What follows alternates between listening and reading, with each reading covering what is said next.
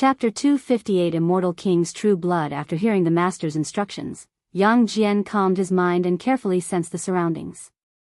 His steps didn't stop as he followed the blood prison great saint. Li Lingtian followed behind, secretly curious. He frequently looked back at the thunder clouds in the sky, but he couldn't feel anything, which made him very frustrated.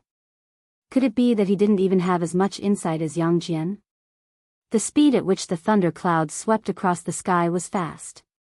Before Guan and the others reached Tianya Valley, the thunder clouds had already swept over their heads, with torrential rain about to pour down.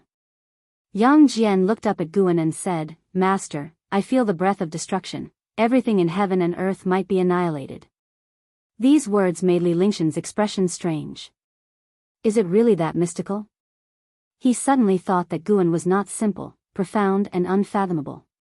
Could Guan be hiding even greater secrets? Was it because the emperor and the crown prince knew something that they favored senior brother Gu? Li Lingtian pondered. Guan didn't continue the conversation but patted the blood prison great saint's ox back, urging him to sprint. Let's see who gets to Tianya Valley first. Guan left these words, and the blood prison great saint leapt forward, with the ox hooves creating wind, moving majestically, quickly rushing out of the forest. Yang Jian and Li Lingtian hurried to catch up. At the mention of a competition, Li Lingtian got excited, but to his dismay, he found himself indeed the slowest. Yang Jian was one thing, but what was the background of this uncouth ox head, and why was it so fast? Inside Tianya Valley, Guan dismounted from the blood prison great saint's back and led Yang Jian towards the cluster of pavilions. Li Lingtian didn't follow. His gaze was fixed on the blood prison great saint, his eyes bloodshot. The blood prison great saint raised his ox head, glanced at him disdainfully, and spat out a word that nearly drove him mad. Trash. Li Lingtian was livid, watching the blood prison great saint's back, wanting to curse back, but the words were stuck in his throat and wouldn't come out. He suddenly started doubting his life. Was he really trash? Sure, he was stronger than many, surpassing disciples of Medicine Valley and the Royal Palace, but in the grand scheme of the world, how big were those places? He remembered Gu An's words, "There is always someone better out there." The more Li Lingtian thought about it, the more bewildered he became, standing dazedly in place. This time, Guan brought Yang Jian because Li Xiandao wanted to meet him. He wasn't afraid of Li Xiandao's scheming, having gotten to know him over the years. He respected Li Zuando's character, and since they were like-minded individuals, they always believed themselves to be the strongest. When Li Xiandao saw Yang Jian, he was amazed by his talent and growing fond of him. He was very enthusiastic in his questioning, showing extreme concern, which Guan thought surpassed his previous treatment of himself. When Li Lingtian entered the courtyard and saw this scene, he felt even worse. After chatting for over an ancient hour, Li Xiandao decided to give Yang Jian a gift, asking what he wanted. Yang Jian instinctively looked at Guan, which intrigued Li Xiandao. What had Guan done to enamor Yang Jian like this? He had always believed that someone more formidable was behind Guan, and that Guan was just a guise. He had suspected Guan of hiding his strength, but having known him since the age of 15, nothing could have been faked. Knowing Li Zuando's identity, Yang Jian said, "Would like a weapon I can wield comfortably, heavier but not too large." Li Xiandao laughed. "Are you serious, Yang Jian?" Yang Jian, showing an embarrassed look for the first time, nodded in agreement. Li Xiandao immediately agreed, promising to give him a satisfactory weapon within 3 years. In the end, Li Xiandao didn't extend any invitations or try to recruit Yang Jian. Guan, who had earlier considered recruiting Yang Jian for the military, realized he had been overthinking. As Guan prepared to leave, Li Xiandao instructed Li Lingtian to continue following him. Guan didn't refuse, thinking that in the third Medicine Valley with so many people, one more mouth wouldn't matter. Li Xiandao likely didn't expect him to guide Li Lingtian in anything specific. Cranes flew across the sky in rows, and the sea breeze blew into the immortal-seeking island. Guan walked through the streets with Yang Jian, and Hu Shaojian led them beside Guan. Today marked Gu An's first time bringing Yang Jian to immortal-seeking island, where Yang Jian looked around in amazement, finding everything novel. He was curious about how far this island was from the supreme sect. Guan instructed Hu Shaojian to introduce Immortal Seeking Island to Yang Jian. Hu Shaojian enthusiastically complied, leaving a good impression on Yang Jian. The more Yang Jian learned about Immortal Seeking Island, the more astonished he became. Compared to the supreme sect, Immortal Seeking Island seemed like a place of true immortals, with so many immortals coming and going frequently. As Hu Shaojian introduced the island, he also guided Guan to purchase high-rank medicinal herb seeds. 2 ancient hours later, Guan brought them to Sage Tang Hai's residence. Over the years, Hu Shaojian had become one of Gu An's people. During Gu An's absences, Sage Tang Hai had taken good care of him, so he was familiar with the residence. Today, many immortal path cultivators were in the residence, with more than 10 loose immortals and over 40 in the Nirvana realm. These cultivators were Sage Tang Hai's friends, who were all familiar with Guan. Not only was Guan a loose immortal, but his wealth was also astonishing. When discussing medicinal herb transactions on Immortal Seeking Island, Meng Lang's name often came up, making many speculate he had a powerful force behind him. Otherwise, why would he need such a vast amount of medicinal herbs? The great cultivators were very enthusiastic toward Gu An's disciple, offering various meeting gifts. Guan had Yang Jian accept them all, as he was equally generous when these cultivators brought their disciples to visit, reciprocating the gesture. Soon, the 3 of them sat down at their own table. Hu Shaojian whispered, "The sea-breaking rift has brought calamity. It is said that a peerless evil demon is hidden within. Countless cultivators have perished in the seabed, and its true identity remains unknown." Guan asked, "Have the great sects taken any action?" He could see the situation at the sea-breaking rift, where many cultivators and demons were heading right now. The sea-breaking rift, known as the sign of the world-destroying sea tide, is also believed by many to hold opportunities since heaven and earth had been submerged by the ocean numerous times. Each time, an era's immortal cultivation civilization sank to the seabed. Yes, there's action from the Star Sea congregations and other great sects, but there's been no success. Instead, more people are dying, Hu Shaojian continued. Yang Jian sat on the side, listening attentively. After chatting for a while, Hu Shaojian began discussing the sea's happenings. To Yang Jian's surprise, he heard a familiar name from his mouth. And how? Having cultivated the flame primordial treasure body, and Hao's reputation soared, with everyone in awe of his incredible talent. Yang Jian had heard that Hao had gone to the Star Sea congregations to cultivate. He didn't expect him to become so renowned at sea. As a servant disciple of the Third Medicine Valley, Yang Jian knew little about Hao, only that he was the strongest talent in the Supreme Sect's history and the sect leader's disciple. To Yang Jian, Hao was always a legendary figure. He wondered what Hao's elegance was like.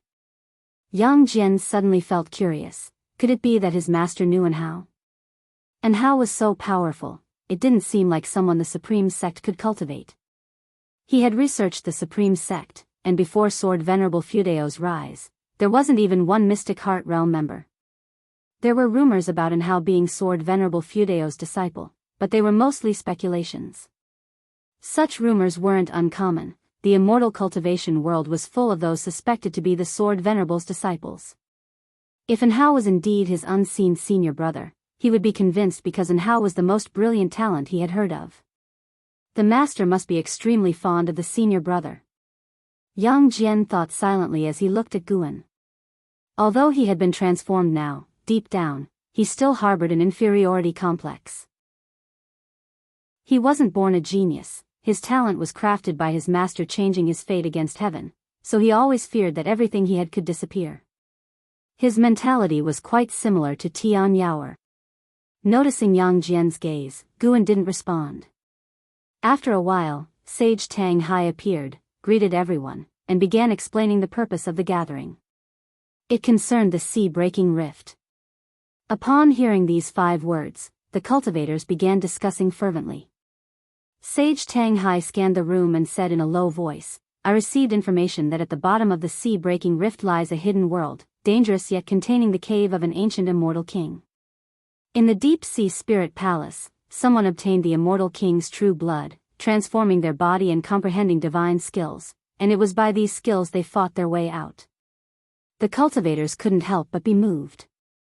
No one knew the realm of an immortal king, but throughout history, they were always the zenith of the immortal path, with only the greatest of each era qualifying to become immortal kings.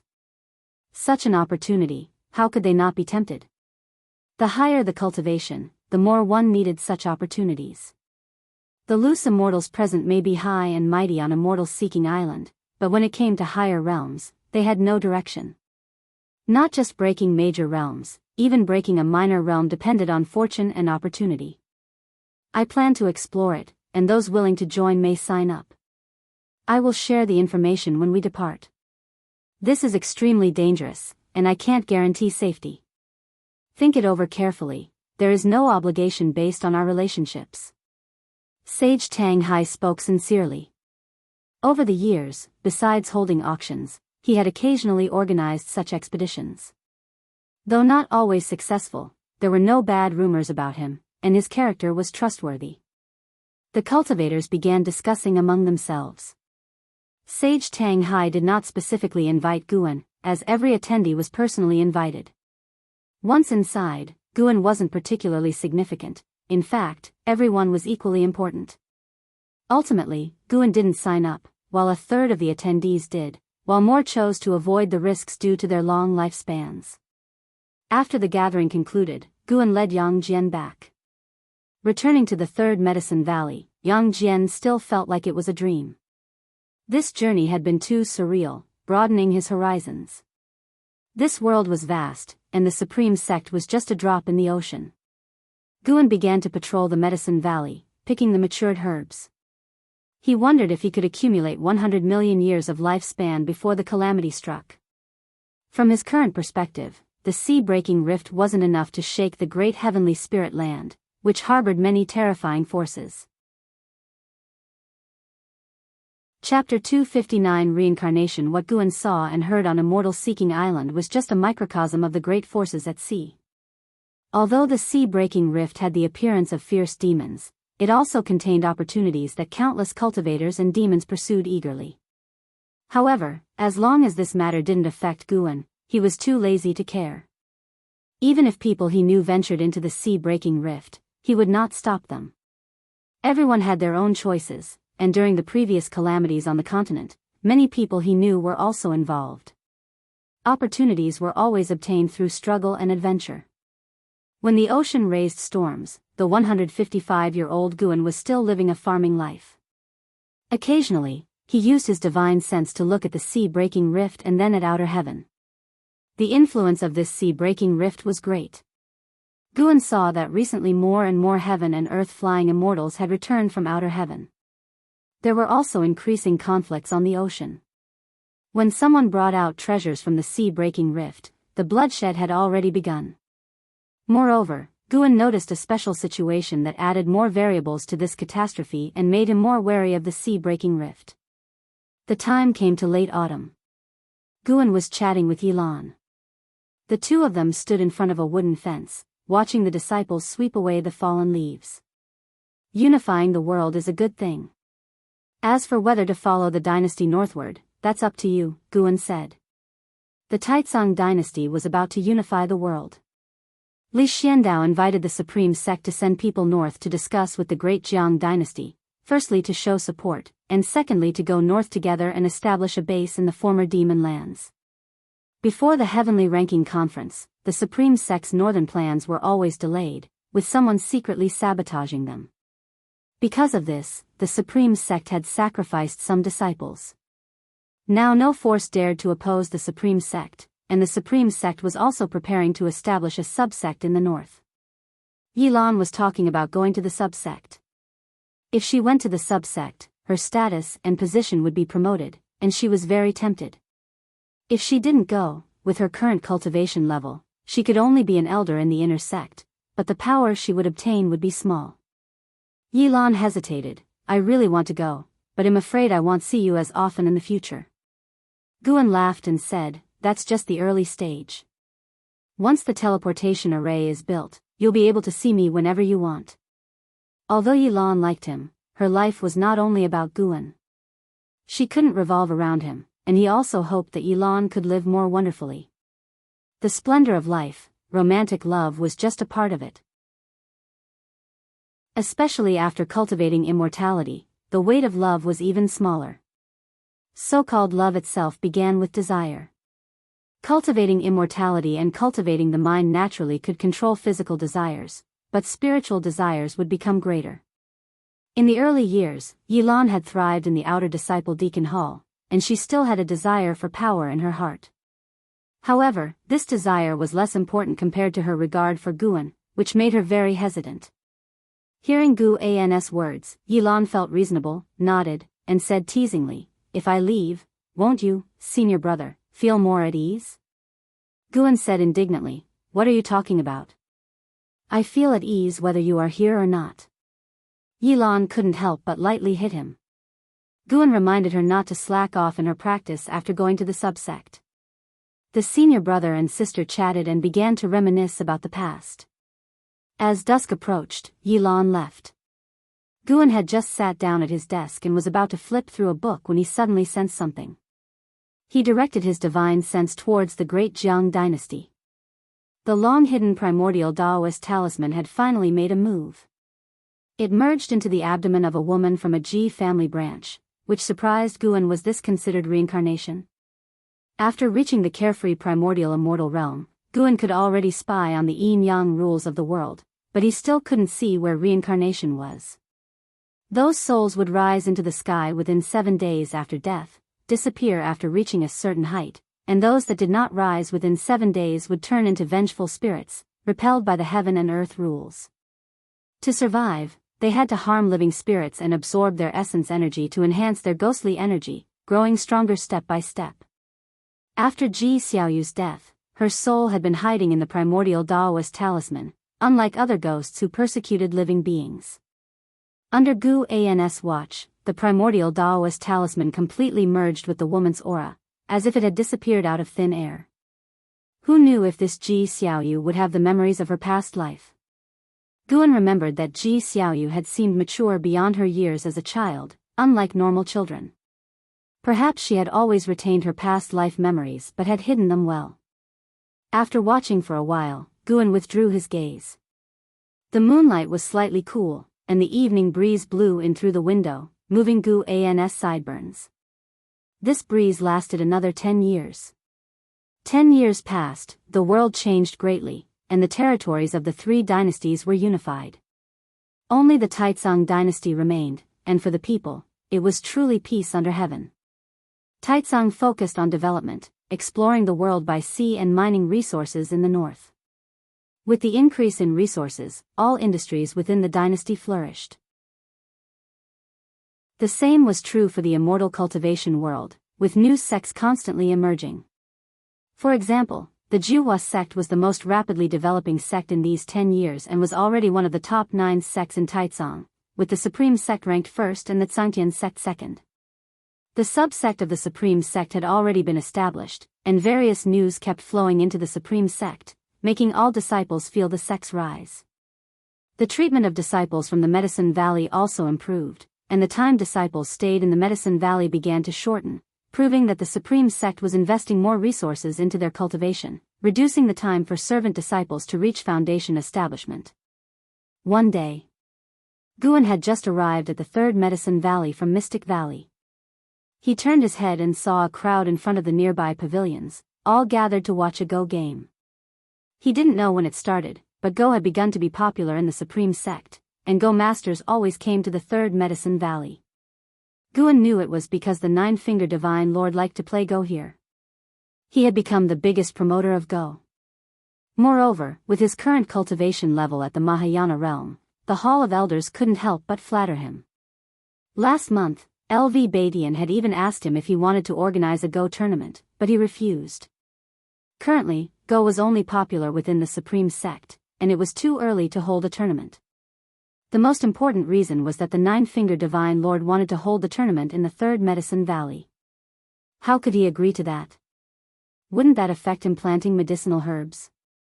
Guan only watched for a while before heading towards his pavilion. Now the 9-Finger Divine Lord seldom asked Guan to play Go, probably focusing on improving his Go skills. The person playing Go with the nine-fingered divine lord was a cultivator at the unification realm and also an elder of the sect.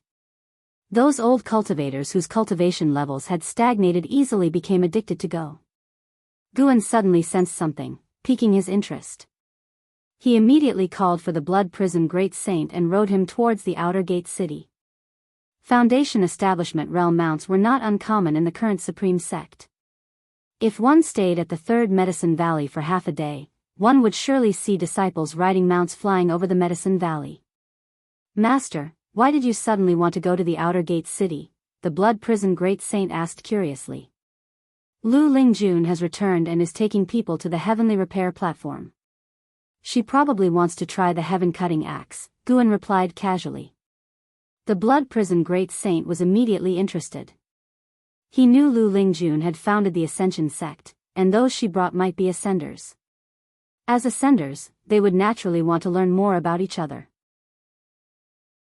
The blood prison great saint's speed was very fast, and they soon arrived in front of the heavenly repair platform. Compared to 10 years ago, the heavenly repair platform was even more bustling, with cultivators of varying cultivation levels, from the Qi cultivation realm to loose immortal realm, on the platform. Yes, there were loose immortals, and not just one. They all came from overseas. They first expressed their respect to the sword Venerable Fudao and then openly ascended to the heavenly repair platform to comprehend the sword intent of the sword Venerable Fudao.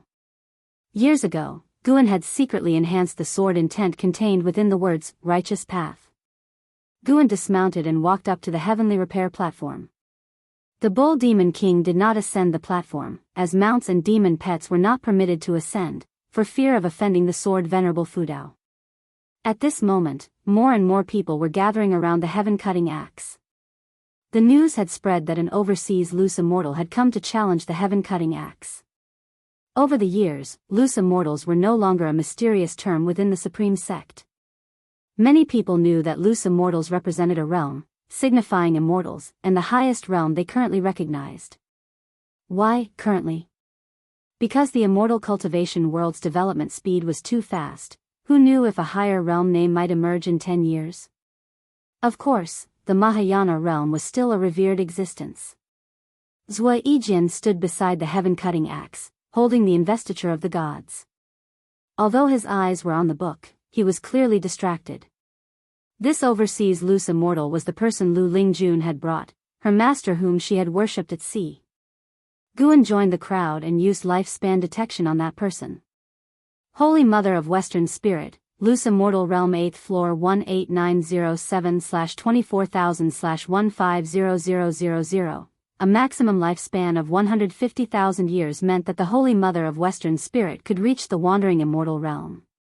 Even in the sea area where Immortals Seeking Island was located, wandering immortals were exalted beings, rarely seen. The Holy Mother of Western Spirit wore a purple robe, with long white hair tied up under a bejeweled golden crown. A green scarf coiled around her elbow. Standing there, she exuded a vast pressure, inspiring awe. Although she had white hair, her appearance was youthful and beautiful, though her imposing presence made it easy to overlook this. The Holy Mother of Western Spirit approached the heaven-cutting axe and examined it closely. She came to this continent specifically for Sword Venerable Fudao. This was one of the reasons she took Lu Lingjun as her disciple. Overseas great cultivators had a deeper understanding of the destruction of the Seven Stars spirit realm. Sword Venerable Fudao was undoubtedly the most powerful cultivator she had heard of so far. How could she not be interested? Zhua Yijian, seeing her hesitation, said impatiently, "Hurry up. There are people waiting. When the ancient hour arrives, not even the lord of a holy land can make an exception." Loose immortal or whatever immortal, in the supreme sect, everyone had to follow the rules. The Holy Mother of Western Spirit was not angered. She raised her right hand, her snow-white palm reaching out to grasp the heaven-cutting axe. She could feel that the weight was not from the heaven-cutting axe itself, but from the vast mana within it. After 2 attempts, she gave up and turned to leave. This disappointed the spectators. There was little commotion. They didn't expect the Holy Mother of Western Spirit to succeed, just wanted to see the lofty immortal in a moment of embarrassment. Lu Lingjun exchanged a few words with the Holy Mother of Western Spirit and then was about to leave when her eyes suddenly caught Guan. Guan, why are you here? Lu Lingjun transmitted her voice to Guan while waving to him. Chapter 260, Astonishing Heaven and Sea Waves, Terrifying Treasure Body. Seeing Lu Lingjun wave her hand, Guan could only walk up to her. He cupped his fists and saluted the Holy Mother of Western Spirit, as basic courtesies should at least be observed with a loose immortal. The Holy Mother of Western Spirit slightly nodded, without saying anything. Lu Lingjun then pulled Guan along, and after descending from the heavenly repair platform, she took a storage bag from her waistbelt and handed it to him. I won't be returning to Medicine Valley.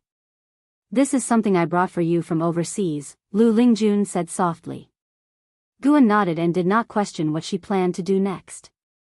He simply told her if she ever needed his help, she could always find him in the Third Medicine Valley. Lu Lingjun smiled, then left with the Holy Mother of Western Spirit. Watching Lu Lingjun's departing figure, Guan thought that it seemed she was gradually distancing herself from the Third Medicine Valley. After all, she was now the sect leader, and how could she possibly reside long-term in Medicine Valley, let alone have her loose immortal master live with servant disciples? The Blood Prison Great Saint walked over, secretly surprised. His master claimed to be a loose immortal, but a loose immortal could not possibly lift the heaven-cutting axe. He asked no more questions, thinking it was better for Guan to be stronger, as it meant his current situation was a blessing rather than a curse. Guan turned and left, planning to wander around the outer gate city. He could feel that the Holy Mother of Western Spirit's arrival was aimed at Sword Venerable Fudao, and earlier she had tried to lift the heaven-cutting axe, intending to connect with Sword Venerable Fudao. But he had no desire to meet the Holy Mother of Western Spirit. It was easy to guess that it probably had to do with the sea-breaking rift. 10 years had passed, and the disaster caused by the sea-breaking rift had only grown worse. Besides mysterious fierce demons, these years had also seen the appearance of beings called divine exotic resentful ghosts from the sea-breaking rift. Divine exotic resentful ghosts were immortal and could only be sealed. There were sects that had been massacred by these beings. The most fearsome thing was that a wandering immortal great cultivator from the Star Sea congregations had ventured into the sea-breaking rift, turned into a divine exotic resentful ghost, returned to the sea, acted recklessly, and slaughtered countless souls, forcing the Star Sea congregations to use Immortal Path supreme treasures to suppress him. Various rumors about the sea-breaking rift began to spread. Leah, who owned Divine Exotic City, was also being pressured, with many wanting to take his Divine Exotic City, but fortunately, the Star Sea congregations were strong enough to protect him. However, he had lost his freedom and was unable to leave the Star Sea congregations without permission. While the sea was a scene of bloody turmoil, the mainland remained tranquil, with everything harmonious, at least within the Supreme Sect. Guan sought out his friends in the outer sect for a drink, discussing upcoming interesting events or the romantic tales of the sect's aristocracy. The Supreme Sect was now very open, unlike the tense atmosphere of the past, and lower-level disciples discussing the great cultivators would not face retribution as a result. The noble families now cherished their reputations, fearing any scandal that would get them expelled from the Supreme Sect. With Sword Venerable Fudao present, the Supreme Sect had to abide by the rules of the righteous path. Of course, this was only within the Supreme Sect. If one offended a sect aristocrat, they might not act within the sect, but outside it, anything could happen. Until the night, Guan finally rode back to the valley on the Blood Prison Great Saint. He held a wine gourd, reciting poetry, which the Blood Prison Great Saint praised as fine verse. Guan thought he had good judgment, daring to praise any lousy poem, which was its own kind of realm. The arrival of the Holy Mother of Western Spirit did not shock the Supreme Sect, whose foundations were also quickly growing. Unless the Holy Mother of Western Spirit was coming to join the Supreme Sect, they would not mobilize for her. Another summer arrived. Guan lay under the mystic pure tree, staring at his attribute panel. His lifespan had reached 25 million years. Although it was still far from 100 million years, the number already gave him a sense of security. Nearby, the White Spirit Rat and the Blood Prison Great Saint were playing. Although the White Spirit Rat could not yet speak, its maximum lifespan was continually increasing, and its reflex speed was beyond what the blood prison great saint of the Foundation establishment realm could match. Boom! A thunderous sound came from afar, alarming everyone in Medicine Valley. The blood prison great saint and the white spirit rat stopped and looked toward the horizon, their expressions tense. The nine-fingered divine lord, who had been playing chess, frowned and turned to look, extending his divine sense. His face quickly grew grim. Guan was rather calm. The reason he was checking his attribute panel was that he sensed something significant was happening. Before the loud noise, a powerful force had erupted from the bottom of the sea-breaking rift, causing immense waves on either side. The waves continued to escalate and were now reaching a height of 300 zhang as they surged toward the mainland, growing larger all the time. A large number of cultivators were rushing to the scene, trying to prevent the catastrophe. Guan sensed a massive amount of eerie energy rising from the depths of the sea-breaking rift, predicting the emergence of divine exotic resentful ghosts. Divine exotic resentful ghosts were different from the divine soul demons of divine exotic city. They had their own spiritual wisdom and even retained memories of their former selves, but their personalities had drastically changed. They killed any living spirits they encountered, which caused the turmoil in the Seabast immortal cultivation world. The strength of divine exotic resentful ghosts was not the frightening part. The terror lay in their retained spiritual wisdom and memories, all of which had now turned against living spirits, hence the widespread fear. Having spiritual wisdom meant they could establish rules and even posed the possibility of overturning the mortal world. Guan rose, realizing he could not appear too indifferent, as the entire valley was in shock and he had to cooperate with the rest. He wondered whether slaying the divine exotic resentful ghosts could extend his lifespan. If so, it might be worth intervening early. Yang Jian ran over, standing next to him, and whispered, "Master, I just had an illusion of being attacked by many demons and ghosts." Fear flashed in his eyes.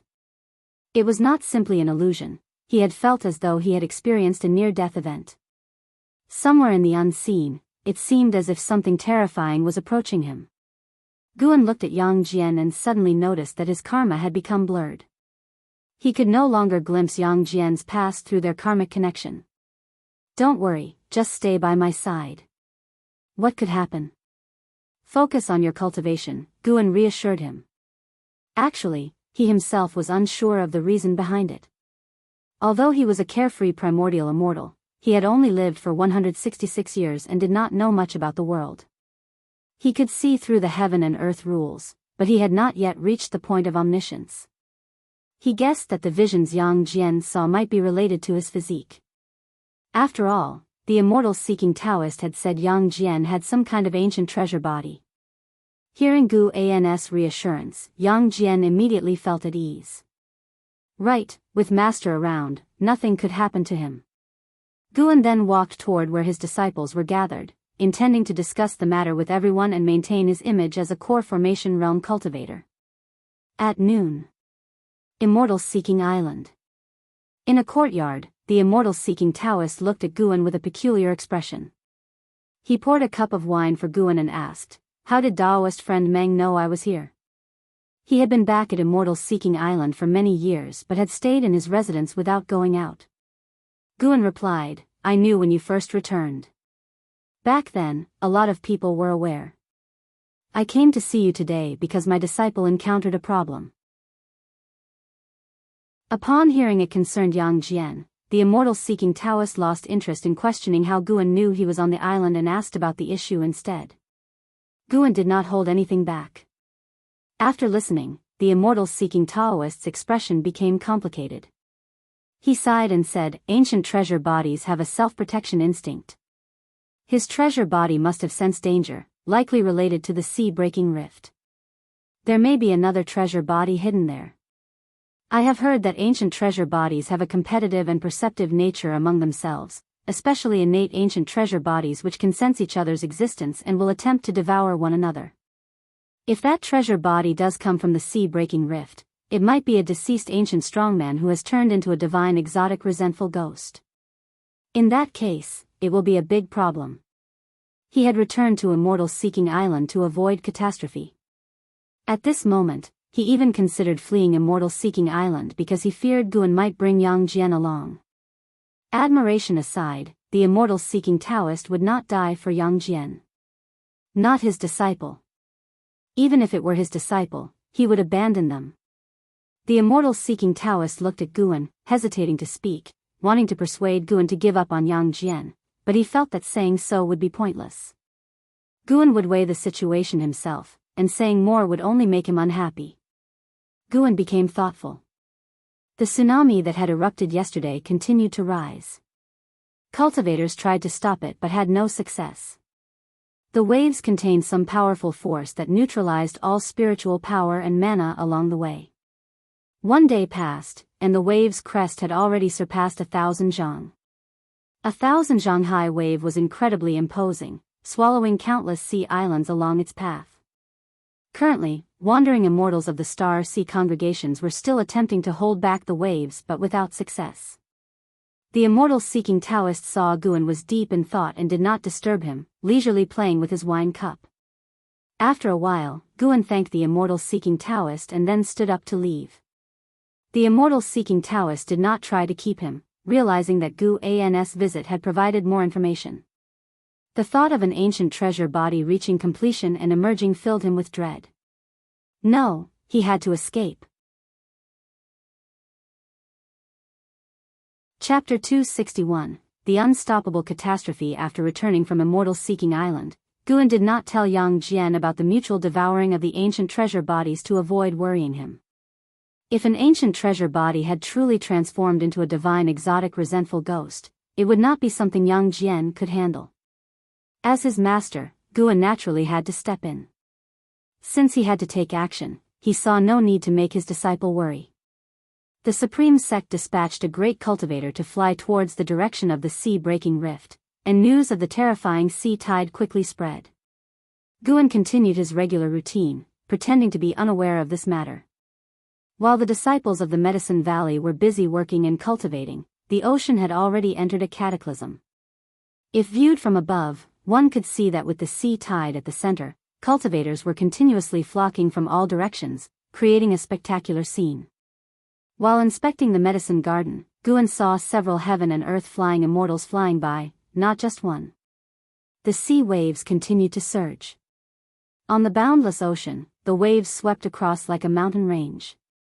In front of this mountain range, countless cultivators formed a line, continuously casting spells to block the waves. Unfortunately, their spell and divine skills only caused splashes and could not disperse the waves. The number of cultivators continued to increase, but no matter how many there were, they could not shake the momentum of the waves. Qi Jiuxiao of the Star Sea congregations also came with his master Qi Bei to assist. Despite giving his all, he couldn't resist the waves' power. Damn it, who on earth is stirring up trouble within these waves? Qi Jiuxiao cursed angrily, but none of the Star Sea congregation's cultivators nearby answered him. They were all very nervous. Only those who truly cast spells to block the waves could feel the terrifying power contained within.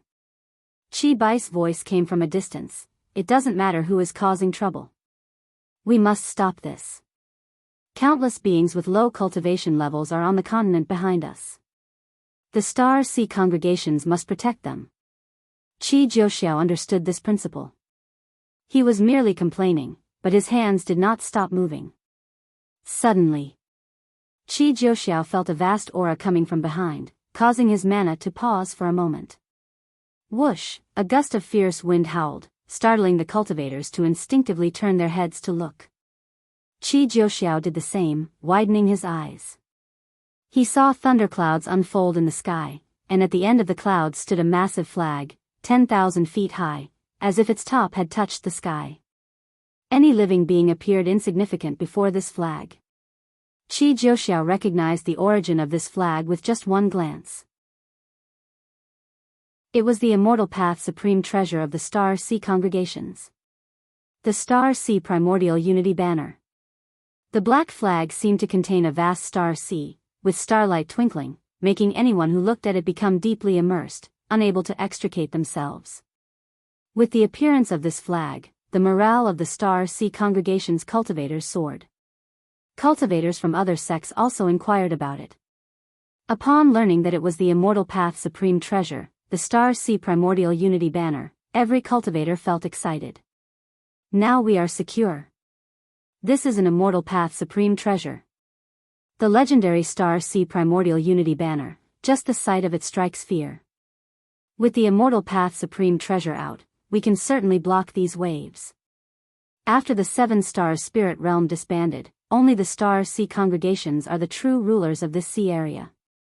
Their ability to directly bring out the Immortal Path Supreme Treasure proves their determination to protect the ocean, worthy of the Righteous Path's reputation. The cultivators discussed, their gazes fixated on the towering Star Sea Primordial Unity Banner, their eyes filled with hope. The Star Sea Primordial Unity Banner suddenly unleashed a terrifying wave of energy, sweeping through the clouds. The sea of stars on its surface lit up with countless streams of celestial light, as if rain of stars crossed the sky, crashing towards the majestic and magnificent sea waves. Far away in the Third Medicine Valley, Guan looked up, noticing the appearance of scattered rays in the sky. With a glance, he could tell that it was an anomaly caused by the Immortal Path Supreme Treasure. As expected of an Immortal Path Supreme Treasure on par with the 7 Stars Mirror. Under Guan's gaze, the unstoppable waves were dispersed by the power of the Star Sea Primordial Unity Banner. Countless cultivators were thrown off, the splashes reaching the sky, and the sea surface was pressed into a spectacular hollow, a stunning sight. At this moment, Guan felt a strange force emerging from the sea-breaking rift, surging along the sea, raising waves even higher than before, as if it would drown the celestial Star Sea Primordial Unity Banner. Cultivators from all directions were stunned and quickly mobilized their mana to resist. Guan's divine sense looked farther away. The sea-breaking rift raised 2 wave masses, moving in opposite directions. The waves on the other side were also met with countless cultivators joining forces to block them, but to no avail. As the waves advanced, their length continued to grow, forming what indeed could be a world-destroying sea tide. Guan watched for a while before withdrawing his divine sense. The dual waves attracted more and more great cultivators, giving him a chance to observe the foundation of the great heavenly spirit land. When he returned to the pavilion, he saw 9-fingered Divine Lord standing by the wooden railing, staring north in silence. Guan approached and asked what he was thinking about. Nothing much. 9-fingered Divine Lord shook his head. He was naturally focused on the ocean's calamity. Seeing that 9-fingered Divine Lord did not wish to elaborate, Guan did not press further. He simply nodded and walked away. 9-fingered Divine Lord suddenly turned to him and asked, "Valley Master, if your loved ones turned into monsters that harm all beings, what would you choose to do?" Guan halted, turned to look at him, and thought for a moment, if they were truly my loved ones, I wouldn't shield them, but neither would I become their enemy. If they insist on killing me, I would fight to the death. 9-fingered Divine Lord chuckled after hearing this and said, "It's not that simple. Your answer lacks struggle." "Indeed, it's not that simple, but why ponder over it? The only thing one can truly control is oneself, right?" Guan retorted. Did 9-fingered Divine Lord have loved ones that had turned into divine exotic resentful ghosts? Judging by 9-fingered Divine Lord's lifespan, he certainly had a story. 9-fingered Divine Lord sighed, "Yes, one can only control oneself. Even cultivators are the same. The more one tries to control, the more one deviates from the path of immortal cultivation." The two chatted casually, with 9-fingered Divine Lord's words filled with sorrow yet lacking specifics. Soon, they turned their conversation to the game of Go. Meanwhile, in a residence in the main city of the sect, Lu Lingjun and the Holy Mother of Western Spirit sat across from each other in the courtyard. At this moment, the Holy Mother of Western Spirit looked at a copper mirror on the table, frowning deeply. In the mirror was a blurry figure, seemingly saying something. After the figure in the mirror disappeared, the Holy Mother of Western Spirit put the copper mirror into her sleeve. Although Lu Lingjun sat next to her, she did not hear the figure's words. She couldn't help asking, "Master, who were you speaking to just now?" The Holy Mother of Western Spirit took a deep breath and said, "An elder of mine. I asked him about the path of this catastrophe. He advised me to leave early to avoid it. Upon hearing this, Lu Lingjun's brows furrowed. In her heart, the Holy Mother of Western Spirit held an exceptional position and cultivation level. Even if she was not as powerful as Sword Venerable Fudao, she was still one of the top great cultivators she had ever seen. For even the being behind the Holy Mother of Western Spirit to advise them to avoid this calamity, it must be extraordinary. The cause and effect hidden within the sea-breaking rift are such that even my elders dare not involve themselves. Perhaps we truly should leave. The world is vast, there will be somewhere to escape the disaster, the Holy Mother of Western Spirit said with a sigh. Lu Lingjun replied, the Supreme Sect has Sword Venerable Fudao. He may be able to overcome this crisis. Ever since she joined the Supreme Sect, she had experienced the demon calamity and heard of Sword Venerable Fudao sweeping through the 7 stars spirit realm single-handedly. She had great confidence in Sword Venerable Fudao. The Holy Mother of Western Spirit, however, was still worried. It's hard to say. She came to the Supreme Sect intending to rely on the power of Sword Venerable Fudao to avoid the calamity, but she had just learned that the scope of the disaster had changed, with even more powerful variables appearing. Even her sect dared not involve itself rashly. Not all sects in this world followed the righteous path. More sects aimed only to preserve their own Taoist traditions. Not just them, at this moment within the Supreme Sect, those great cultivators from the ocean were also discussing this matter. With their cultivation level surpassing the native disciples of the Supreme Sect, they also had superior intelligence capabilities, understanding more about the approaching threat of the waves directed at their continent. Naturally, they were anxious. Their first thought was Sword Venerable Fudao. If the ocean cultivators could not block the waves, could Sword Venerable Fudao withstand them when they reached the continent's edge? Some had already chosen to flee the continent, unwilling to gamble on Sword Venerable Fudao's strength. Rumble, the sky thunder cracked, thunderclouds tumbling, interwoven with boundless lightning. A sea wave over 1,500 feet high advanced with the momentum to engulf everything under heaven. It seemed as if the entire sea had risen, unstoppable and imposing. Under this wave, all cultivators and demons appeared small. Qi Jiuxiao endured the storm with his armor drenched. He continually retreated, his face full of anxiety. Subconsciously, he looked back and could see the outline of the continent. At this rate, countless lives would be buried in the sea tides. This water was not ordinary seawater. It contained some strange and powerful force. Some cultivators who had been swept into it had already transformed into divine exotic resentful ghosts. Thinking that the entire continent's beings might turn into divine exotic resentful ghosts made Qi Jiuxiao's scalp tingle. He looked ahead, seeing 12 figures in front of the wave. They emitted an aura far surpassing all cultivators behind them. Yet, despite their vast mana, they were being pushed back by the wave. All 12 were heaven and earth flying immortals, either the founders of sects or elders of the star sea congregations. Facing the wave, they were all powerless. They could only slow the wave's advance but could not suppress it. The previous dispersal of the wave by the star sea primordial unity banner had only been temporary. Another wave had formed, and the banner itself had been tainted by the force within the wave, forcing the star sea congregations to retract this immortal path's supreme treasure. At this moment, Qi Jiuxiao's pupils suddenly dilated, his face showing a look of terror. In the dim sea wave, he saw a figure, 1,000 meters tall, only faintly visible when lightning flashed. It was not just him, more and more people saw that figure. Anyone who beheld it felt a suffocating pressure in their chest.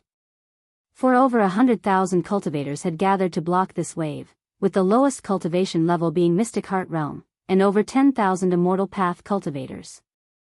Even such power could not shake the wave's momentum. How could they not despair? More and more cultivators felt beaten down, their will to fight waning. Seeing the mysterious 1,000-foot-tall figure in the wave made them even more eager to escape immediately. Chapter 262, It is Sword Venerable Fudao. As noon approached, Guan arrived at Mystic Valley. It had been 2 days since the sea-breaking rift had erupted with waves, and now it was the 3rd day. Guan was about to gather medicinal herbs when he suddenly sensed something. He sighed softly, then continued harvesting. He had already felt a powerful force approaching from afar. Originally, Guan didn't want to concern himself with the survival of the two distant continents. The waves would have to pass through these two continents before reaching his own, and they were still very far away. But now, a dangerous aura had emerged from within the waves, forcing him to change his strategy. He couldn't wait until the force behind the catastrophe neared his continent before acting. If that happened, it would easily lead to unexpected changes. The farther the catastrophe remained from the supreme sect, the more room he would have to operate. He couldn't fight on the continent itself, where he would have to consider the well-being of all living things. As the catastrophe progressed, the entire ocean had become aware of the existence of the divine exotic resentful ghost. The sea-breaking rift was definitely not a natural calamity. Deep within it lay a force poised to overturn the mortal world. Whether Guan intervened or not, this would be a disaster the entire ocean needed to face together. Guan continued gathering medicinal herbs while pondering how to act. Lu Jiojia, the chief disciple of Mystic Valley, approached and softly asked, "Senior brother, I've heard there is a disaster at sea that could potentially affect our continent. What should Mystic Valley do?" From his words, it was clear how much the Supreme Sect had progressed over the years. The disaster at sea had only been ongoing for 3 days, yet word of it had already spread within the sect. In the past, let alone 3 days, as long as the disaster didn't make landfall, inner sect disciples could go their entire lives without knowing. Naturally, we should adhere to our duties, cultivate diligently, and provide the best medicinal herbs. That is the greatest responsibility we can bear, Guan replied nonchalantly. Lu Jiojia nodded. In truth, he just wanted to gauge his senior brother's attitude. After all, his senior brother had connections within the inner sect and would certainly know more than they did. Since his senior brother was unperturbed, he saw no reason to worry and could reassure the valley's disciples. After Lu Jiojia left, Guan continued picking herbs. 30 minutes later, Guan arrived at the eastern cliff of Mystic Valley, with the Blood Prison Great Saint following behind. "Master, what brings us here?" the Blood Prison Great Saint asked curiously, noticing Guan playing with a leaf. Guan stood at the edge of the cliff, looking toward the horizon. "To stop the disaster at sea," he replied. Upon hearing this, the Blood Prison Great Saint's eyes widened. He took a step forward and asked, "How will you stop it? Didn't you say the catastrophe was far from us?" Guan grasped the leaf with his left hand and pressed his right hand against the Blood Prison Great Saint's ox head. In an instant, the Great Saint's expression changed drastically, his eyes widening in shock as the image of a terrifying wave appeared in his pupil reflection. He saw the scene that Guan's divine sense had captured.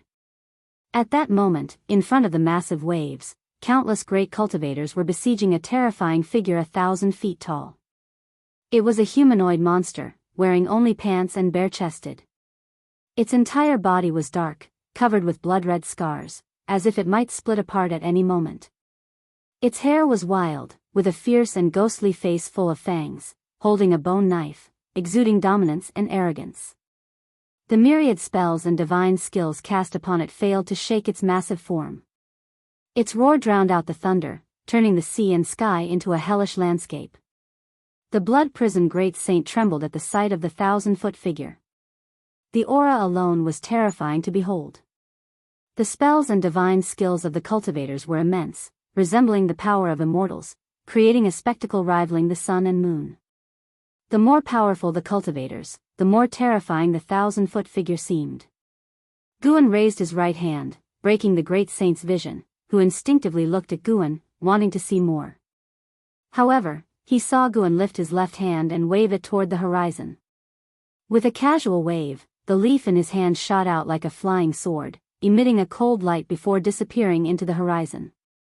Guan then turned to leave. The Blood Prison Great Saint stood stunned for a moment before hurriedly following him. "Master, is that all? What else? You just threw a leaf? Stop fussing." "But, what realm have you reached?"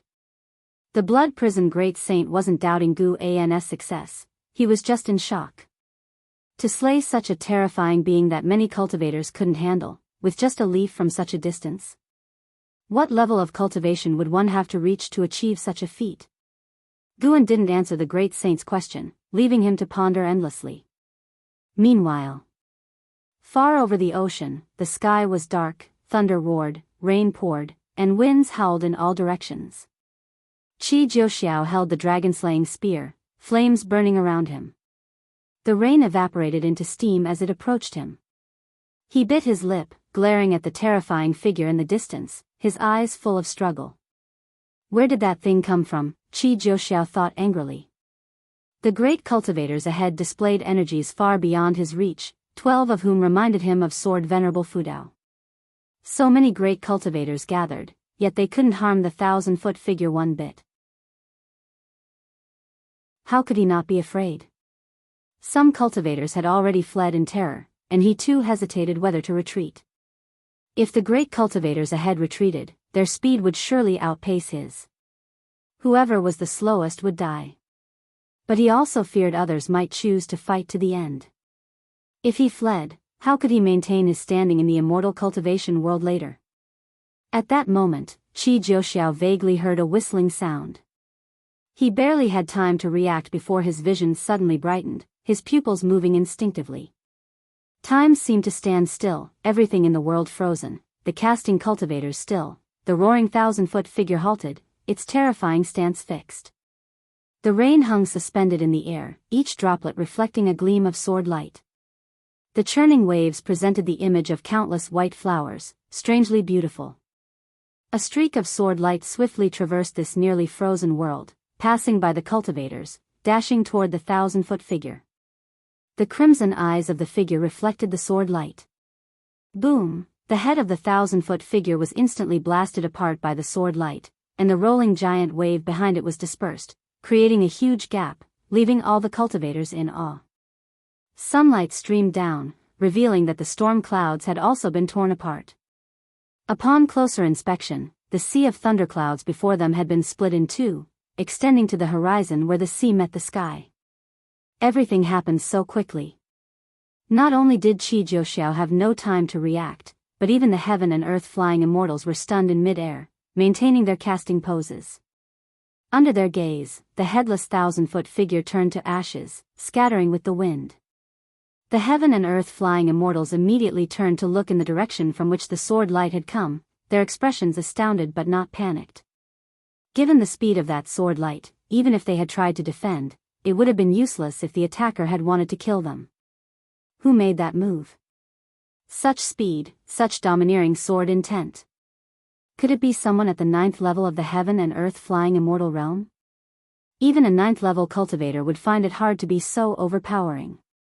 Which major force's domain is in that direction? The heaven and earth flying immortals communicated through divine sense, while other cultivators, after a brief silence, erupted in thunderous cheers. Qi Jiuxiao saw the unstoppable giant wave now reduced to a broken bridge, crumbling at both ends, and his expression was exceedingly complex. It was Sword Venerable Fudao. No mistake about it. Not only had he felt the sword intent from the heavenly repair platform, but Sword Venerable Fudao had also saved him. And the direction behind him was exactly that of the Supreme Sect. But how far was this place from the Supreme Sect? Could it be that Sword Venerable Fudao had already arrived nearby? For some reason, an absurd idea suddenly formed in Qi Jiuxiao's mind. Maybe Sword Venerable Fudao never left the Supreme Sect, otherwise, why use a long-distance means to kill the enemy? At this moment, someone shouted, "It's Sword Venerable Fudao. That direction is toward the Supreme Sect." I visited the Supreme Sect a few years ago and felt Sword Venerable Fudao's sword intent. The mention of Sword Venerable Fudao startled all the cultivators. After the 7 stars spirit realm broke apart, Sword Venerable Fudao's name shook the ocean. Though not universally known, most cultivators who came to aid had high-level cultivation and somewhat knew the truth behind the disbanding of the 7 stars spirit realm. If it was Sword Venerable Fudao, they could understand. With understanding came shock and excitement. Was Sword Venerable Fudao truly this powerful? A heaven and earth flying immortal raised a hand, catching a leaf. He looked at the leaf, his expression complicated.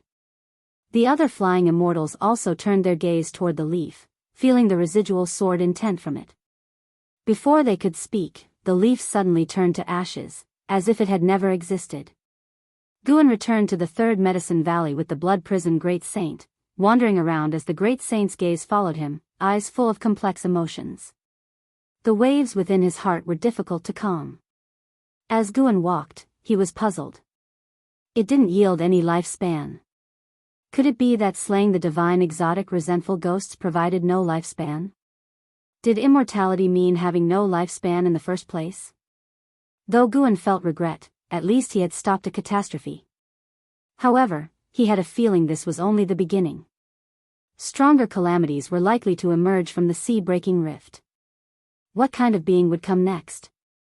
At this moment, Yu Yingying suddenly approached him and said, "Guan, I'm preparing to return to the Star Sea congregations." Guan asked, "Why?" "With the great catastrophe approaching, it's definitely safer back with the Star Sea congregations. I find you pretty agreeable, so are you coming with me?" "No one else can come," Yu Yingying said, glaring at him. Guan shook his head, "I won't go. My cultivation level is too low to survive in the Star Sea congregations. If the Supreme Sect were to fall tomorrow, I would rather disappear with it." In the distance, the blood prison great saint couldn't help but roll his eyes. The master fooling a simpleton again. Yu Yingying opened her mouth, but in the end, said nothing. She patted Gu An's shoulder and turned to pack her things. Guan had no intention of stopping her. It was a good thing for Yu Yingying to return to the Star Sea congregations early, as it prevented her from causing him trouble. Yu Yingying had a strange cause and effect within her, suppressing her talent and lifespan. Guan couldn't see through this cause and effect for the time being, so he didn't want to get too involved with her. If he got too emotionally attached, he would have to help her eventually, which would be too troublesome. Chapter 263 Million years rarely seen. Guan did not put all his strength into it, but it was enough to disperse the power within the giant wave and restore calm to the sea around the sea-breaking rift. As for the calamity on the other side of the tidal wave, Guan was too lazy to care. He did not believe that no one over there could stop the waves. Even if Guan did not intervene, he thought that there were powerful beings in the ocean capable of acting. It was just the timing was hard to gauge, perhaps after the Supreme Sect was submerged. The facts turned out just as he had guessed. 2 days later, Guan saw a mysterious great cultivator cast a spell to scatter the waves on the other side of the sea-breaking rift. Although it was not enough to make him apprehensive, he could confirm that person was the carefree primordial immortal. After dispersing the waves, that carefree primordial immortal disappeared. This land indeed hid many powerful figures. The higher the realm, the more mysterious they were, some like Guan who had hidden in the city, while others secluded themselves in caves, ignoring worldly affairs. Previously, Guan had explored this land, and there were quite a few places he could not see through at a glance. 3 days later, news from the sea reached the Supreme Sect. Sword Venerable Fudao acted and killed a powerful divine exotic resentful ghost, resolving the calamity. Supreme Sect was instantly in an uproar, the news spreading quickly. Guan was still reading in the pavilion when he heard the disciples discussing it. He did not go downstairs but continued reading. This intervention did not give him a sense of accomplishment. He thought he could be happy when the sea-breaking rift disappeared. However, near dusk, an event occurred that left Guan helpless. It was that Yu Yingying, who had left a few days ago, had returned. Upon her return, she immediately found Guan and eagerly shared the situation she had learned, her tone full of admiration and respect for Sword Venerable Fudao. She understood the situation more clearly. It was said that the sea-breaking rift erupted with waves that could sweep through heaven and earth, hiding a divine exotic resentful ghost that even the Star Sea congregations could not deal with. She also made a point of explaining the divine exotic resentful ghost, fearful that Guan did not know how terrifying this thing was. Guan cooperated with her, showing nervousness when talking about the calamity and divine exotic resentful ghost. When she mentioned Sword Venerable Fudao, he became excited, greatly satisfying her emotional needs. This event had a huge impact on Yu Yingying, and she had to find someone to talk to, preferably a Supreme Sect disciple. She wanted the Supreme Sect disciples to be grateful and to know how strong Sword Venerable Fudao was. Receiving Sword Venerable Fudao's favor, it seemed that heaven favored the Supreme Sect. If such a strong person lived in the Star Sea congregations, how great would that be? As Guan listened, he felt something was amiss. Why was she telling him this? Could she have guessed that he was Sword Venerable Fudao? For a moment, Guan felt apprehensive towards Yu Yingying. Yu Yingying had no idea of Guan's thoughts. She just said whatever came to mind and never considered whether Guan might be Sword Venerable Fudao. After a long while, Yu Yingying, having fully vented her desire to share, left with a pleased heart. Guan watched her back, thinking it a pity he could not use this opportunity to shake her off. Considering her great admiration for Sword Venerable Fudao, he decided to let her stay a bit longer. In the following days, the entire Supreme Sect revolved around discussions of Sword Venerable Fudao, and with many ocean cultivators in the sect, news of the divine exotic resentful ghost also spread.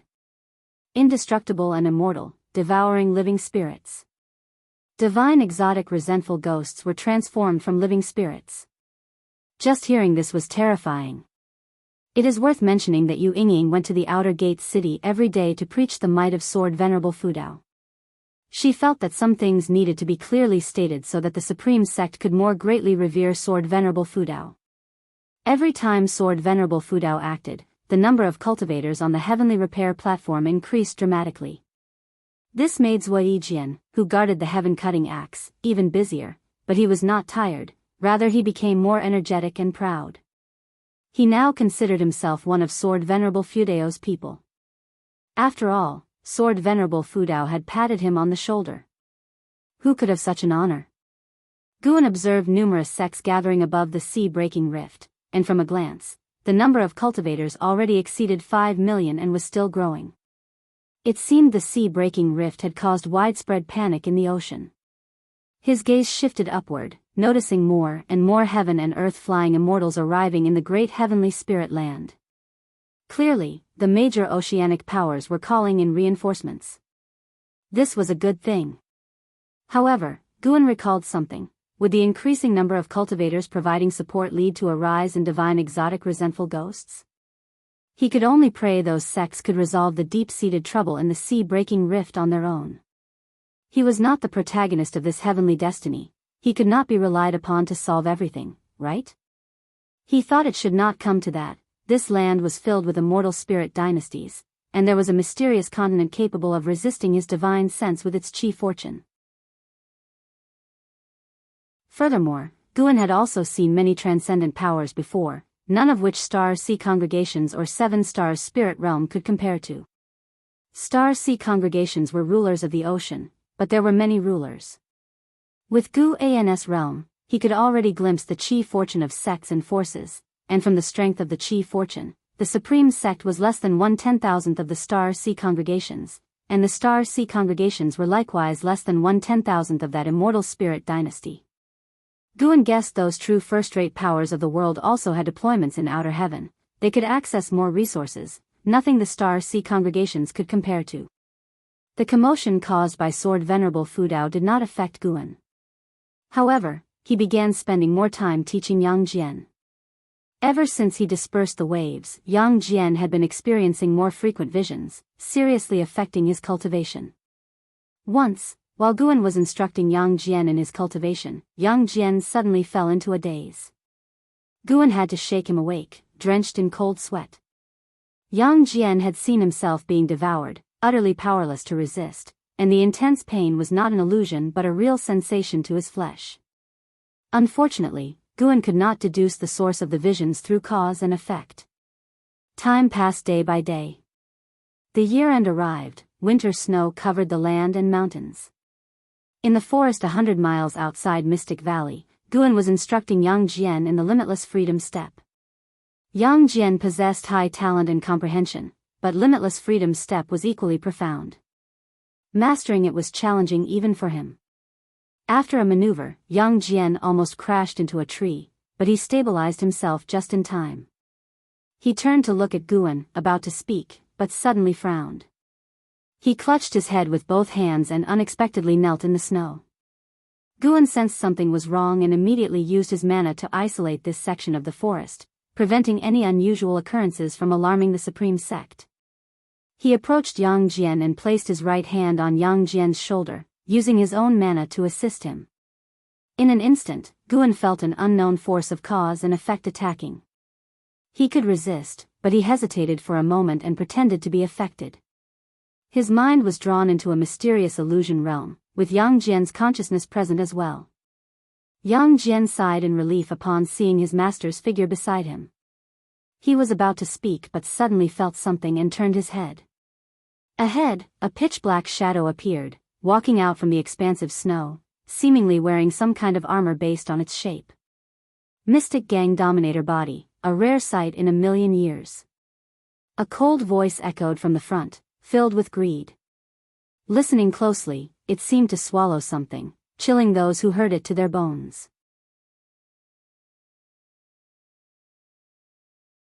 Chapter 264, You Die, or I Perish. Mystic Gang Dominator Body. This was the first time Guan had heard of Yang Jian's physique by name, which made him even more interested in the mysterious shadow. This person must be the great achievement ancient treasure body mentioned by the immortal seeking Taoist. The illusion was still a world of ice and snow, and the shadow ahead appeared even more terrifying amidst the swirling snowflakes. Yang Jian gritted his teeth and asked, "Who are you, and why do you keep entangling me?" Obviously, he had seen this figure in illusions before. Normally, he would be afraid, but with his master by his side, his courage swelled, leaving him only with anger. The shadow stopped, opened a pair of cold eyes, and their gaze landed on Yang Jian, making his heart tremble. "You and I are both treasure bodies, nurtured by the chi fortune of heaven and earth. Your dominator body is stronger than ordinary treasure bodies, which makes this seat quite fond of you. 1,000,000 years ago, this seat also consumed a mystic gang dominator body, greatly boosting my chi blood, leaving a lingering taste until now," the shadow lamented, as if reminiscing about the past. His words made Yang Jian shudder with fear. Did this guy want to eat him? Guan took a step forward and said, "State your name, and let's see if your reputation has left any mark in this mortal world." The shadow's gaze shifted to Guan, smiling. "This seat is named Impermanence Tian. Have you ever heard of it?" Impermanence Tian? Guan fell into deep thought, having never heard this name before. Impermanence Tian continued to stare at Yang Jian and said, "This seat will soon descend upon this mortal world. I will put you last. After I consume the other treasure bodies, I will come for you. You have nowhere to run, even if you escape to outer heaven, this seat will find you. Your only chance is to cultivate diligently and unleash the mysteries of the mystic gang dominator body to become stronger. You die, or I perish." Yang Jian gritted his teeth, though panicked inside. With his master nearby, he didn't want to show fear. He said in a deep voice, "Then come, let me see what you can do." Impermanence Tian laughed out loud, turned, and disappeared into the vast snow. This illusion created by the power of cause and effect shattered along with it. Yang Jian opened his eyes to find his master standing before him. Guan helped him up and said, "He has declared battle upon you, and will likely no longer interfere with you. You can cultivate in peace now." In the illusion realm, Guan couldn't perform lifespan detection on Impermanence Tian. But the power of cause and effect from the other side didn't seem unbeatable, so he remained calm. Yang Jian asked worriedly, "Master, should I leave Medicine Valley, so as to, nonsense? Focus on cultivating. If you say such rubbish again, I will cripple your Tao level," Guan said sternly, interrupting him. Yang Jian opened his mouth, but eventually held back what he wanted to say. He had the deepest feeling of Impermanence Tian's power, which he couldn't describe. Though he believed his master wouldn't lose, he didn't want his master hurt or caught in bigger troubles, something he never wished to see. Guan didn't say he could easily handle Impermanence Tian, for he wasn't sure of Impermanence Tian's strength either. It was just an opportunity to apply pressure on Yang Jian, hoping to help him grow faster. He said he would first find other treasure bodies. Those treasure bodies must be guarded by great forces, giving you plenty of time to grow, Guan consoled. Everyone has their calamities and fates. Only by constantly overcoming them can you break the shackles. The path of immortal cultivation is inherently against the heavens. You need a heart that is resilient and fearless of anything. Yang Jian took a deep breath, his expression firming up. Yes, why think so much? Soldiers come, fight them off, water comes, build barriers. As long as he cultivated with all his might, even if he died, what regrets would he have? Then, he resumed cultivating the limitless freedom step. In the snowy winter, the world became a single color, with Guan and Yang Jian in the forest appearing very small. Days unfolded as Guan had foreseen. Impermanence Tian didn't come for Yang Jian again, and Yang Jian was no longer tormented by illusions. The New Year's festival arrived, and the Supreme Sect remained lively, unaffected by the ocean calamity. This year, the Supreme Sect began preparing for a new convention. After the new year, LV Badian came to discuss with Guan about the upcoming convention. This time, the Supreme Sect intended to hold a physical cultivation convention where participants would not use spiritual power or Dharma treasures, relying solely on their bodies and techniques. After their discussion, LV Badian started complaining about the subsects. The power of the subsects was growing, and LV Badian could no longer intervene in their matters. This was the decision of the Hall of Elders and the Venerable Pavilion, clearly aimed at weakening his power. To this, Guan simply listened without commenting. There had always been internal strife in Supreme Sect at every stage, and in fact, it's the same for any sect or place. As long as it didn't jeopardize the entirety of Supreme Sect, Guan didn't care. If LV Badian couldn't compete with others within the rules, it was merely a testament to his lack of skill, and nothing more needed to be said. Speaking of subsects, LV Badian brought up the Ji family. Since Sword Venerable Fudao ventured into the Seven Stars spirit realm, the realm still existed, but it wasn't as dominant as before.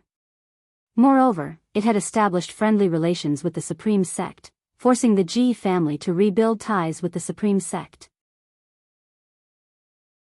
LV Badian remained indifferent to the Ji family, but Vice Sect leader Ji Hantian still held a position. Therefore, Ji Hantian arranged for the Ji family to stay in the subsects, aiding in their construction. The rapid development of the subsects could not disregard the contributions of the Ji family. Do you remember the third miss of the Ji family, Ji Xiaoyu? LV Badian suddenly asked. Guan nodded, but LV Badian's next words caused his face to change drastically. Ji Xiaoyu had died within the Seven Stars spirit realm, precisely on the day Sword Venerable Fudao swept through the realm. LV Badian sighed, observing Guan's reaction. Guan displayed a range of emotions from shock and sorrow to anger, finally turning into a somber expression. He fell into silence and began pouring himself a drink. Could it be that this lad liked Ji Xiaoyu? Indeed, Guan's entry into the Supreme Sect was arranged by Ji Xiaoyu, and in terms of appearance, Ji Xiaoyu was undoubtedly a rare beauty. LV Badian thought as he watched Guan secretly praised himself for his acting skills, capable of conveying emotions that could influence others. The room fell silent. For a long while. LV Badian broke the silence. Old acquaintances have gone. On the path to immortality, you're bound to experience these matters. By the way, there's another matter, quite intriguing actually. What is it? Guan raised his eyes to look at him and asked. LV Badian replied, another girl of heavenly pride has appeared in the Ji family, also named Ji Xiaoyu. If I hadn't seen this girl, I would have thought it was the previous Ji Xiaoyu, but they were born in different branches of the Ji family, and her talent surpasses that of the former Ji Xiaoyu. Curious, Guan asked, both called Ji Xiaoyu and both highly talented, could it be the same person through possession or reincarnation? LV Badian shook his head, I don't think so. She's named Ji Xiaoyu because she also possesses a primordial Daoist talisman. The Ji family named her in memory of the former Ji Xiaoyu. Judging by the aura of the talisman, it's not the same. A primordial Daoist talisman is formed by the cultivation level of an ancient great cultivator before they died. It seems an immortal once emerged from the Ji family. The Ji family doesn't receive the talisman. Instead, they created the primordial Daoist talisman. LV Baishan's tone was filled with emotion, his eyes wandering as if contemplating something. Guan sighed without responding. Seeing his disinterest in further conversation, LV Badian decided not to disturb him any longer and took his leave.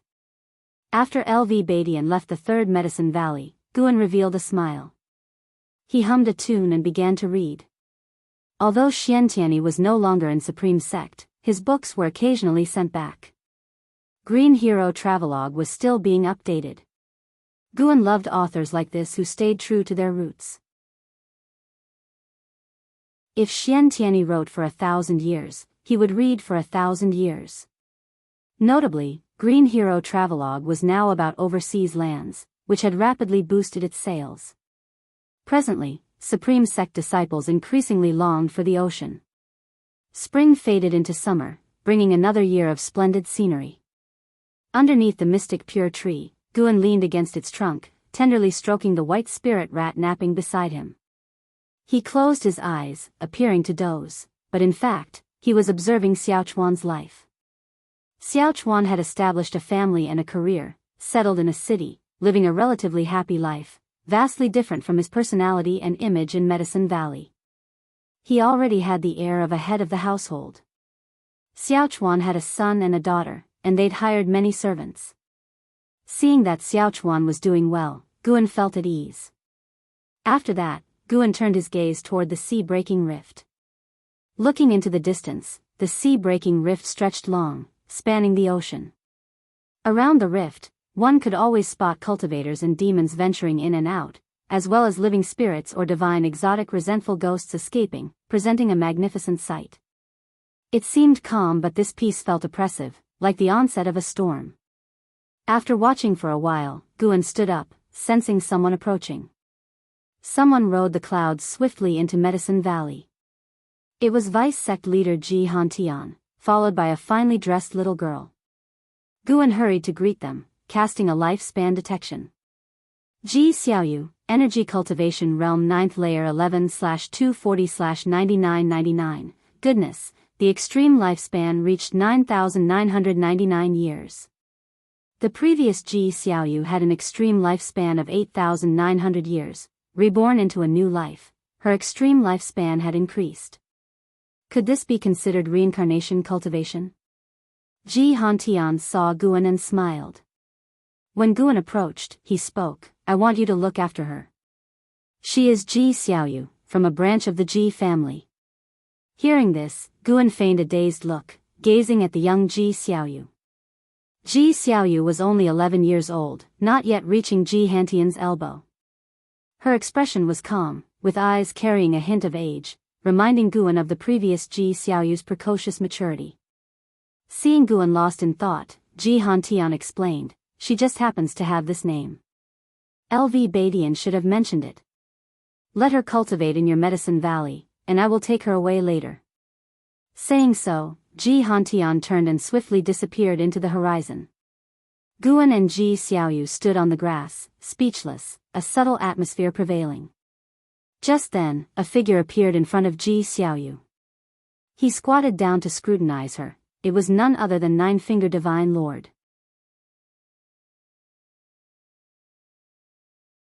Chapter 265 Supreme Treasure Body, Dream of the Previous Life, Such a Foundation, Rare, Rare. The Nine-Finger Divine Lord looked at Ji Xiaoyu and marveled, clicking his tongue. Ji Xiaoyu slightly frowned, circled past the Nine-Finger Divine Lord, and came to Gu An's side, leaning against him, watching the Nine-Finger Divine Lord with vigilance. Guan laughed and said, "Senior, don't scare the child." The Nine-Finger Divine Lord stood up, turned to look at Guan, and sighed, "Guan, this girl has extraordinary talent. You must draw her in while she is still young and build a good relationship. She might save your life in the future." Guan nonchalantly said, "I never leave the Supreme Sect. What danger could I encounter?" "True." The Nine-Finger Divine Lord smiled and took another glance at Ji Xiaoyu before turning and leaving. Guan looked at Ji Xiaoyu and laughed, "I am called Guan, you can call me Valley Master from now on." Ji Xiaoyu gently nodded, her gaze towards Guan remained calm, as if she really did not remember Guan. This made Guan slightly regretful. In this life, Ji Xiaoyu was ultimately not the same person as in the past. Guan took Ji Xiaoyu's little hand and walked towards the group of pavilions. Ji Xiaoyu's expression was slightly uneasy, but she did not break free. Afterward, Guan arranged for Ji Xiaoyu to live with an Xian, asking an Xian to take care of her. He had his own motives. Ji Xiaoyu would sooner or later soar to great heights. If she formed a deep bond with an Xian, she could become a significant support for an Xian in the future. After all, an Xian was his disciple, and naturally, he would consider her well-being. It wasn't long before Gu An's door was knocked on, and a childish voice came from outside. "Valley Master, can I come in?" Guan replied, "Come in." The door was pushed open, and the young Ji Xiaoyu walked in. She wore a white lotus dress, her hair neatly combed, resembling a little celestial maiden who had descended to earth. She came to the table, staring at Guan, and said, "Valley Master, can I live alone?" Despite her childish voice, her tone and manner were mature and steady. "Why?" Guan looked at her, smilingly asking. Ji Xiaoyu replied, "I like living alone, and I don't want to be disturbed while cultivating." Guan thought for a moment, then said, "How about you live downstairs in my pavilion?" The pavilion he resided in had 2 floors. The first floor was for living quarters, and only he could live there. However, he usually stayed in the study on the second floor. Ji Xiaoyu hesitated for a moment, then slightly nodded. Guan kindly smiled, "If you need anything, just let me know." Although my surname is Gu, I was also born into the Ji family. Ji Xiaoyu, curious, asked, "You were born into the Ji family?" "Yes, I used to be a house servant of the Ji family." Guan began to recount his background and how he entered the supreme sect. However, he did not mention Ji Xiaoyu's name, only referring to her as the 3rd miss of the family. He wanted to test if Ji Xiaoyu remembered anything. Ji Xiaoyu listened earnestly. When Guan finished speaking, she asked, "Did you investigate who your parents are?" "The house servants of the Ji family are all recorded." Guan was stunned.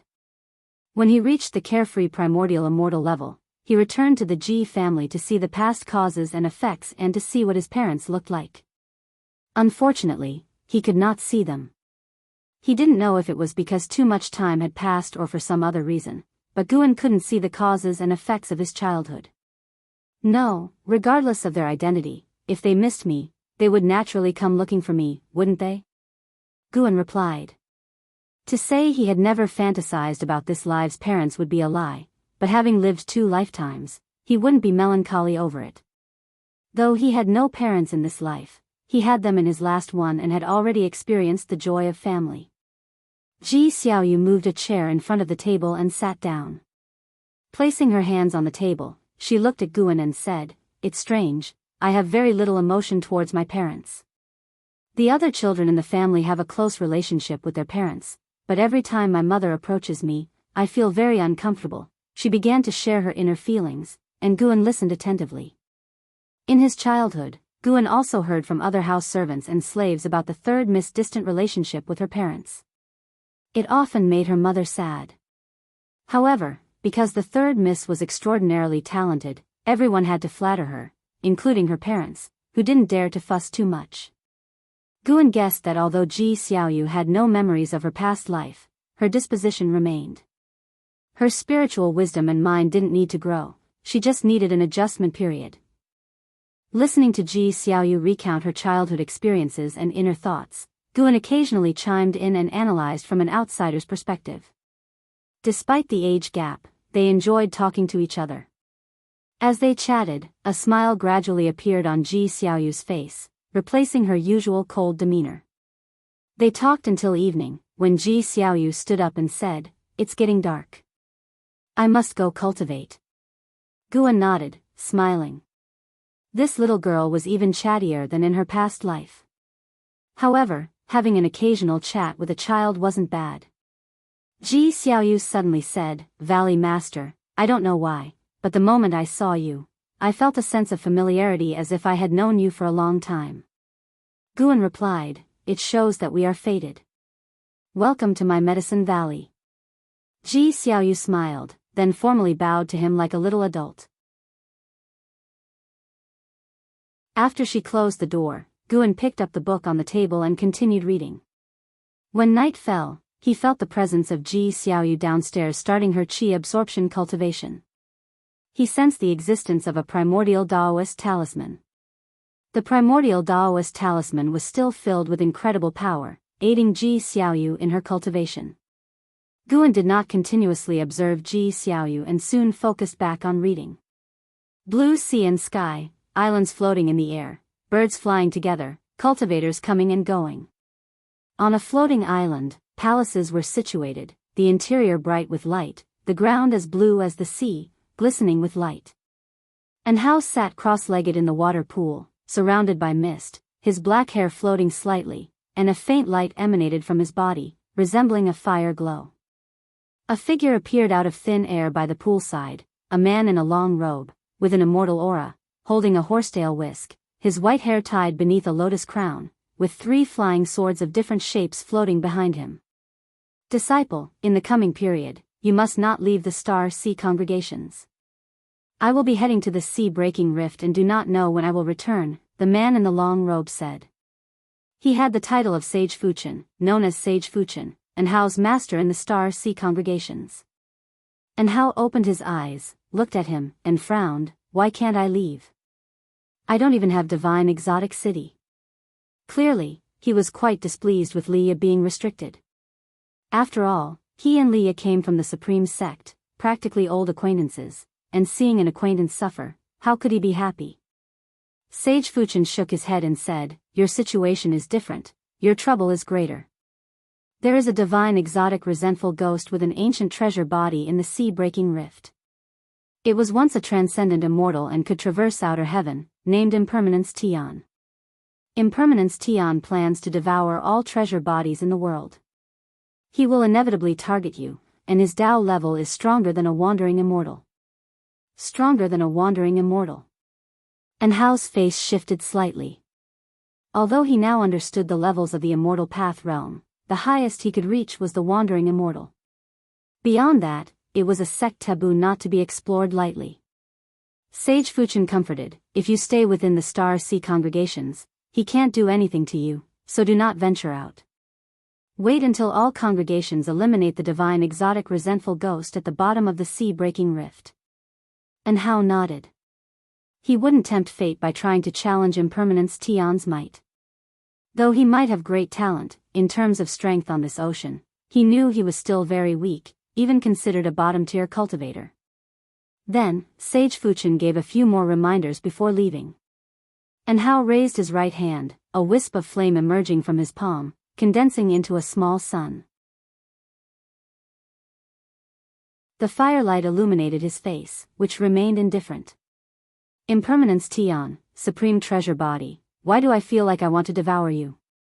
The summer heat was intense. In the third medicine valley, Guan rode the blood prison Great Saint down from the transmission array platform.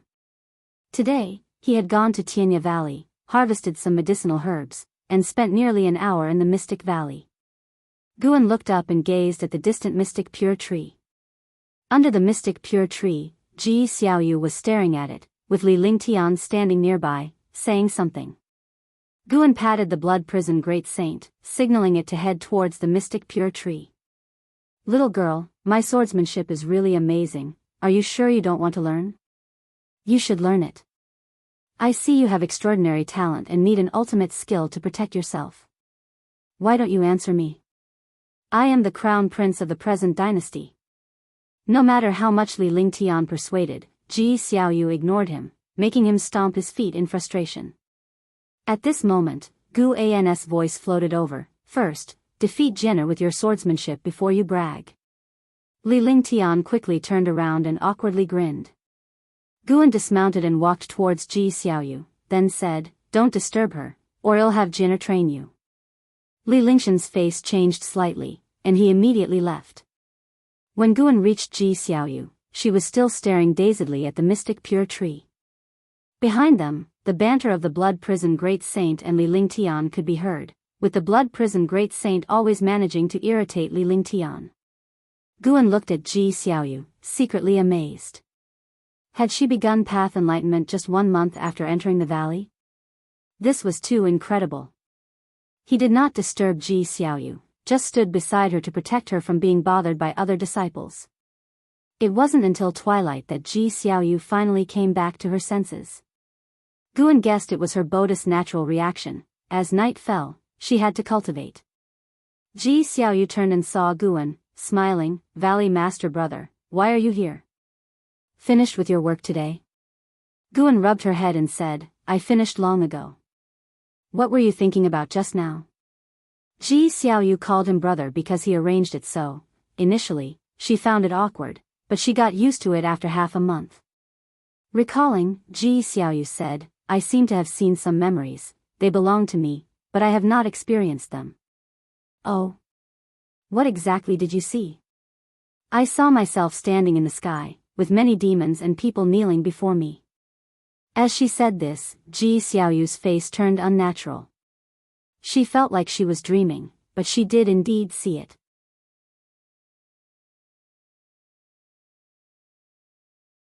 Chapter 266 Divine Exotic Ghost King, Bitter Sea Buddha Sect. Guan asked, what else did you see? Seeing that Guan did not doubt her, Ji Xiaoyu continued to recount. She saw herself being chased by many people, saw herself diving to the seabed and discovering a palace, and even saw herself flying into the sky to pick stars, among other things.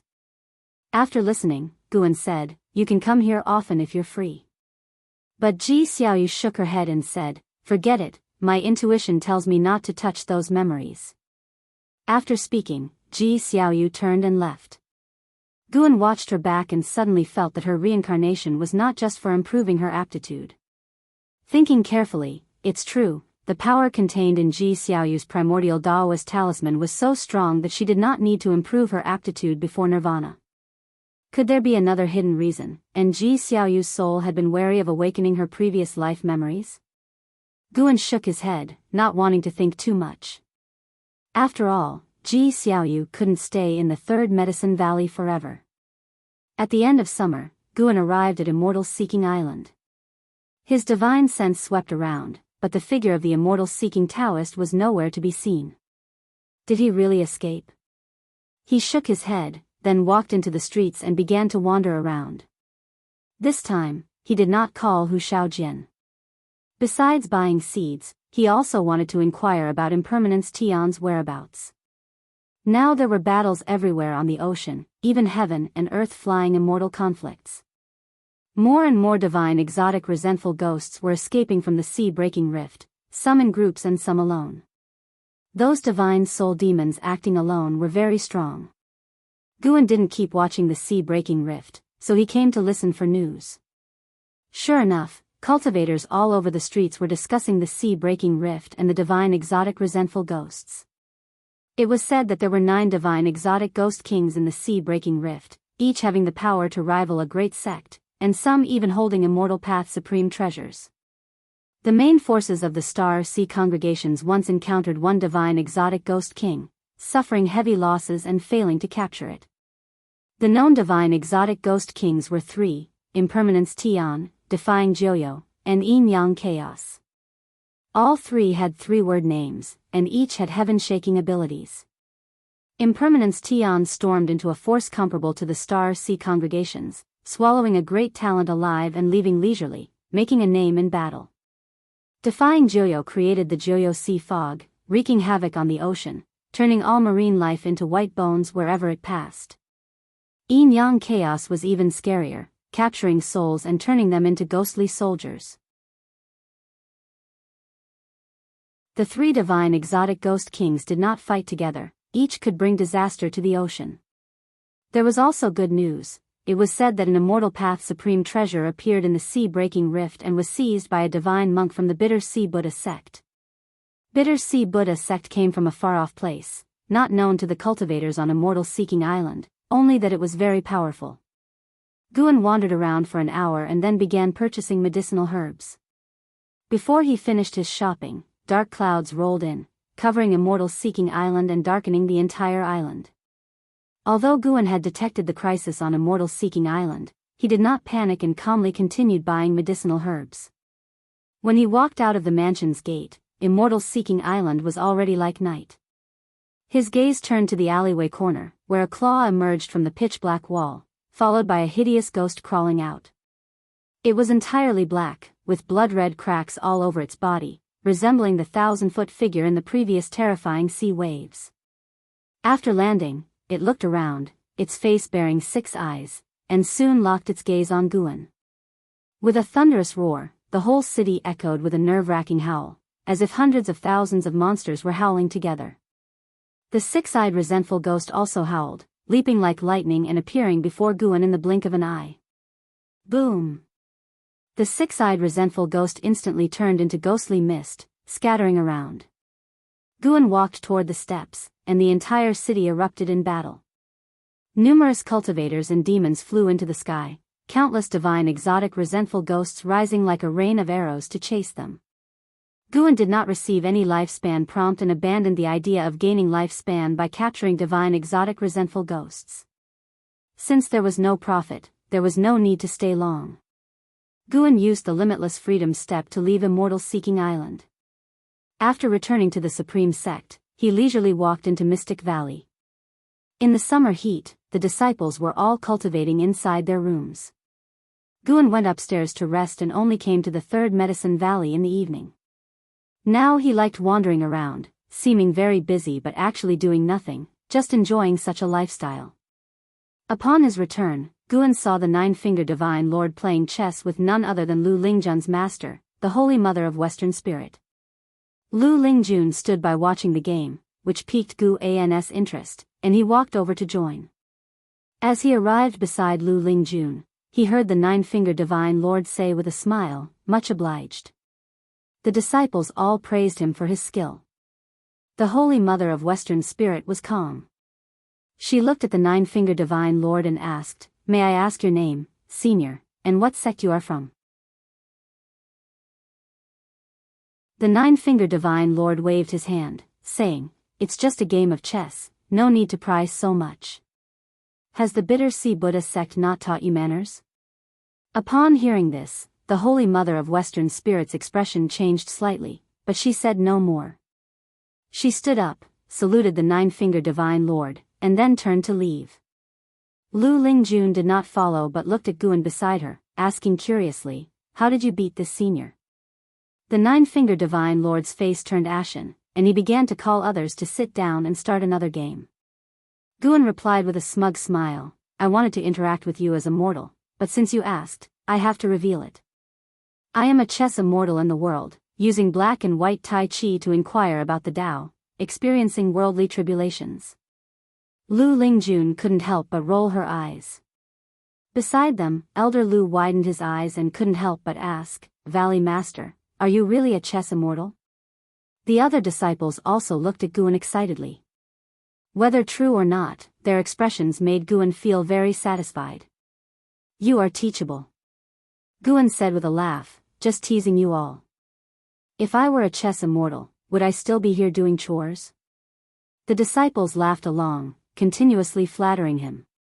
Seeing Guan enjoying the disciples' adulation, Lu Lingjun shook her head and smiled. The 9-Fingered Divine Lord found Guan very contradictory. Sometimes he was very worldly, sometimes he saw through the mundane.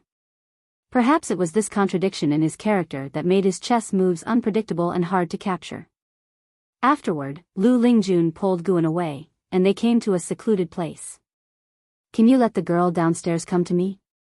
I want to take her as my disciple," Lu Lingjun asked eagerly.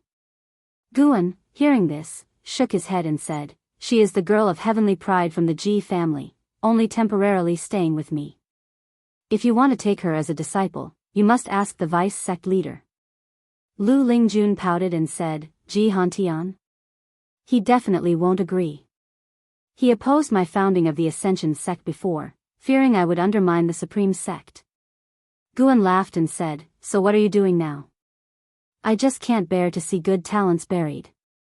"So if you can't bear to see good talents from the Supreme Sect being buried, do you want to take all the good talents away? You brat, do you think of me like that?" As they bickered, Lu Lingjun started hitting Guan, who was really afraid of hurting her. Sigh. He suddenly missed the days when Lu Lingjun used to bribe him. Back then, Lu Lingjun's attitude was as good as could be. Women are indeed changeable. Guan suddenly asked, "Your master is from the Bitter Sea Buddha sect? What kind of sect is that, and where is it?" He was curious because he had also heard this name mentioned today on Immortal Seeking Island. Lu Lingjun replied, "Yes, the Bitter Sea Buddha sect is very far from the Supreme Sect. Not even Ji Hantian could find it in a lifetime. So far away, you won't become a nun at the Bitter Sea Buddha sect, will you?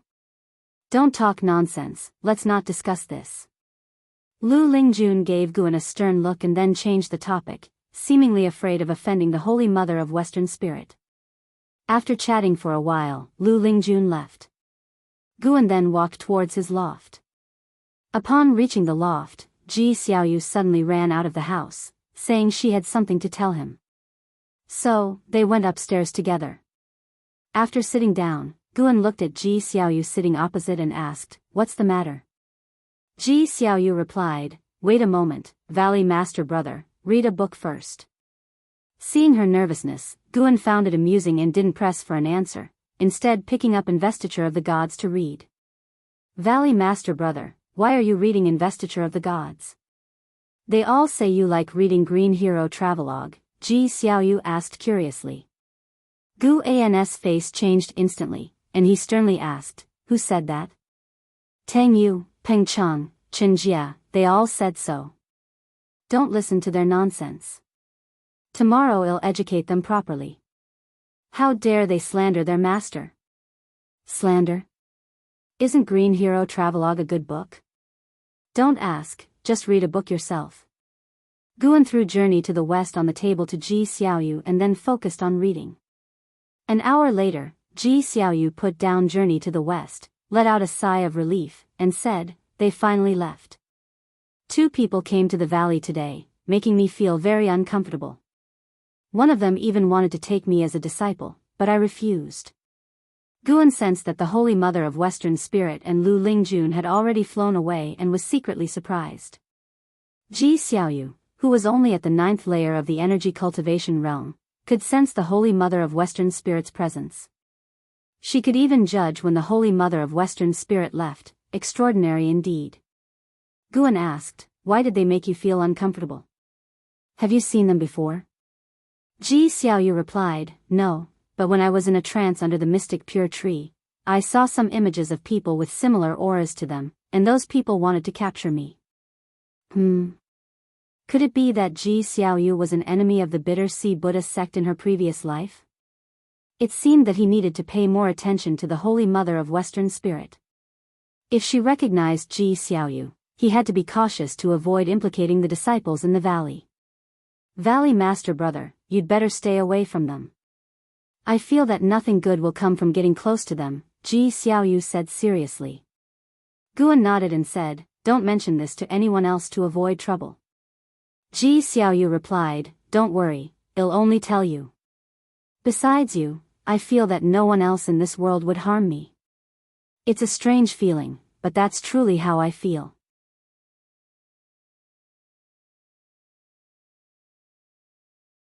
Chapter 267, Stronger Physique. Hearing Ji Xiaoyu's words, Guan couldn't help but feel curious. Why did she have such thoughts?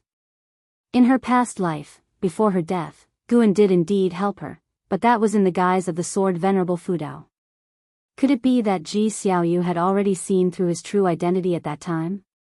That was impossible. The 9 extremes yin-yang body could shield against probing and causal deduction. To see through his identity, the other party's cultivation level would have to be far higher than his.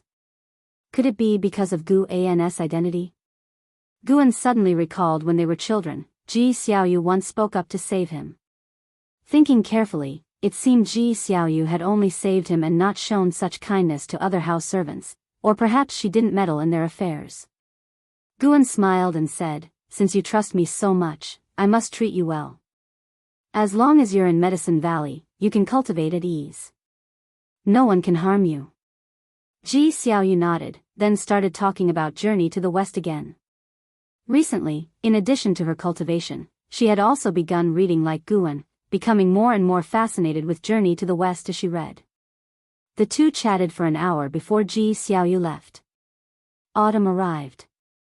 Guan returned to Immortal Seeking Island. After the attack by the divine exotic resentful ghosts, the island had become somewhat desolate, but overall it had not declined. The strength of Immortal Seeking Island was still formidable. Without an attack from a divine exotic resentful ghost that surpassed the loose immortal realm, it was difficult to shake the foundation of Immortal Seeking Island. Guan sent a message to Hu Shaojian, who quickly appeared before him.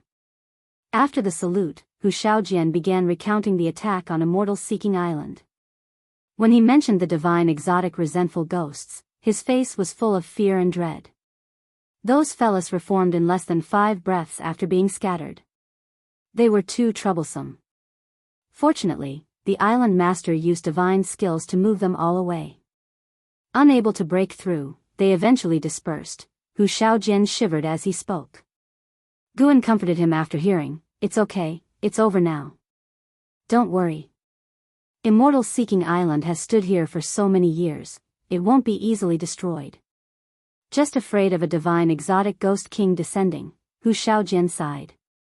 What does Immortal Seeking Island have that would attract a divine exotic ghost king? Indeed, the divine exotic ghost king doesn't seek heavenly treasures, only wishing to slaughter the strong and use them for their own purposes. Hu Shaojian nodded, his mood lifting. Afterward, he led Guan to continue their procurement, while also talking about the sea-breaking rift and the divine exotic resentful ghosts' news. Guan listened. Currently, various parts of the ocean were under attack from the divine exotic resentful ghosts. Their numbers were increasing, causing the maritime sects to take action. Many sects that Hu Shaojian had never even heard of before displayed their power, astounding him. Deep Sea Spirit Palace, Mortal World Peak, Bitter Sea Buddha Sect, Purple Pill Palace, Immortal Fall Gorge, Vast Energy Daoist Sect, Time Divine Pavilion. This vast world left Hu Shaojian deeply moved. Guan, however, wasn't much affected. He had previously used his divine sense to probe and found that this world was on par with the Star Sea congregations, with over 100 sects at the same level, demonstrating the world's immense strength. Some sects could already travel to outer heaven, yet they remained here. Perhaps there were unimaginable dangers in outer heaven for mortal spirits. Guan was curious about the power that enveloped the great heavenly spirit land, forbidding beings below the heaven and earth flying immortal realm from leaving. What exactly was it? Was it the constraints of the world or the work of some higher force? In any case, Guan didn't plan to venture to outer heaven lightly. Since only heaven and earth flying immortals could leave the great heavenly spirit land, he needed to surpass that level by at least 2 major realms before exploring. It would be too frustrating to die out there. When Hu Shaojian mentioned medicinal herbs, Guan's thoughts returned to reality. Compared to the divine exotic resentful ghosts, he was more concerned with extending his lifespan. The years flowed on. Since ancient times, the mortal world had been full of hardships, but those who could live long lives were few. Longevity and immortality, that was what Guan cared about most. In the blink of an eye, 5 years passed. Guan's lifespan had already exceeded 28 million years, nearing 30 million years. In these 5 years, the ocean faced endless calamities, and Immortal Seeking Island experienced 2 more attacks. However, the mainland where Supreme Sect resided remained peaceful, unaffected by the ocean's tribulations. In the forest, Guan sat on the back of the blood prison Great Saint, watching with a smile as Yang Jian and Li Lingtian sparred. Though Li Lingtian had reached the 2nd layer of the core formation realm, he was still suppressed by Yang Jian, who appeared to be only in the foundation establishment realm. In reality, Yang Jian had already formed his nascent soul. Even if he suppressed his cultivation to the foundation establishment realm, his physical strength was not something a core formation realm cultivator could withstand. Bang! Li Lingtian crashed into a tree trunk, causing the 1,000-year-old tree to tremble, leaves falling. 10 zhang away, Yang Jian retracted his leg, patting his robe. His sharp aura subsided, and the oppressive feeling he exuded disappeared. Li Lingtian sat on the ground, clutching his chest in pain. The voice of the blood prison great saint came. Li Lingtian, your cultivation results are too weak. Like this, you still dare to call yourself Lingtian? Hearing this, Li Lingtian grew anxious, but with Guan and Yang Jian there, he could only suppress it. Damn it. What kind of monster is this guy? Li Lingtian struggled to stand, looking at Yang Jian with fear. Fortunately, it was just a spar. If it were a life-and-death fight, he wouldn't just die, he would die horribly. He felt that over the years, Yang Jian's ferocity had grown, and even someone as fearless as him was terrified, afraid of provoking him. Jianer, you were too heavy-handed. Apologize.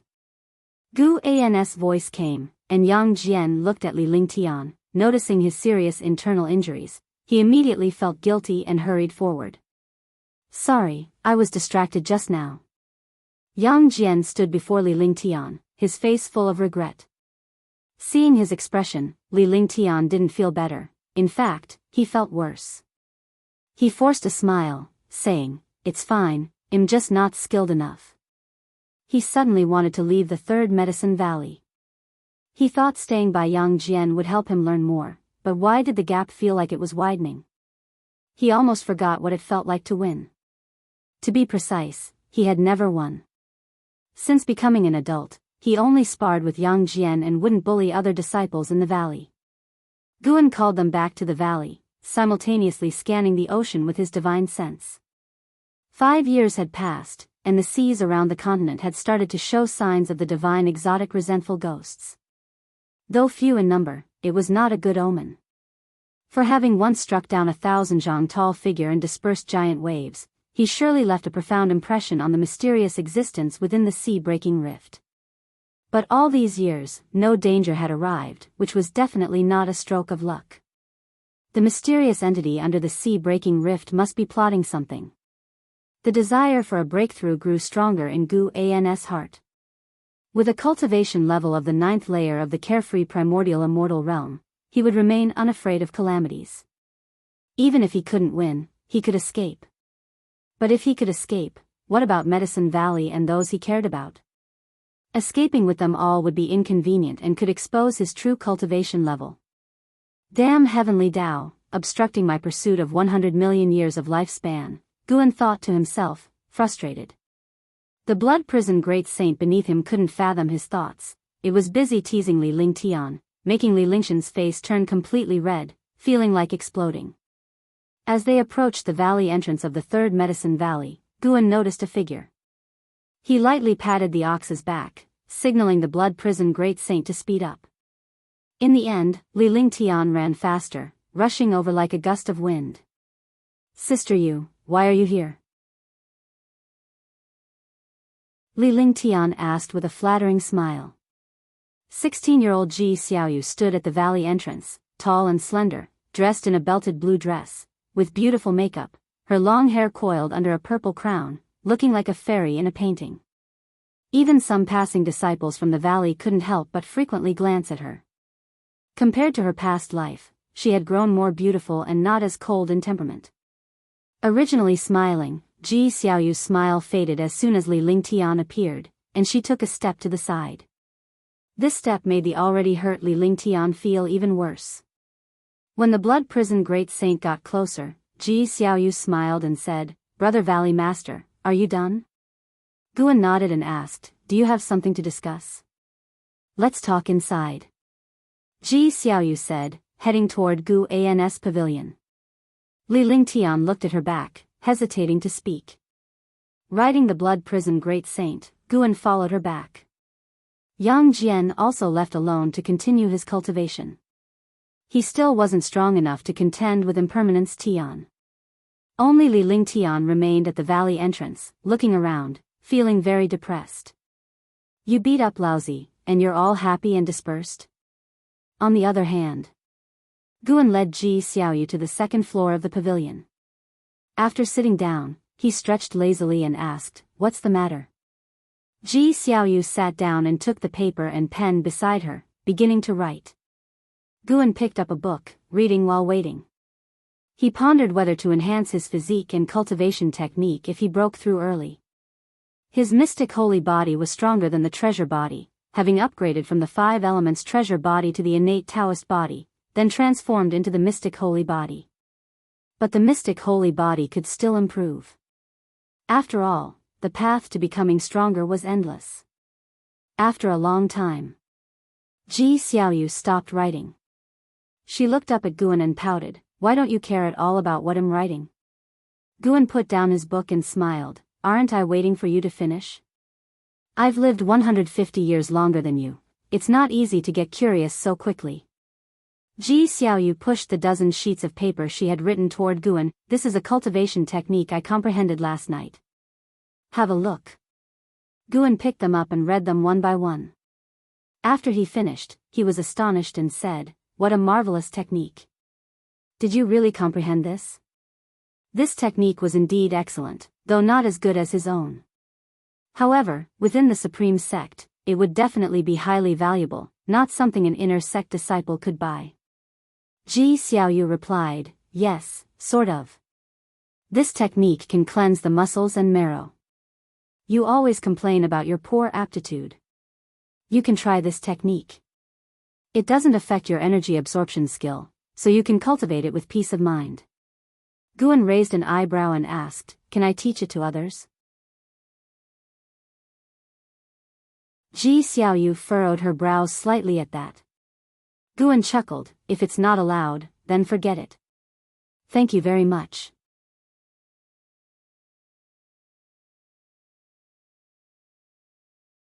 Chapter 268, The Catastrophe of the Star Sea Congregations. You can teach it to others too, but whether they can master it is hard to say.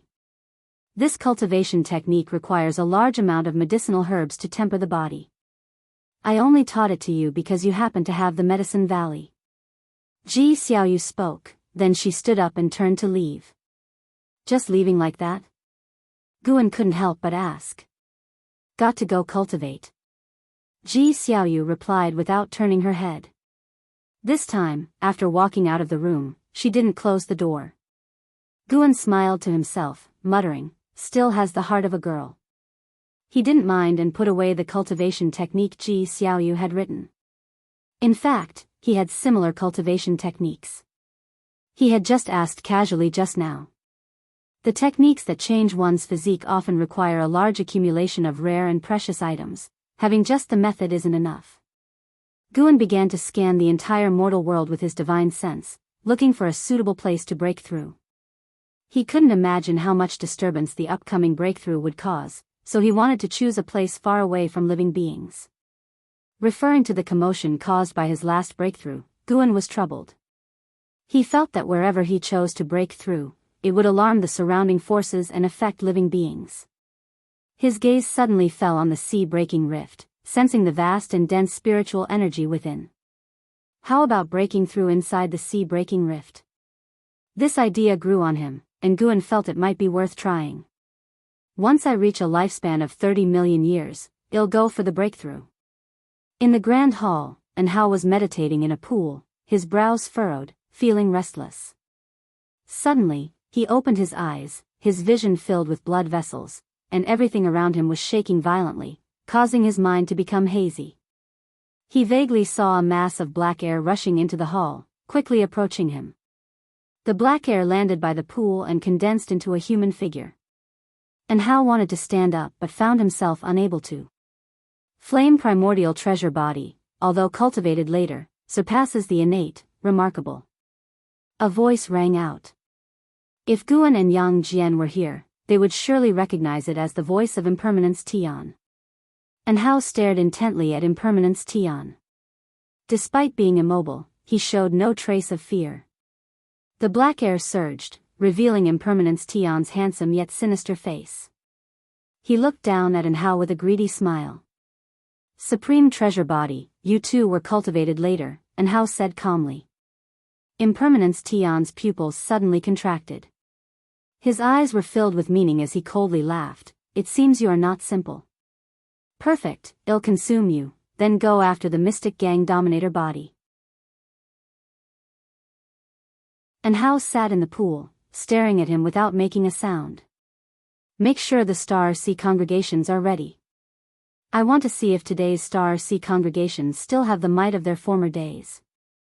Impermanence Tian said this and then vanished like smoke. And Hao suddenly awoke, gasping for air, his body regaining its senses. He braced himself on the edge of the pool, his face drenched in cold sweat, but his eyes were full of ferocity. Supreme treasure body, why? And Hao muttered softly, his voice like the growl of a beast. 2 years passed by swiftly.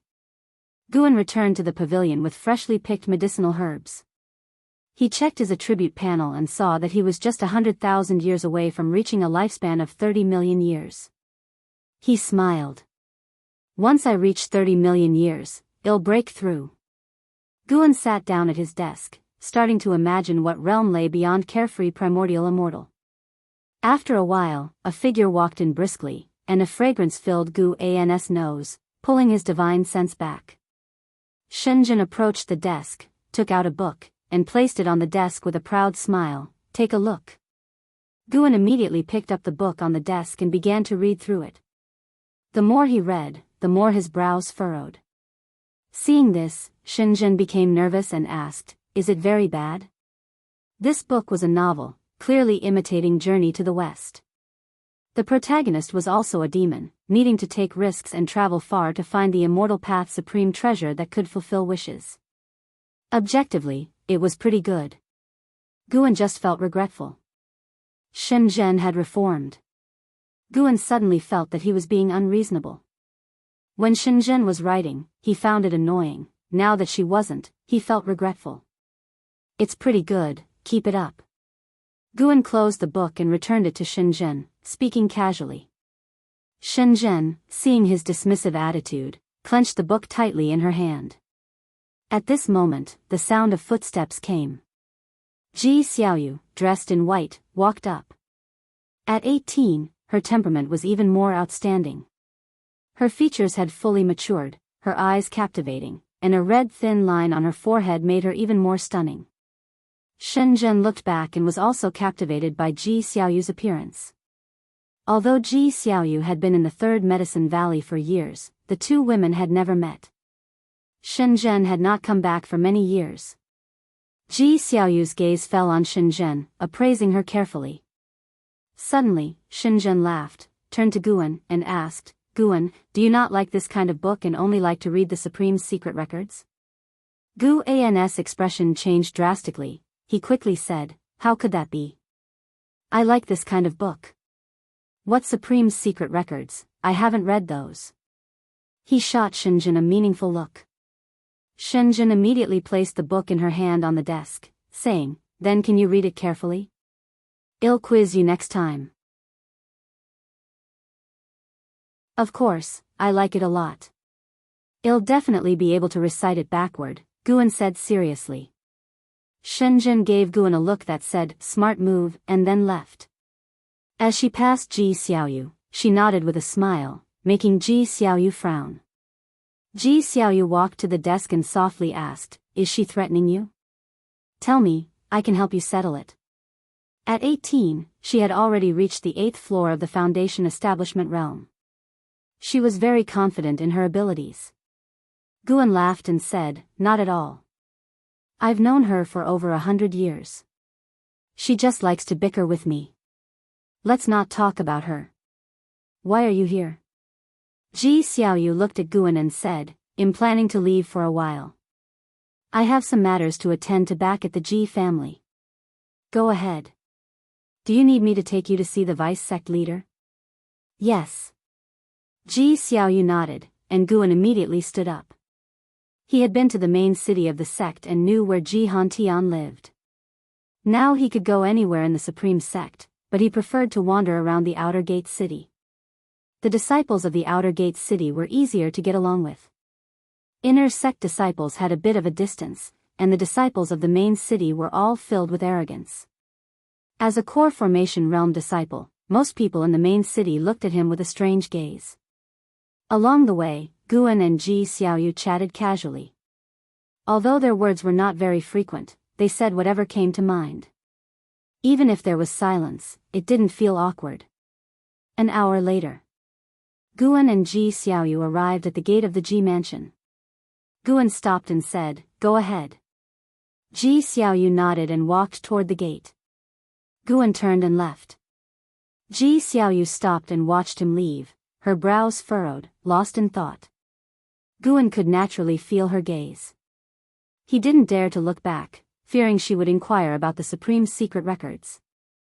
In this life, Ji Xiaoyu was more suspicious than in his previous life, especially after their relationship grew closer. Whatever she was curious about, she would find a way to understand.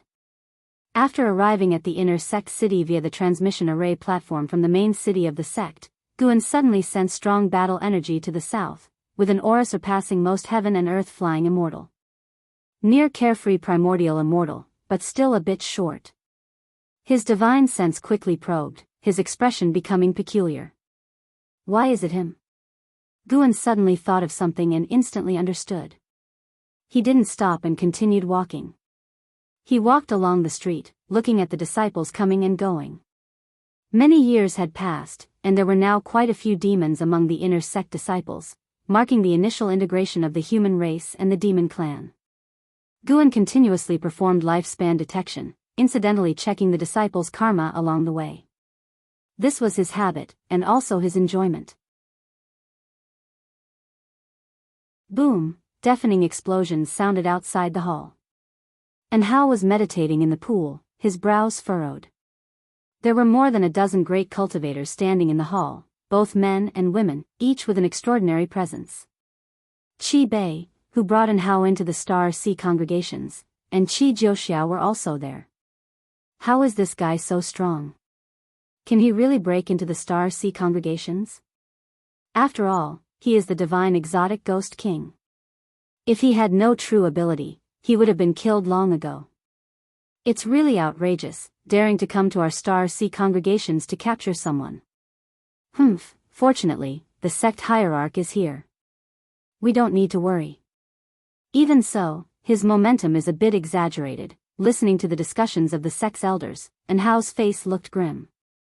He didn't expect Impermanence Tian to be so arrogant, actually daring to forcefully break into the Star Sea congregations.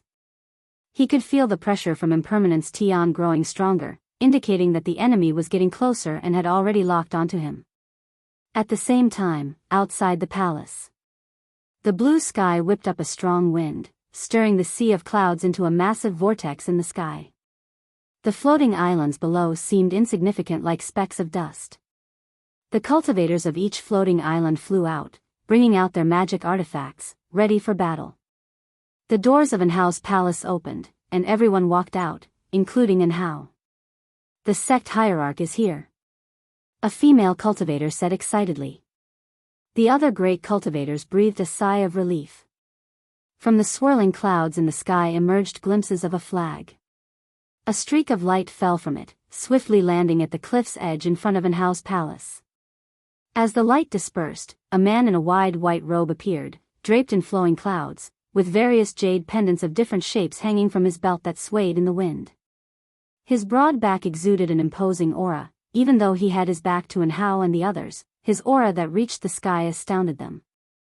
Great Ming Tian, the sect hierarch of the Star Sea congregations, heaven and earth flying immortal realm.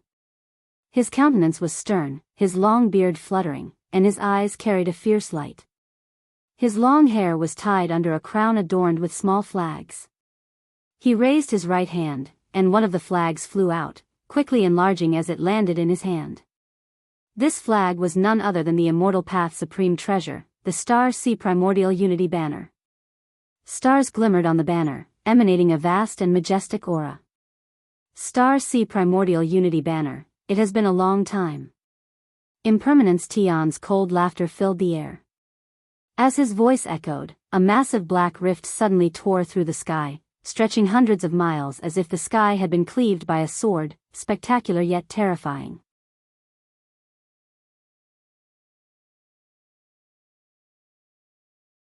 Chapter 269, Waiting for Death? Who said that? All the cultivators in the minor heaven and earth looked towards the black rift hanging on the horizon. Everyone was tense, as if confronting a formidable enemy. These people hid in the deepest part of the Star Sea Congregation's minor heaven and earth, and the fact that Impermanence Tian could force his way in proved that many Star Sea Congregation's cultivators had already perished at his hands. A figure flew out from the black rift. It was Impermanence Tian. Impermanence Tian was bare-chested, his hair was disheveled, and a giant python coiled around his waist, its body covered in black scales, the snake's head wrapped around his back, emerging from behind his left shoulder to look forward with him, constantly flicking its tongue. His upper body displayed a bizarre black pattern, as if some kind of emblem, making him look even more terrifying. From afar, his gaze locked onto Enhao. Enhao couldn't help but frown. Impermanence Tian's mouth corner lifted in a fearsome smile.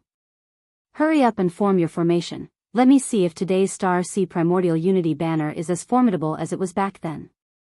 Impermanence Tian's voice echoed as he swung his palm, unleashing a terrifying gale that ravaged thousands of miles. One floating island after another activated their protective formations, forming circles of light, yet all the islands trembled. Great Ming Tian stood at the edge of a cliff, holding the Star Sea Primordial Unity banner in one hand, facing the wind. He snorted coldly, raised the Star Sea Primordial Unity banner in his hand, and the black flag soared upward, quickly growing larger, reaching a height of 10,000 feet in the blink of an eye, casting the entire floating island into darkness. Moreover, the small flags on Great Mingshan's headband also soared into the sky, standing alongside the 10,000-foot black flag, rapidly enlarging. There were actually 12 Star Sea Primordial Unity banners. 12 banners, your capabilities are decent, but this is far from enough. Impermanence Tian sneered, swinging his hand once again. This time, a dreadful blood wind surged out from the black rift behind him like a flood, unstoppable. In an instant, the terrifying blood wind collided with the 12 Star Sea Primordial Unity banners. The 12 10,000-foot banners trembled, countless stars on the flag surfaces burst into light, and the ocean below surged, forming a gigantic hand reaching towards Impermanence Tian. Impermanence Tian stepped forward, his right foot landing with such force that it shattered the oceanic giant hand below. Great Mingshan's brow furrowed, his eyes filled with dread. 8th level of the heaven and earth flying immortal realm. Your cultivation level is very high, but it seems you've spent most of your time on improving your cultivation level. Your mana is a bit weak.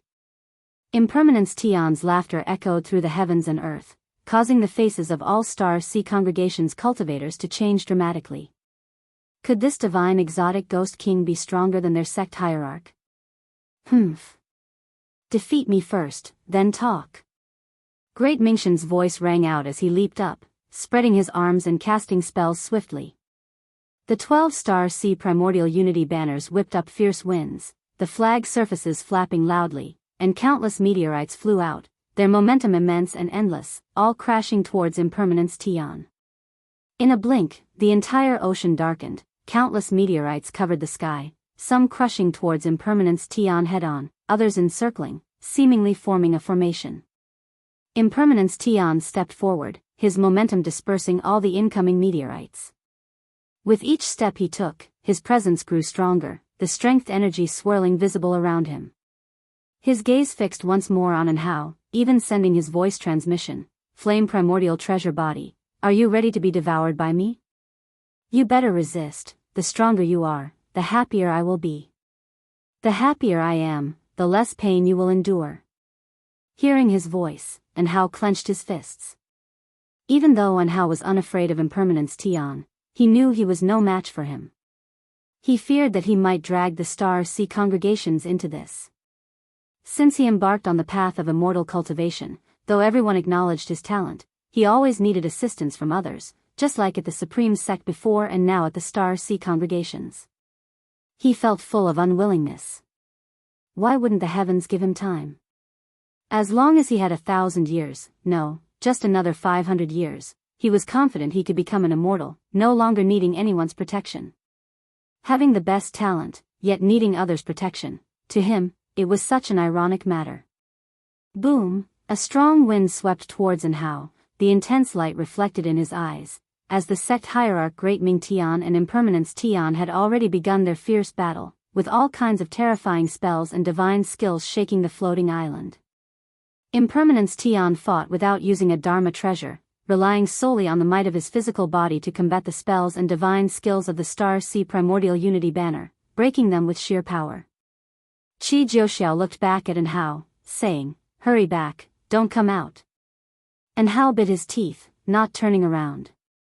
Qi Bei spoke up, "The enemy has already come here. Hiding in the hall is useless for him. Let him watch the battle." He turned his head, glancing at Enhao with the corner of his eye. "Enhao, watch carefully and remember the power of the ancient treasure body. Today, although many disciples died because of you, we don't regret it. We'll wait for you to grow strong. You have the talent to dominate an era, and our Star Sea congregations are willing to assist you along your path." Hearing this, Enhao felt even more guilt. He was willing to repay the Star Sea congregations in the future, but he feared he wouldn't have the chance. At this moment, he thought of his master. Impermanence Tian could break into the Star Sea congregations, invincible. In his understanding, only his master could match him. His master had once swept across the Seven Stars spirit realm. Even if unable to kill Impermanence Tian, he could certainly block his assault. But he couldn't summon his master, he didn't have the face to. His master hated trouble, yet he had already troubled his master more than once. Enhao stared intently at Impermanence Tian, flames igniting on his body, his hair also transformed into flames, his entire being radiating divinity like the deity of the sun.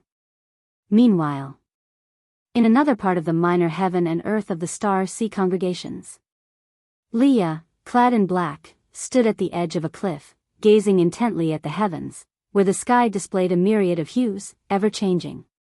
He frowned, mumbling, "Enhao."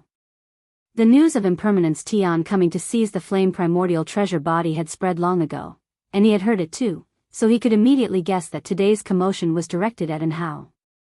Although he always lost to Enhao, he didn't want Enhao to die. Such a genius as Enhao, if he couldn't grow up, it would be a great pity. At least, that was how Leah thought. He could lose, but he couldn't live without a goal to chase. A figure appeared beside Leah. It was Xiantianyi. Xiantianyi, seeing Leah still there, sighed in relief, and said seriously, "Don't think about helping Enhao.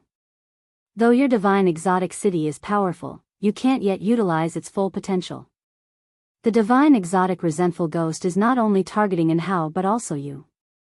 Leah gazed at the horizon and asked, "Senior, how do you think the calamity brought by the divine exotic resentful ghost should be resolved?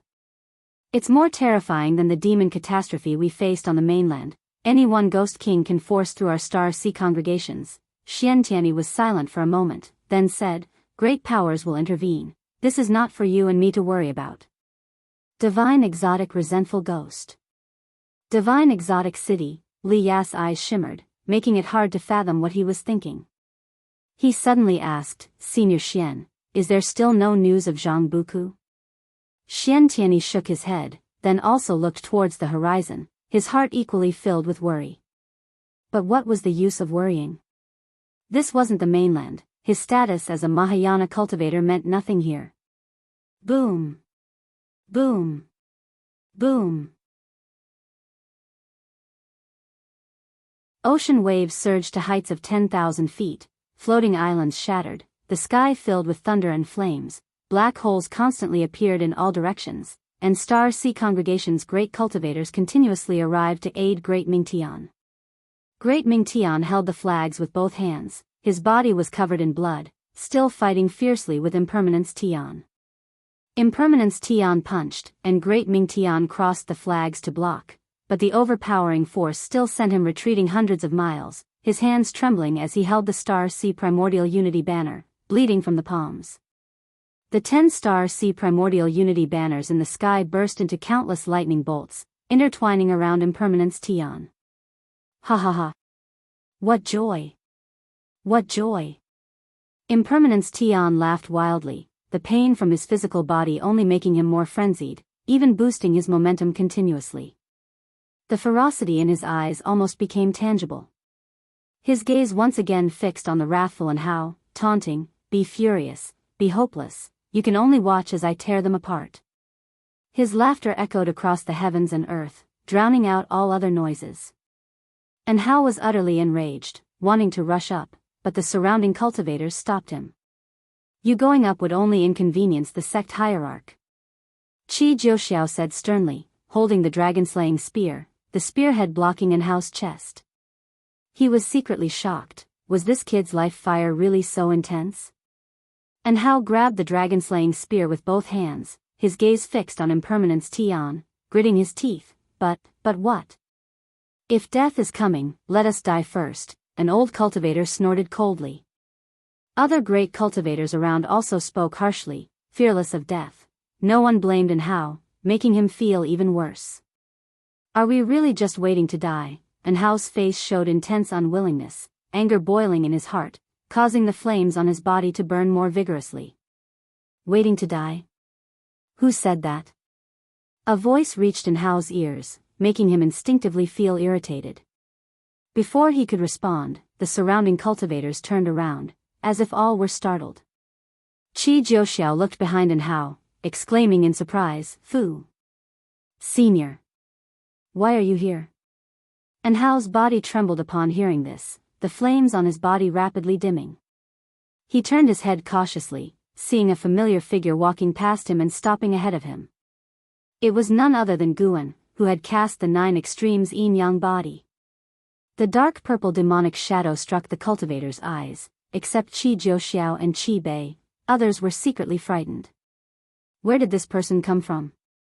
Why had they not noticed at all? And Hao came back to his senses, hurriedly said, "Master, he is one of the 9 divine exotic ghost kings, possessing the supreme treasure body of Impermanence Tian. Enough. Just an ant, why bother introducing it to your master?"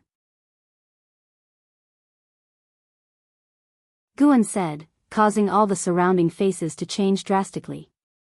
And Hao was stunned, then relieved, a smile appearing on his face. "An ant? Such arrogant words, and who might you be?" Impermanence Tian's icy voice came, full of killing intent. Clearly, Guan had angered him.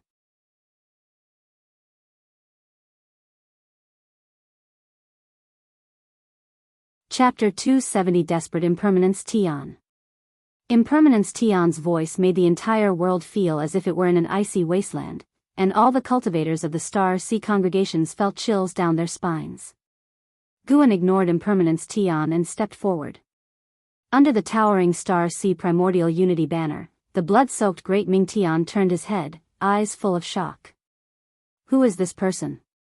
Impermanence Tian also stopped. Gu An's dismissive attitude irritated him, and he roared angrily, suddenly transforming into a blood wind, sweeping toward Guan. In the horrifying blood wind, the head of a sea dragon emerged, giant as a mountain, seemingly capable of swallowing Guan and Hao, and the others on the floating island in one bite.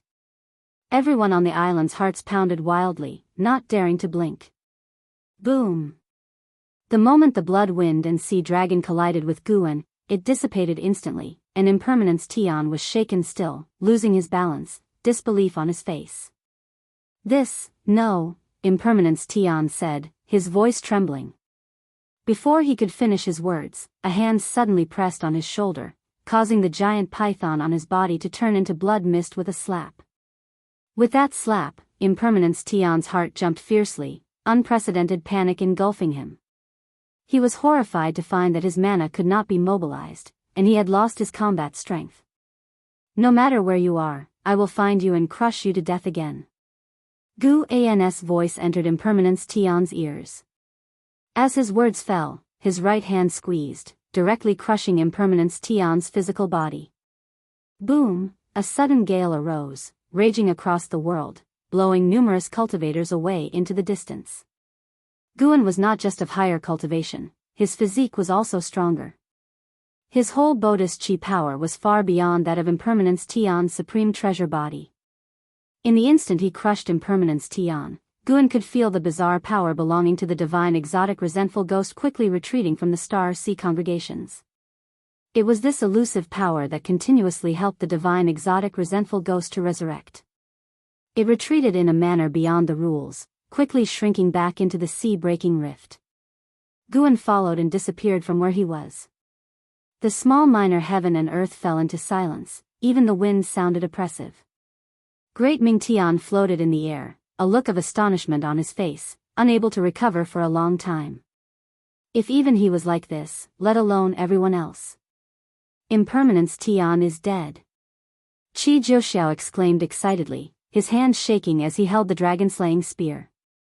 As he opened his mouth, other cultivators began to exclaim. How is this possible? What just happened? Who was that person? To easily crush the divine exotic ghost king, he seemed to come for an how. With such strength, how high must his cultivation level be? His aura completely disappeared. The restrictions and formations of our Star Sea congregations were like nothing to him. More and more cultivators flew toward Anhao, including the hierarch Great Mingtian. Great Mingtian disregarded his own disheveled state. He stared at Anhao and asked, "What is your relationship with that person just now?" Under everyone's gaze, Anhao took a deep breath and said, "To be honest, he was my first master. When I was a child, he saved me from the claws of a demon and taught me immortal cultivation, leading me into the Supreme Sect. He is revered as Sword Venerable Fudao by the Supreme Sect." Sword Venerable Fudao. Everyone's faces changed once again.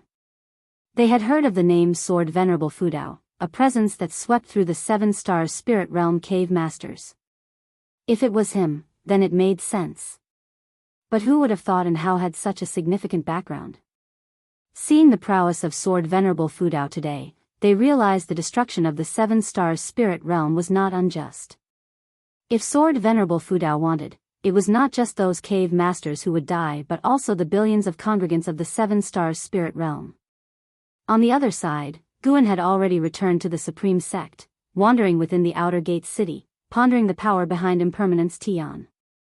Earlier, when he used lifespan detection on Impermanence Tian, he could only see the cultivation level, 9 layers of the heaven and earth flying immortal realm, with the remaining 3 values being 0. The divine exotic resentful ghost, seeming immortal, was not truly so. At least, the divine exotic resentful ghost was not. Guan had already slain 2 divine exotic resentful ghosts and could sense the same power within them. If he could cut off the source of this power, these entities would no longer be able to resurrect. He was prepared to go to the sea-breaking rift and thoroughly resolve Impermanence Tian. Guan brought up the attribute panel, looking at his lifespan, feeling a surge of confidence. Although the sea-breaking rift was dangerous, it was not an impassable place. Guan began to anticipate the realm above carefree primordial immortal. Under the blood-colored firmament, the world dimmed. Seawater continually washed over the wasteland, as if some kind of demon was reaching out its hand. On the wasteland stood a stele, occasionally splashed by waves, which then turned into steam and dissipated. A figure appeared out of thin air in front of the stele, then fell to the ground.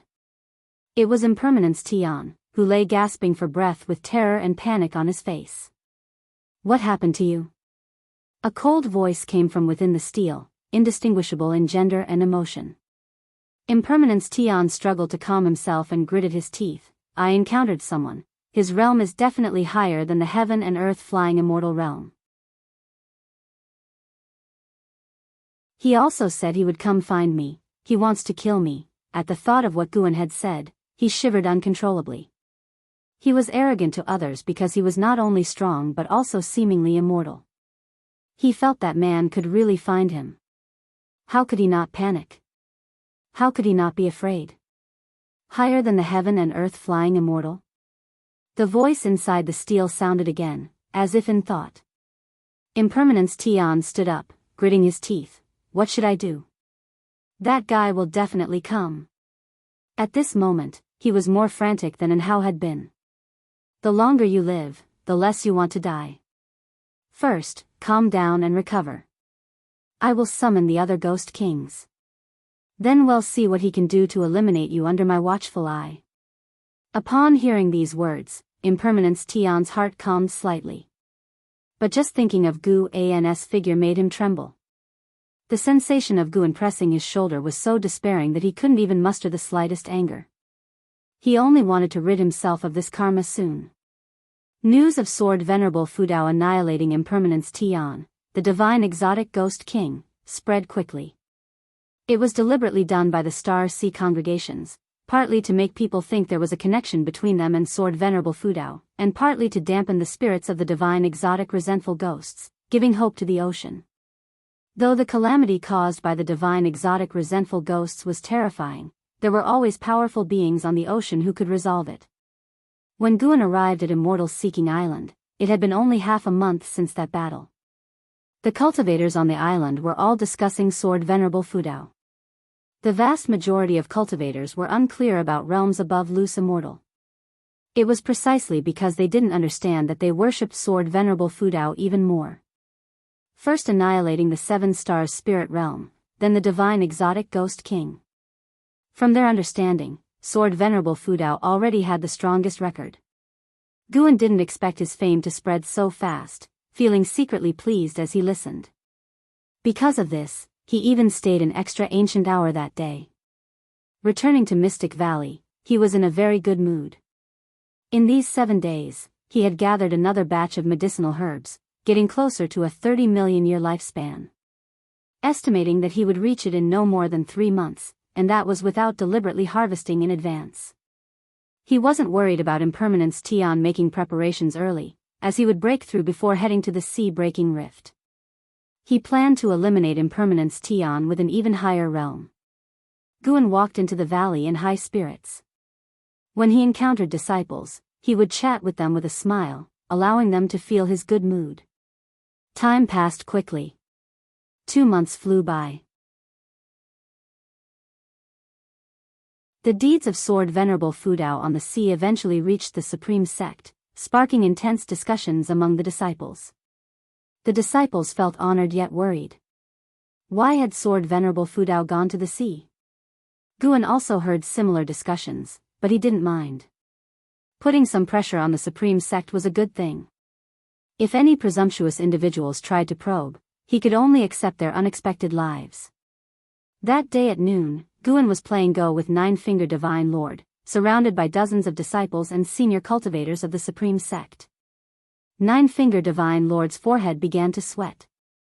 Guan held the 7 Stars mirror, fanning himself. No one recognized that this mirror was the Immortal Path Supreme Treasure. The 7 Stars mirror appeared slightly different from before in the 7 Stars Spirit Realm, and its power aura was completely suppressed by Guan's path of returning primordial spirit. Even Nine-Finger Divine Lord's divine sense couldn't detect anything unusual. Standing behind Guan, Yu Yingying couldn't help but say, "Stop fanning, it's like a woman playing with a mirror." What is a big man doing with a mirror? Hearing this, Guan immediately raised the mirror and smoothed his sideburns. Yu Yingying was so angry that she wanted to grab him. While the two were fooling around, Nine-Finger Divine Lord felt immense pressure. Having played Go for many years, he still couldn't surpass the mountain that was Guan. Nine-Finger Divine Lord began to be dazed, doubting himself. He had checked Guan's cultivation level several times and investigated his background secretly. Because he couldn't find out how Guan concealed great cultivation, he could only doubt himself. A figure approached, gently tapping a female disciple on the shoulder. The disciple turned and hurriedly saluted, then gave way. The visitor was Ji Xiaoyu. She wore a white dress, holding a treasure sword, exuding the demeanor of a female sword fairy. She stepped into the crowd, looking at Guan's playful behavior, and couldn't help but smile slightly. Seeing her arrival, Guan lowered the 7 Stars mirror and greeted, "Xiaoyu, why are you back so soon?" Ji Xiaoyu replied, "I came home to fetch something, so naturally, I returned quickly." Guan nodded without asking further questions. He stood up, saying, "Elder, you ponder on it slowly." He pushed away Yu Yingying and walked out. Yu Yingying, fuming, wanted to kick him, but he skillfully dodged. How could a Foundation Establishment Realm cultivator compete with a Core Formation Realm cultivator? Ji Xiaoyu followed Guan's pace, chatting as they walked. An elder smilingly stroked his beard. "Elder, how do you feel? You seem helpless." He often lost to Nine-Finger Divine Lord, so seeing him defeated today, he was naturally pleased. At the same time, he was secretly amazed, wondering how his Valley Master's Go skill could be so high. No wonder, it was the creator of Go. Nine-Finger Divine Lord remained silent, staring intently at the board, continuously analyzing and studying Guan's strategy. Elsewhere, Guan glanced at Ji Xiaoyu walking beside him and asked, "Do you have something on your mind?" Upon hearing this, Ji Xiaoyu's faint smile disappeared, becoming calm. She said, "I brought back a treasure from my family. It can detect the soul of living beings, and can also discern demons. Do you want to see what your soul looks like?"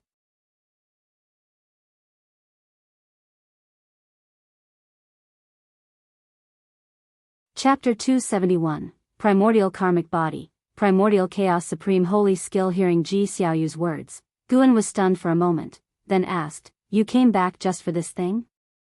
Want to inspect my soul? Do you think I'm a demon?" Guan felt strange inside, not knowing how to evaluate Ji Xiaoyu's idea. Ji Xiaoyu seemed to understand his expression. She explained, "Of course, it's not just this capability. If a cultivator can glimpse their own soul, they might enhance their comprehension. I don't believe it, so I won't try." Guan waved his hand. Ji Xiaoyu moved closer and whispered, "Just try it, it won't hurt. I'm not afraid of pain, but asking me to inspect my own soul feels invasive. You don't think I'm a demon, right? How could that be? Even if you were a demon, it wouldn't matter, after all." "Still saying you're not?" Guan feigned anger and left with a flick of his sleeve. Although he didn't understand the origin of that treasure, Guan decided to stay away, just in case his soul turned out to be something extraordinary. Of course, rationally speaking, there shouldn't be such a powerful treasure. Ji Xiaoyu stood where she was, watching him leave thoughtfully. Back in his room, Guan closed the door and took out a strange book he had just acquired from the outer gate city and started reading it. In this life, although Ji Xiaoyu was stubborn, she wasn't the type to pester, so after being refused by Guan, she just went back to her room to cultivate. In the following days, Guan avoided Ji Xiaoyu. As autumn approached, Guan returned from Tianya Valley, and his lifespan finally broke through to 30 million years today. He walked through the mountains and forests, his divine sense extending to the sea, locking onto the sea-breaking rift. Looking at the entire line of the sea-breaking rift, the number of cultivators and demons gathered around exceeded 10 million, not to mention how many creatures had gathered at the bottom of the rift. Soon, Guan decided where to enter the bottom of the sea-breaking rift. As his right foot took another step, his entire aura suddenly changed, and he directly entered the special state of the carefree primordial immortal. He stepped into the limitless freedom step, quickly leaping out of the continent. After a few steps, he dove into the sea-breaking rift. Upon entering the sea-breaking rift, he felt as if he had entered an abyss. The surroundings were dark, with only the deafening sound of water falling on either side. During his descent, he encountered cultivators, demons, and divine exotic resentful ghosts flying out. Some brushed past him, and some passed directly through his body, none of them noticing his presence. The sea-breaking rift was deeper than Guan had anticipated, seemingly leading to another world. After descending tens of millions of miles, a dim blue light appeared below, shimmering. He felt a unique aura, like the power of some heaven and earth rule. He passed through this layer of dim blue light, clearly feeling like he had entered another world. The aura of this world felt familiar to him, giving him a sense of being inside divine exotic city. This place also contained many heavens and earths. He flew towards the world with the richest spiritual energy, which was also the most vast, several hundred times the size of the Supreme Sex continent. During his flight, Guan saw many cultivators and demons traversing, the lowest cultivation level being the Wandering Immortal Realm. Only those who had reached the Wandering Immortal Realm could freely traverse these heavens and earths. Creatures with lower cultivation levels needed to use different heavens and earths teleportation arrays or space rifts for traversal. He also saw the figures of divine exotic resentful ghosts, wandering in the void, watching the passing creatures and ready to pounce at any moment. Guan did not look much, his right foot stepping out again, arriving at a cliff. The sky here was blood red, with dark clouds, and faintly visible outlines of several moons. Guan sat down cross-legged, directly activating the lifespan barrier. The spiritual energy here was incredibly abundant, even denser than the third medicine valley filled with medicinal herbs. No wonder so many cultivators and demons rushed in recklessly. Guan did not immediately break through, instead admiring the scenery in all directions. The vastness of heaven and earth made it hard to see flowers or plants. Tornadoes roamed the mountains in the distance, stirring up many resentful souls that wailed and howled like ghosts. Desolate, bleak. That was Guan's feeling. Hard to imagine what had happened to this land to end up in such a state.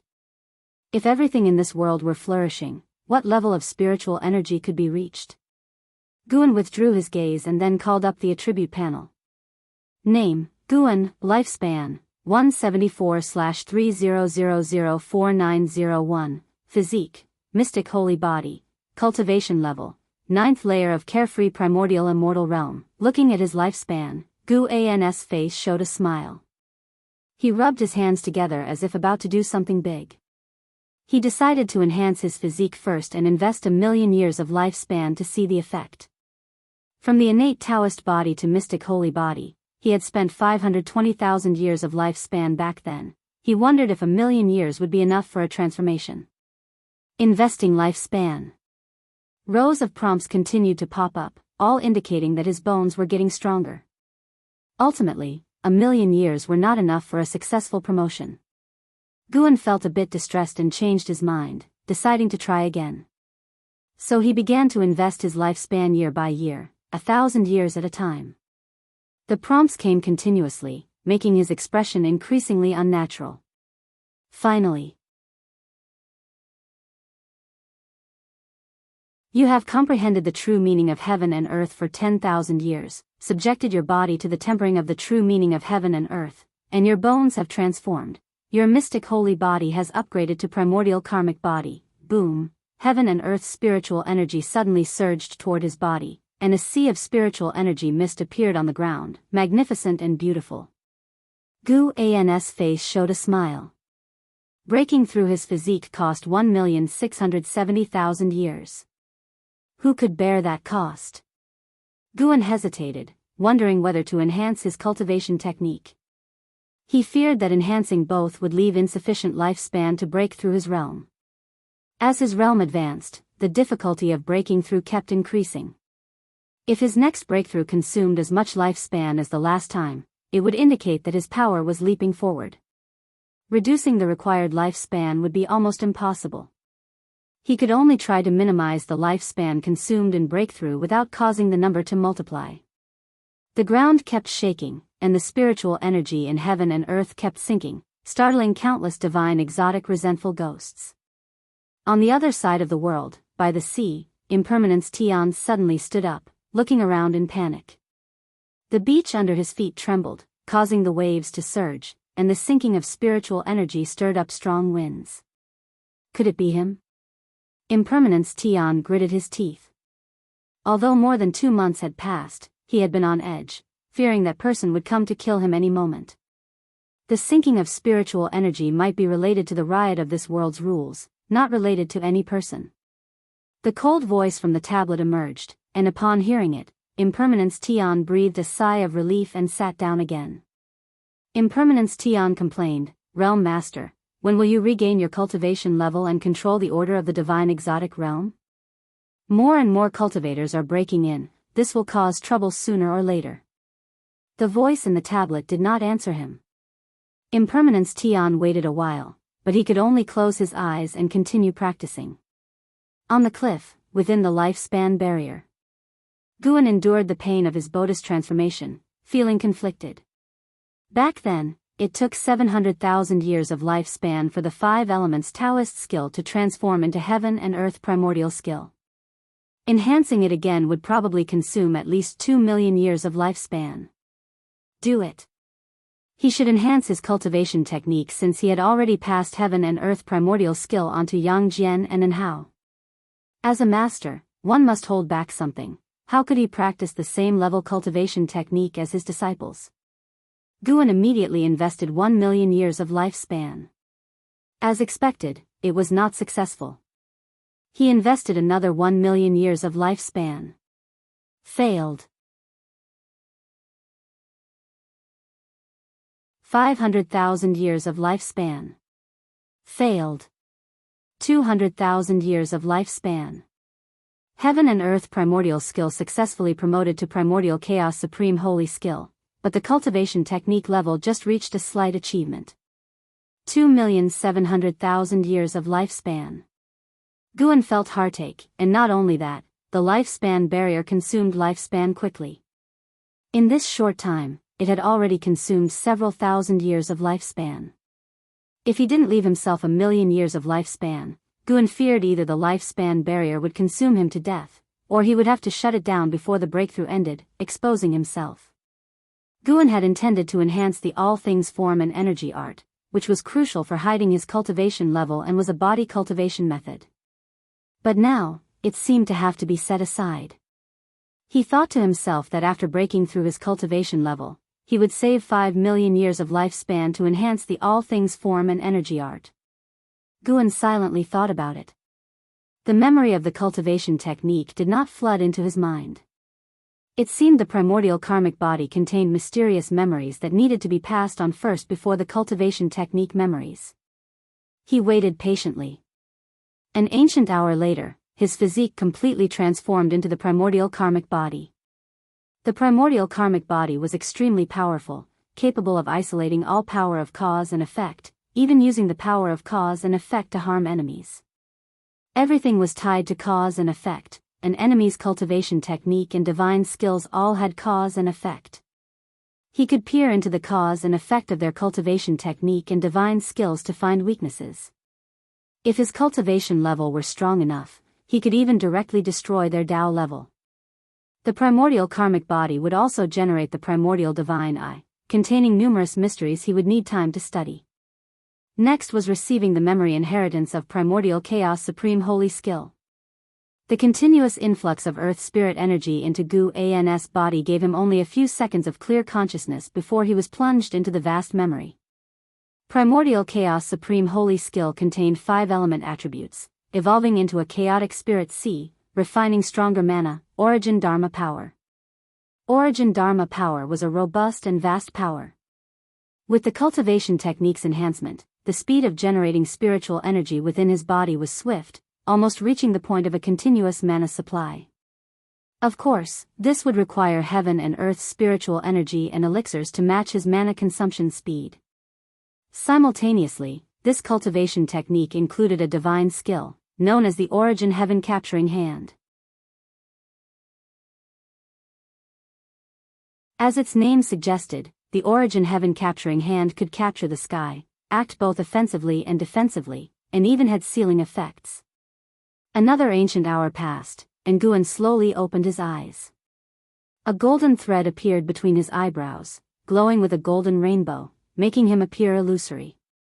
Guan raised his right hand, condensing Origin Dharma power in his palm, transforming his hand into the Origin Heaven Capturing Hand. He could capture the sky, quell the earth, and even massacre all living beings. Guan restrained his urge to strike, dissipating the Origin Dharma power in his hand, then called up the attribute panel again. Seeing his rapidly declining lifespan, he instantly became alert. He patted his face with both hands and thought, the next step is the most crucial moment. Breaking through his cultivation level. Attempting to surpass the carefree primordial immortal.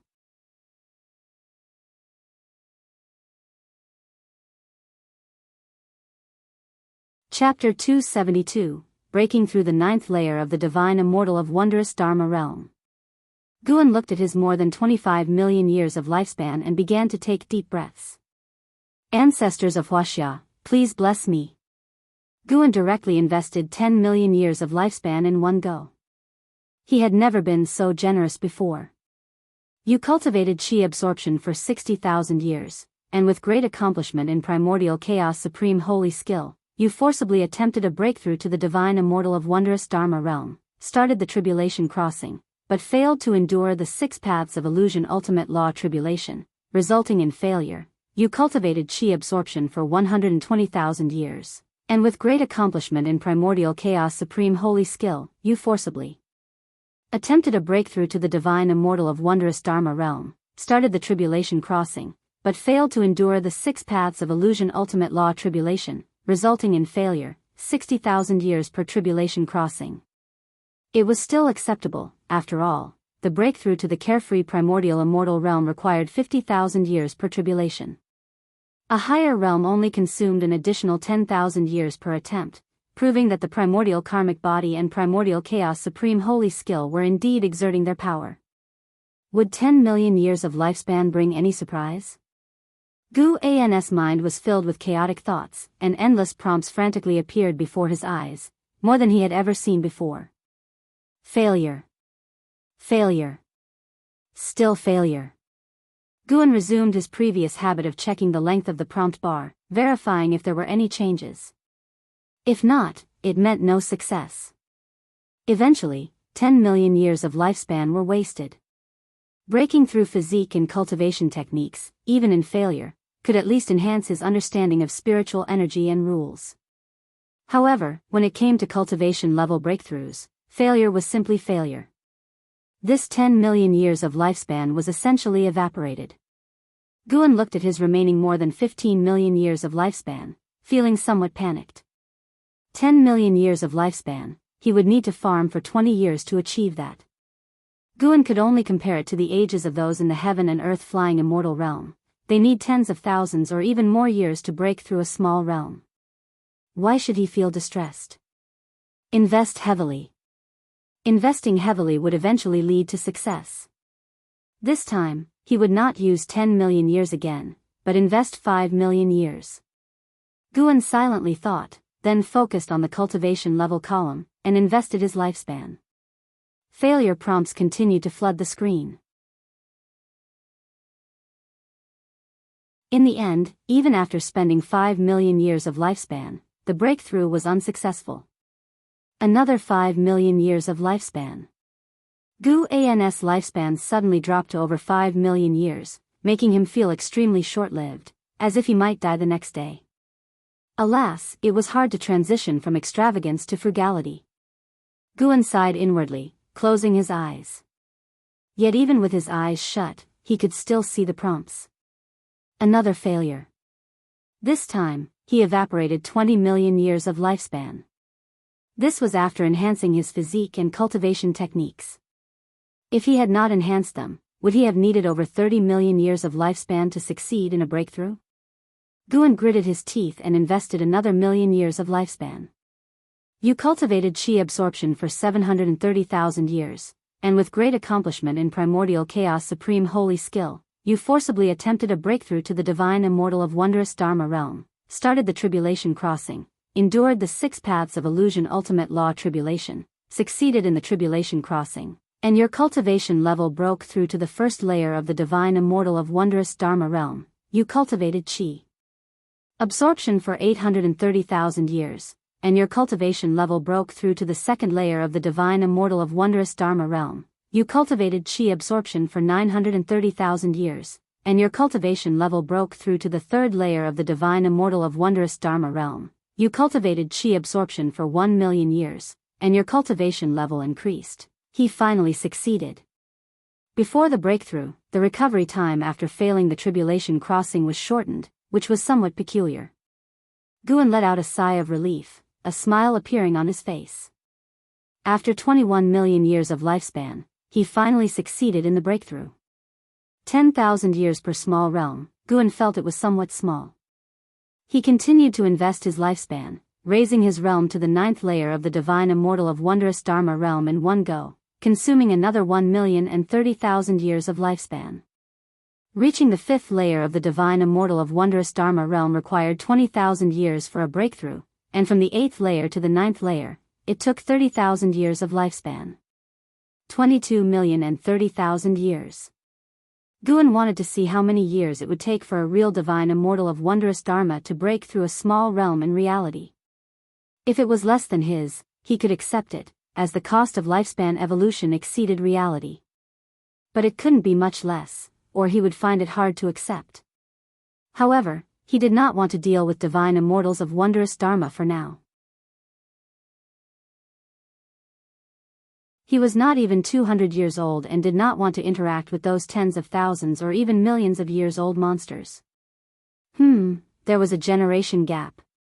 As he thought, he endured the violent surge of Earth spirit energy flowing into his body.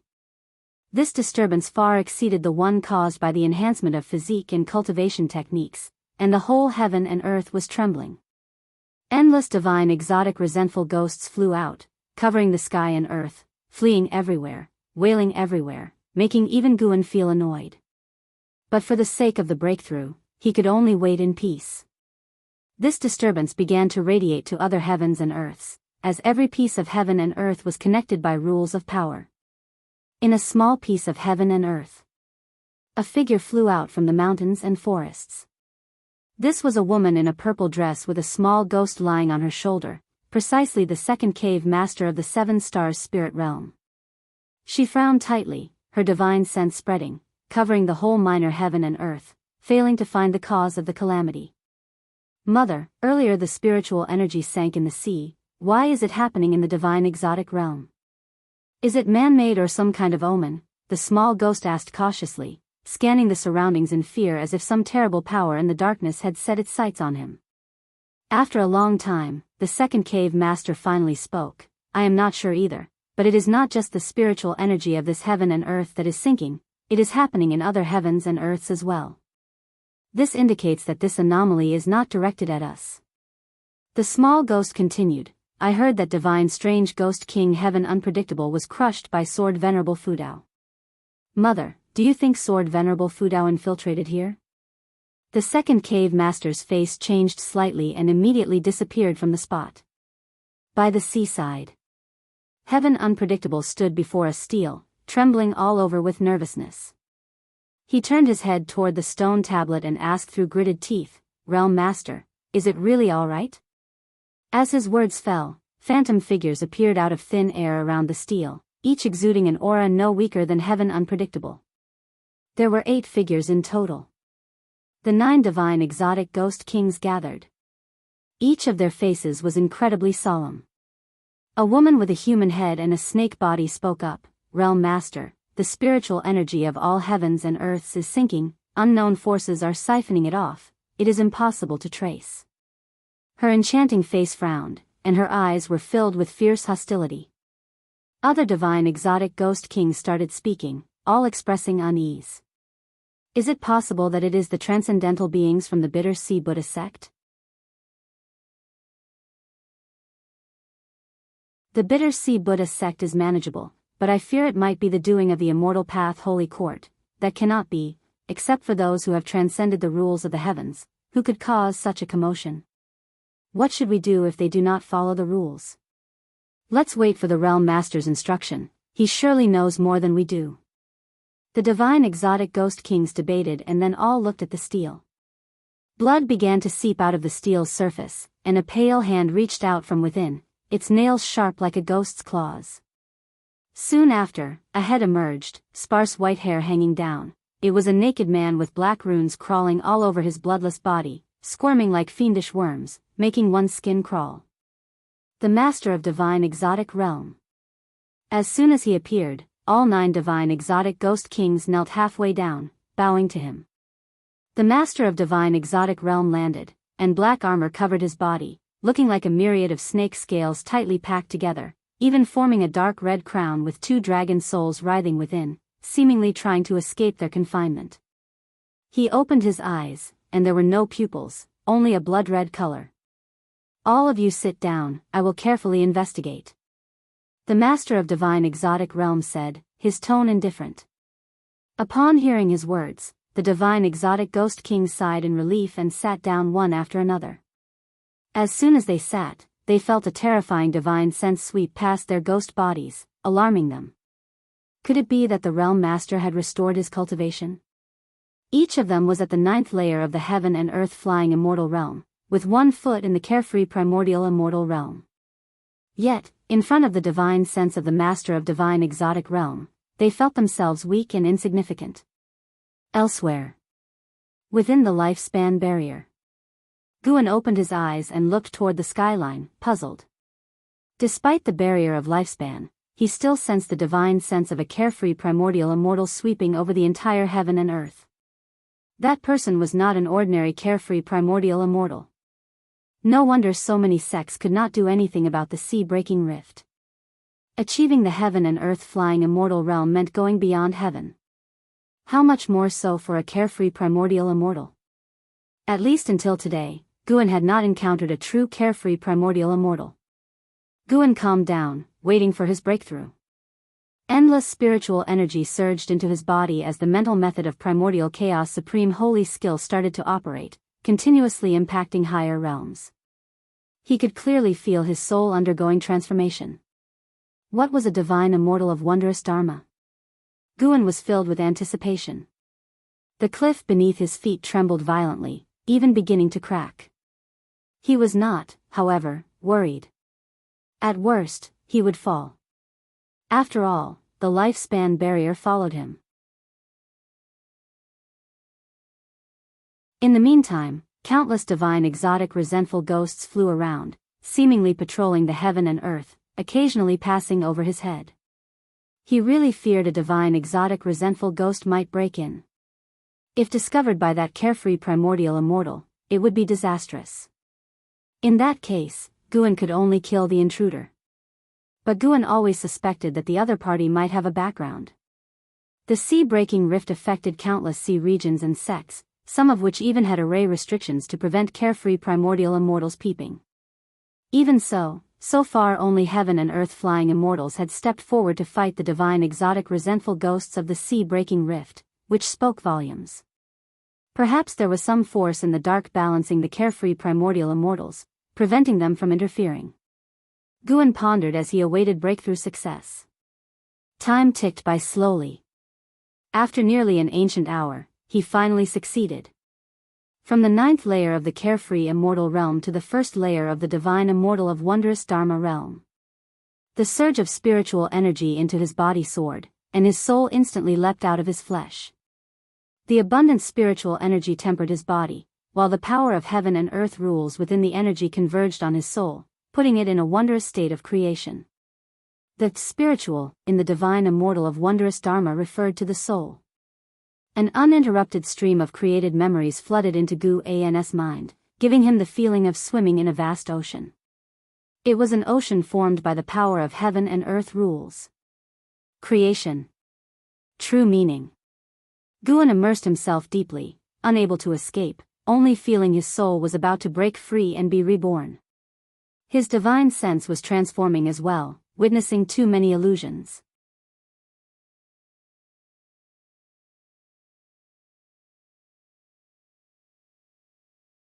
Chapter 273 Please forgive me, Senior. Guan saw visions of all manner of life, witnessing infants being born, witnessing common folk marrying and starting families, watching demon creatures kill for survival, and seeing people weeping in front of altars. And so on. There were joys, and there were sorrows. It was as if he were observing the lives of all beings, countless images passing before his eyes, an overwhelming sea of scenes that would drive an ordinary immortal to insanity. Guan was different, he was undergoing a transformation into a divine immortal of wondrous Dharma. At first, he felt some discomfort, but gradually he adapted, even beginning to catch glimpses of destiny within the endless visions. The divine immortal of wondrous Dharma could perceive destiny, and destiny could form fate, which meant the divine immortal of wondrous Dharma could see the fate of most beings. Destiny was based on cause and effect, yet it independently formed rules. A person's life intersected with their surrounding environment, different choices created different life paths. Choices were cause and effect, and the paths they formed were destiny. However, unlike cause and effect, destiny also involved factors beyond cause and effect, such as natural disasters. Destiny was based on the rules of heaven and earth, the choices of cause and effect in a person's life. Heaven and earth flying immortal and carefree primordial immortal delved into the way of cause and effect, while divine immortal of wondrous Dharma studied the Tao of destiny. Observing the fate of all beings, comprehending the true essence of destiny. Guan's consciousness immersed itself in this, his soul constantly transforming, his cultivation level continuously increasing. Divine Immortal of Wondrous Dharma Realm's second layer. Third layer. Fourth layer. The cliff beneath Guan collapsed, and he fell along with it, disappearing into the swirling dust. Under the blood-colored sky, the figures of divine exotic resentful ghosts flitted by, thunderclouds roiling, and in the clouds, faintly visible, were the massive forms of evil ghosts as large as mountain ranges. After a full 2 ancient hours, the area finally calmed down, but the spiritual energy between heaven and earth had also become thin. By the sea, the 9 divine exotic ghost kings around the steel all breathed a sigh of relief. The anomalies were finally over, and during this process, they had not encountered any attacks. Perhaps it was truly a disturbance in the rules of heaven and earth, rather than an attack from a strong enemy. The master of divine exotic realm meditated in mid-air, eyes closed, brow furrowed. His divine sense continually scanned the various parts of the divine exotic realm, inspecting every inch of land, but he could not detect any anomalies, and even he, the realm master, did not know where the spiritual energy had descended. This made him very uneasy, feeling he was losing control over the divine exotic realm. Even if it was just a disturbance in the rules of heaven and earth, there must be a reason behind it, and he did not know what it was. He slowly opened his eyes, his gaze falling on the 9 divine exotic ghost kings below, his eyes flickering. Could it be that these fellows had offended someone, and the other party was warning him? Amidst the vast dust, Guan sat cross-legged on the ground. The lifespan barrier did not isolate the dust, but the dust could not approach him. His entire being emitted 7-colored radiance, and the golden pattern on his forehead shone with golden light, like an eye floating before his forehead. His cultivation had already reached the 9th layer of the divine immortal of wondrous Dharma realm. The reason he did not open his eyes was because he was carefully comprehending the mysteries of the divine immortal of wondrous Dharma. His soul had already transformed into the immortal soul of wondrous Dharma. As long as the soul existed, the physical body could perish and still be restored. This was the powerful aspect of the divine immortal of wondrous Dharma. However, the divine immortal of wondrous Dharma still had a heavenly destiny, meaning its lifespan had limits, something he could clearly sense through his insights into the Tao of destiny.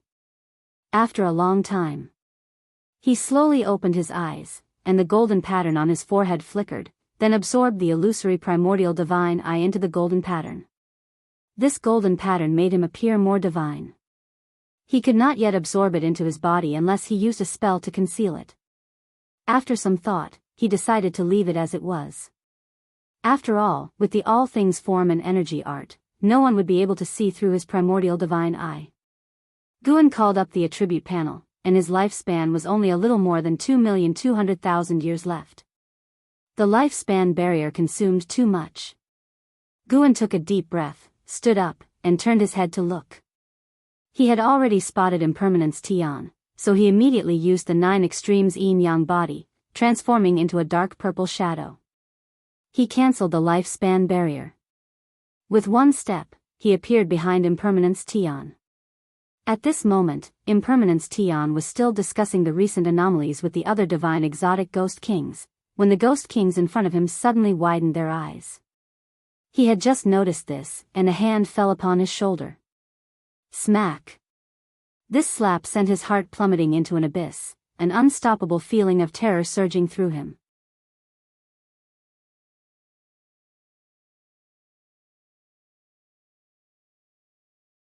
If he could speak now, he would certainly curse the master of divine exotic realm. The other divine exotic ghost kings could understand the look in his eyes, feeling equally distressed, sharing the feeling of the death of a kindred spirit. Guan squeezed his right hand, and impermanence Tian in his hand instantly turned to ash. He waved his sleeve, dispersing impermanence Tian's true soul. No prompt for gaining lifespan, but impermanence Tian was no more. Guan sent a voice transmission to the master of divine exotic realm, said a sentence, and then turned to leave. The master of divine exotic realm squinted his eyes, then called out, "Wait." Guan stopped, his back still facing him.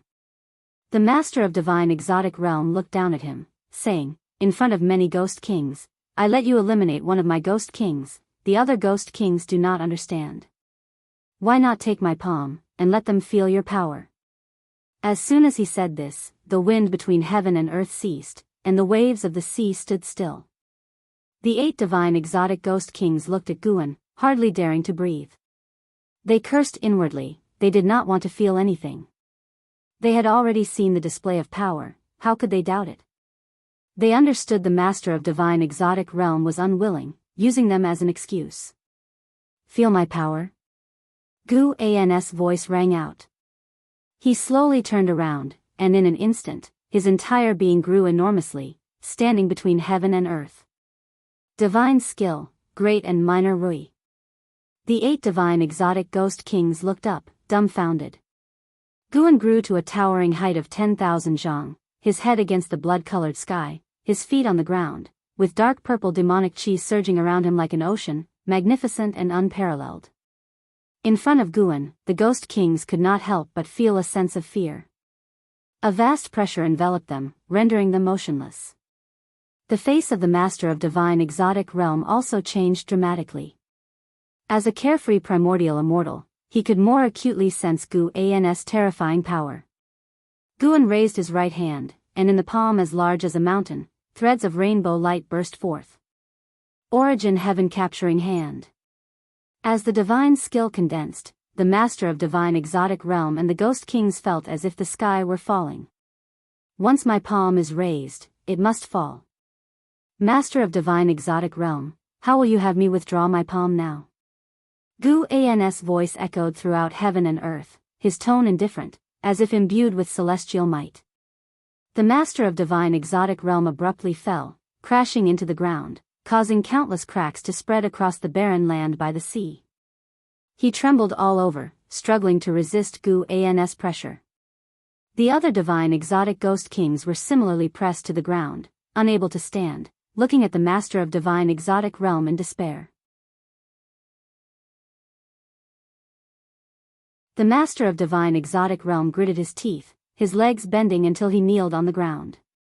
He supported himself with both hands on the ground, speaking slowly, "Please forgive me, Senior." His voice echoed through the heavens, heard by countless divine exotic resentful ghosts. The ghost kings looked at him lowering his proud head, feeling both relieved and distressed. They were strong, capable of stirring the seas, but before the mightiest of the heavens, they were still like ants. Supreme Sect, 3rd Medicine Valley. Guan stepped off the transmission array platform, humming a little tune. "Hey, why so happy?" Passing by, Yu Yingying couldn't help teasing. Guan glanced at her and said, "It's all right." Yu Yingying giggled, "If you were born overseas, you wouldn't be in such a good mood now." Guan replied, "There are no ifs, are there? Cherish the present, enjoy life, Junior." As he finished, he walked towards the chess area in the distance, ready to defeat Nine-Finger Divine Lord in 3 more games. Let Nine-Finger Divine Lord feel the terrifying deductive abilities of the Divine Immortal of Wondrous Dharma. Yu Yingying watched Guan's back, pouting slightly, reflecting that sometimes being in the lower ranks might not be a bad thing. At least you don't have to worry about world-ending catastrophes.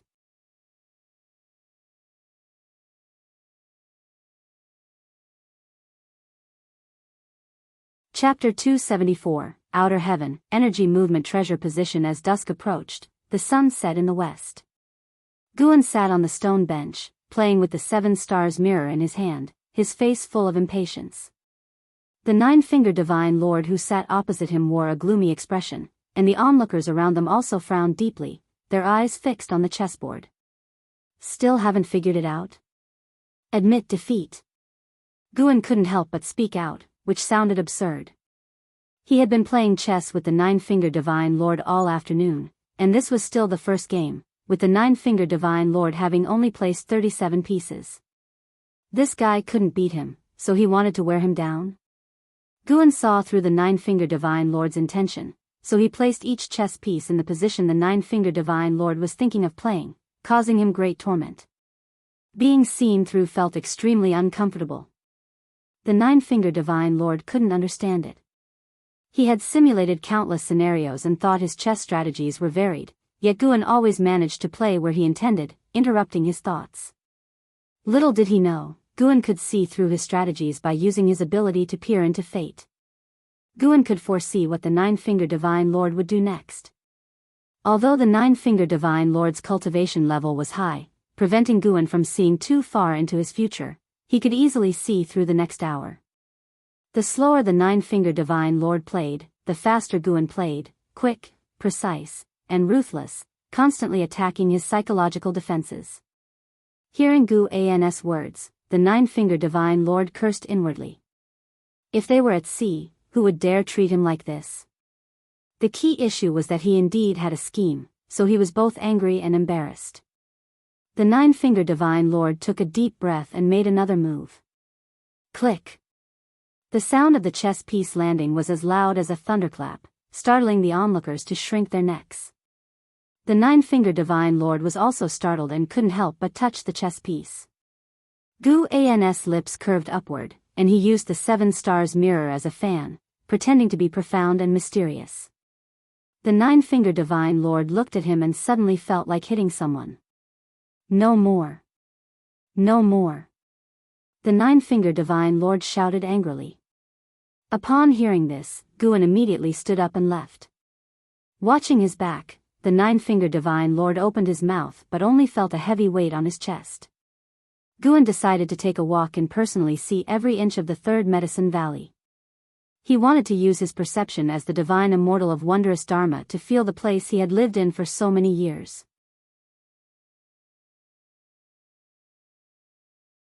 Just as he hadn't walked far, Yang Jian came up to him and told Guan that he didn't know why, but he suddenly felt enlightened and relieved today.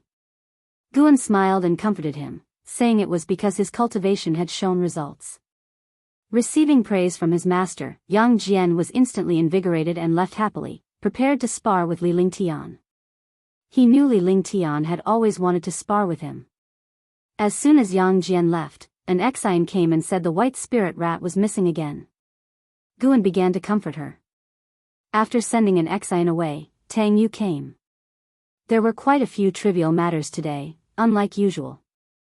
Guan did not feel irritated but rather found it amusing. What about being the divine immortal of wondrous Dharma? He still cared about these low-level old friends around him and wanted to maintain his life. The path to immortality was long, and the 9 heavens of immortal path, the divine immortal of wondrous Dharma, was merely the 6th layer heaven. What kind of realm lay beyond the 9 heavens? He was very much looking forward to it and was full of fighting spirit. An hour later. Night fell, and Guan leisurely walked back to the pavilion. From afar, he saw a graceful figure standing under the pavilion. It was Ji Xiaoyu. Guan saw that Ji Xiaoyu was holding an object in her hand. He did not mind, as he had already seen through the causes and effects of that treasure. The blood prison great saint lying on the ground saw Guan, and his ox-like eyes lit up. He felt that his master had changed a bit again. Could it be that his master had become stronger again? This was definitely a good thing for him. The stronger the master, the greater his face, and he could also gain more benefits. Guan came to Ji Xiaoyu and asked with a smile, "Isn't this your time for cultivation at night? Why are you waiting here?" Ji Xiaoyu's eyes fell on Guan's forehead, where a golden pattern faintly glowed under the night sky. She couldn't help but raise her hand and touch her own forehead. There was a red pattern on her forehead, finer than Guan's Tao pattern. She smiled and said softly, "Nothing, just came out to look at the moonlight." The item she was holding in her other hand disappeared. Guan turned around and stood shoulder to shoulder with her, looking at the bright moon in the night sky. He smiled and said, "Xiaoyu, what do you think the scene beyond the sky is like?" Ji Xiaoyu, hearing this, looked up at the night sky and replied, "Perhaps there are many other worlds. I have heard the elders in my clan say that every star in the sky is a world. The Tao is simple, and all things follow the same principles. Life on earth is as tiny as dust, and the heavens and earth in the Tao are as small as stars." Guan couldn't help but turn his head to look at her, surprised she could speak such profound words. Unknowingly, this girl had already grown so tall.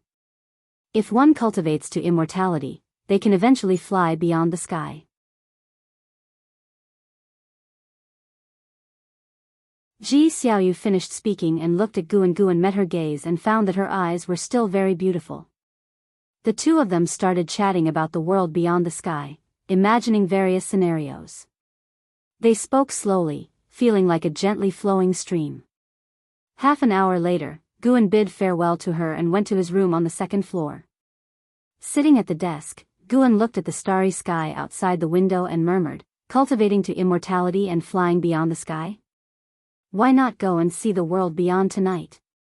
When he reached the heaven and earth flying immortal realm, he went to Immortal's Seeking Island.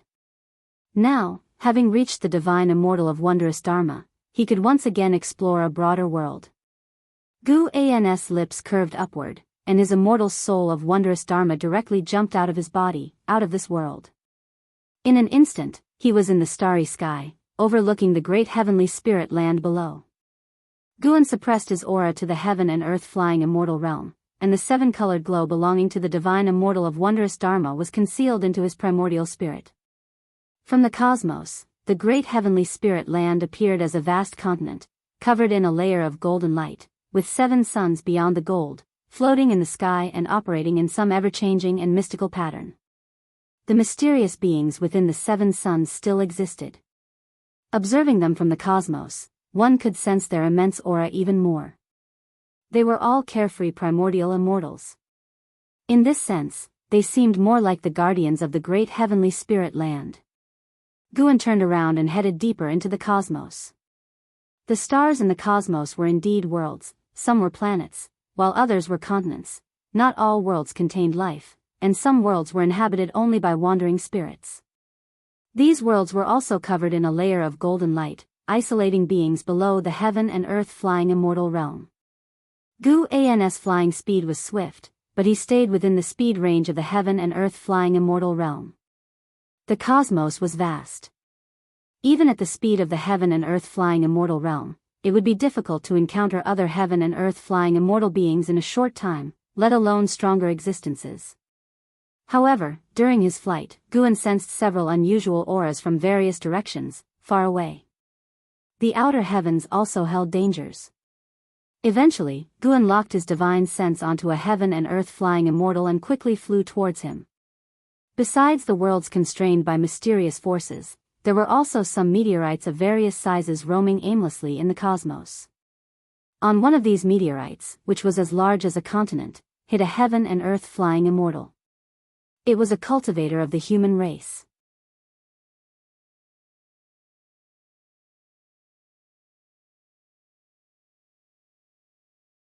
Of course, if you see no hope for a breakthrough, you may as well try your luck.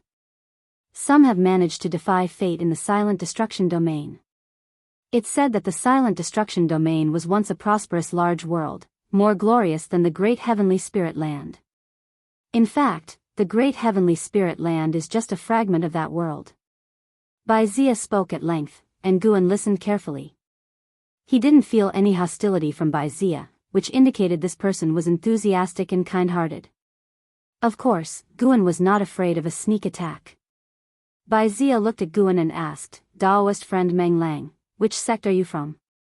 The great heavenly spirit land was vast, but for heaven and earth flying immortals, it wasn't very big. Guan replied, "To be honest, I am just a loose cultivator with no sect. Years ago, my sect caused trouble and was exterminated. I escaped and have been cultivating in seclusion ever since." Intrigued, Baizia asked, "You managed to reach the heaven and earth flying immortal realm just by cultivating on your own? Daoist friend, it seems you have great talent. Why not join our mortal world peak? I can make you a peak master, and you can also gain an energy movement treasure position in the Holy Court. With the Holy Court's chief fortune, perceiving the heaven and earth rules will become easier."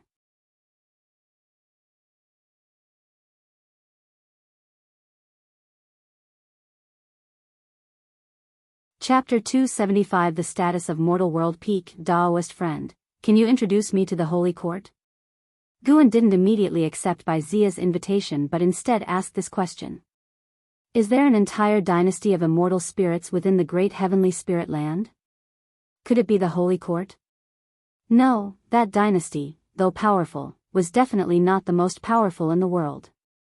In the mortal world, there was an incredibly vast continent, and even the divine sense of the carefree primordial immortal faced resistance just by nearing its edge. That continent should be the location of the Holy Court. Baizia gave Guan a suspicious look. How could this person not know about the Holy Court? How long has he been in seclusion? Although puzzled, Baizia still introduced it as was appropriate. The Holy Court is the absolute ruler of the great heavenly spirit land and the origin of the immortal path, located in the Daoist divine continent of great heavenly spirit land. The Daoist divine continent is the largest continent within the great heavenly spirit land, and the human race also originated from the Daoist divine continent, eventually spreading throughout the entire great heavenly spirit land. The Holy Court does not interfere with affairs across the land but ensures the safety of the great heaven and earth. If there is a world-ending catastrophe or an invasion by outer heaven demons, they would take action. They also oversee various chief fortune sects across the world. If any sect brings disaster to the world, the Holy Court would send someone to punish them. Within the great heavenly spirit land, the cultivators of the Holy Court represent immortals. Not all chief fortune sects can obtain the chief fortune treasure position of the Holy Court. The chief fortune treasure position enhances one's understanding of heaven and earth rules and extends lifespan, making it a pursuit for countless cultivators. Mortal world peak may not be as powerful as it was in ancient times, but it has a profound foundation. Many of our ancestors are venturing in the outer heaven. If they encounter each other, they can offer mutual assistance. The Peak Master's authority is vast, not only holding office in the Holy Court but also overseeing tens of thousands of disciples on the peak. Baizia's tone was filled with pride, as if Mortal World Peak was the most formidable chief fortune sect in the world. Guan curiously asked, how does Mortal World Peak compare to the Star Sea congregations, Seven Stars Spirit Realm, Deep Sea Spirit Palace, and the Bitter Sea Buddha sect? Baizia glared and said, how can Star Sea congregations, Seven Stars Spirit Realm, and Deep Sea Spirit Palace compare to our Mortal World Peak? The founder of Star Sea congregations once cultivated at our Mortal World Peak, and generations of their disciples remember our kindness. As for Seven Stars Spirit Realm and Deep Sea Spirit Palace, they are just third-rate sections. Bitter Sea Buddha sect is somewhat formidable, but that's only because Shengtian has been interested in Buddhism for the last 1,000,000 years. Once Shengtian's favor passes, who knows if they can even stand their ground. Shengtian is the Lord of the Holy Court, named after heaven, and whose true name cannot be spoken. Baizia's tone was filled with disdain, which fueled Guan's imagination about Mortal World Peak. He stared at Guan and said, what do you think, Daoist friend Meng? Join Mortal World Peak. Although there is no restriction from the Holy Court in the outer heaven, background still matters. Mortal World Peak has a significant reputation. Guan hesitated and said, to be honest, I have some reservations about going to the Holy Court for the Chief Fortune Treasure position. The Chief Fortune Treasure position sounded great, but there were too many intricacies involved. The Holy Court could potentially control all Chief Fortune Treasure positions through Chief Fortune, which concerned his principles. What kind of nonsense is that? If you don't want it, I won't force you. I can leave the spot for someone else. Many people would fight tooth and nail for a Chief Fortune Treasure position. If you possess a Chief Fortune Treasure position, any sect in the world would have to respect you. As long as you don't exploit others, you'll be a welcomed guest anywhere. Not every cultivator in the heaven and earth flying immortal realm can obtain a Chief Fortune Treasure position. Baizia shook his head, laughing. Guan curiously asked, it's so rare. Why would you give it to me? We've just met, and you're inviting me. Baizia coughed and said, it's precisely because I see your exceptional talent and lack of background. Within the great heavenly spirit land, unaligned cultivators in the heaven and earth flying immortal realm are extremely rare. Mortal World Peak is powerful, but not invincible. Of course, after joining Mortal World Peak, if you misbehave, Mortal World Peak won't go easy on you. Our Mortal World Peak has beings that surpass those in the heaven and earth flying immortal realm. Reaching the heaven and earth flying immortal realm meant breaking through minor realms was incredibly difficult. It had been 10,000 years since he had a breakthrough in a minor realm. Guan wasn't surprised. he had long guessed that the mortal world peak hid some carefree primordial immortals. He continued to ask, why don't you try to recruit heaven and earth flying immortals from other sects? For example, there are heaven and earth flying immortals in the star sea congregations. Baizia shook his head and said, how could it be so easy to recruit them? Not speaking of karma and relationships, those heaven and earth flying immortals wield great power within their sects and regions, monopolizing cultivation resources. Even if you join mortal world peak and hold a higher status than them, obtaining the same level of resources as them is difficult. Of course, joining their sects now would make it hard to surpass them since they have been established for tens of thousands, even hundreds of thousands of years. Guan found it reasonable. After thinking for a moment, he said, if that's the case, I'll join Mortal World Peak. However, I can't go to Mortal World Peak right now. No problem. Mortal World Peak won't confine you. In fact, your disciples would be more than happy if you're not at the peak, allowing them to be carefree. My disciples and grandchildren probably have already forgotten me. Baizia laughed self-deprecatingly. He then took out a piece of green jade, carved with a mountain peak. This is mortal jade, symbolizing the identity of the peak master. When you encounter disciples or affiliated sects of Mortal World Peak, you can show it. Of course, with your cultivation level, you can stand boldly in the mortal world. Baizia laughed. Guan accepted the mortal jade, examining it closely. He asked, aren't you afraid I'll act recklessly after receiving the jade and then escape? Baizia laughed, if you misbehave, the Holy Court will deal with you. As long as it's investigated that you didn't stay at Mortal World Peak, the Holy Court won't blame Mortal World Peak. In fact, when you show the mortal jade, you also add strength to Mortal World Peak, making the world know Mortal World Peak has another heaven and earth flying immortal. This made Guan more cautious of the Holy Court. No wonder the 7 stars spirit realm didn't openly harm the continent's beings. They were afraid of the Holy Court. At that time, the Star Sea congregations also sent many disciples to gather evidence against the 7 stars spirit realm, seemingly to accuse them. The Holy Court protected the beings of the world but not the sections. The world was vast, and the Holy Court couldn't care for every being, so there would always be places where beings suffered. Guan continued to inquire about the power dynamics of Mortal World Peak, and Baizia didn't hold back, informing him of the allies and affiliated sects of Mortal World Peak, as well as their enemies. Overall, Mortal World Peak had more allies than enemies, which was why it could stand strong in the mortal world. As they continued talking, the conversation shifted to the outer heaven. Guan intentionally hinted at his desire to explore the outer heaven to prevent Baizia from investigating him in the mortal world. After chatting for a long time, Guan finally took his leave. He didn't head towards the great heavenly spirit land, but instead flew into the depths of the universe. Baizia watched Guan's departure direction, deep in thought. He mentioned the Star Sea congregations, 7 stars spirit realm, and Deep Sea Spirit Palace. These 3 forces are adjacent to each other. Could he come from that region? I need to check it out. How could such a place produce a heaven and earth flying immortal without a sect background? Strange, strange. After parting ways with Baizia, Guan only pretended to head towards the silent destruction domain. Once he escaped the divine sense range of the heaven and earth flying immortal, he used the limitless freedom step to return to the mortal world. Guan's soul re-entered his body, and he stretched with a yawn.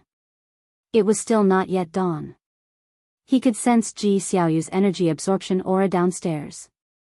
The outer heaven is vast, but the mortal world gives me more peace. Guan smiled as he thought this. He had no need for adventures. He would not wander the silent destruction domain, battling with heavenly demons. One step at a time. With the annual lifespan income, he couldn't imagine how powerful he would be in 10,000 years. 10,000 years was not long for a heaven and earth flying immortal, let alone for a divine immortal of wondrous dharma. Guan picked up a travelogue and started reading. The moon set, and the sun rose. Another morning dawned over the Medicine Valley. Guan got up to organize his clothes, then went downstairs to lead the disciples in their exercises. Nearly 1,000 people exercising together was quite a sight. Ji Xiaoyu walked out of the house. She didn't join the exercises, merely watching the disciples practice. It had become her habit. After the exercises, Li Lingtian ran over excitedly and said, "Sister Yu, I recently learned a spell that's quite powerful. Do you want to see it?" Ji Xiaoyu didn't even look at him.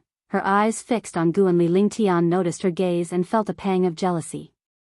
He said softly, "Sister Yu, my senior brother Gu is quite the charmer. He has a junior sister and the Dao Tian sect's holy daughter has feelings for him. Also, Senior Lu, who left earlier, wants him as her Daoist friend as well." Ji Xiaoyu slightly frowned and glanced at him, asking, "Why are you telling me this?" Li Lingtian fake coughed and said, "I was afraid you didn't know." Ji Xiaoyu responded coldly, "Do you know why you're not as good as Yang Jian?" "Why?" "Because your mind is impure. As a cultivator, you're thinking about romantic affairs. It's ridiculous and unworthy. I do have feelings for him, but I haven't thought of becoming Daoist friends. My goal is to pursue the immortal path, and so is his. That's why, despite having many romantic interests, he has no Daoist friend." Ji Xiaoyu said calmly. After speaking, she walked past Li Lingtian towards Gu, and Li Lingtian stood there, his face awkward, but he wasn't angry. Instead, he reflected on Ji Xiaoyu's words. Indeed, he was still swayed by emotions. What kind of cultivator was he? Thinking closely, Yang Jian was practically a cultivation fanatic. Besides cultivation and chores, he did nothing else. Li Lingtian rubbed his chest, still sore from sparring with Yang Jian last night. Guan didn't pay attention to the conversation between Li Lingtian and Ji Xiaoyu. After chatting briefly with Ji Xiaoyu, he rode off on the blood prison Great Saint, accompanied by Yang Jian. Today was another day to harvest. And so it went. A month passed quickly. On this day, Guan arrived at Heavenly Phoenix Mountain, Ninshu Cave. Tian Yaor saw him and excitedly rushed forward, saying, "Master, there's activity in the outer world cave. Some immortal herbs have matured." Gu An's interest piqued, and he called for Tian Qing and Tian Bai to head to the outer world cave. Tian Qing and Tian Bai immediately clung to his arms, making it difficult for Tian Yaor to get close to Guan.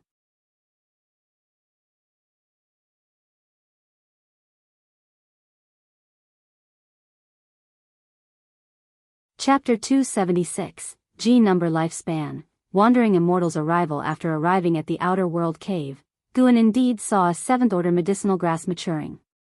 However, he felt it could still be left to grow, as the roots at the bottom of the plant kept growing, generating more seeds in the surrounding soil. Guan watched for a while.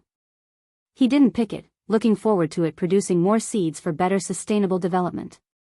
Having already reached the 9th layer of the mystic law spirit immortal realm, Guan no longer needed to rush to harvest thousands or even tens of thousands of years of lifespan. His goal was 100 million years of lifespan. As long as the overall time taken was shorter, that was fine. If the high-rank medicinal herbs in the outer world cave reached maturity, he might be able to harvest tens of millions of years of lifespan in one go. Just thinking about it made him a little excited. I'm planning to expand this cave. Later, you can move in. If you get bored, you can also raise some demons, but they must know the rules and not damage my medicinal herbs.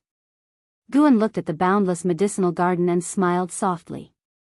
Hearing his words, Tian Yaor and the other 2 women were very excited and began to imagine things together. Compared to raising demons, they were more eager to go out and explore. Guan promised them that once they reached the Mahayana realm, they could go out and play, which was also for their own good. Upon hearing about the Mahayana realm, the 3 women's faces all fell. How long would they have to cultivate to reach that level? The world outside is dangerous. If you get caught, being bullied would be the least of your worries. You might be skinned alive, have your flesh turned into elixirs, and your bones made into ornaments. Guan shook his head, scaring the 3 women in just a few sentences, making them not dare to think about going out anymore. Before meeting Guan, they had all faced hardships. Tian Yaoer had been kept in captivity by the Heaven Phoenix Demon Mother, while Tian Qing and Tian Bai were orphans who roamed everywhere after their parents died. During that time, their wounds had never healed.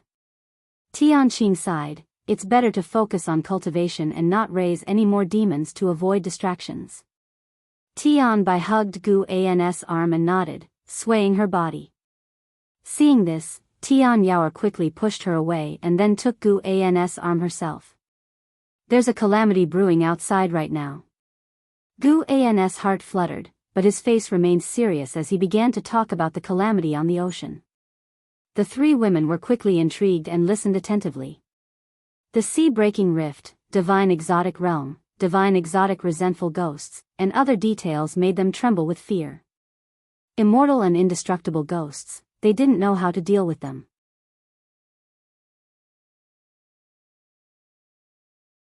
"Master, will this calamity affect you? Should you hide in the cave? If the forces on the sea can't handle it, it will eventually spread to the continent where we are. How could there be such terrifying ghosts in the world?" The three women started chattering again. After staying in the outer world cave for an hour, Guan finally returned to the Supreme Sect. He went to the Third Medicine Valley, habitually going to watch Nine-Finger Divine Lord play Go, but was stopped by Yu Yingying on the way.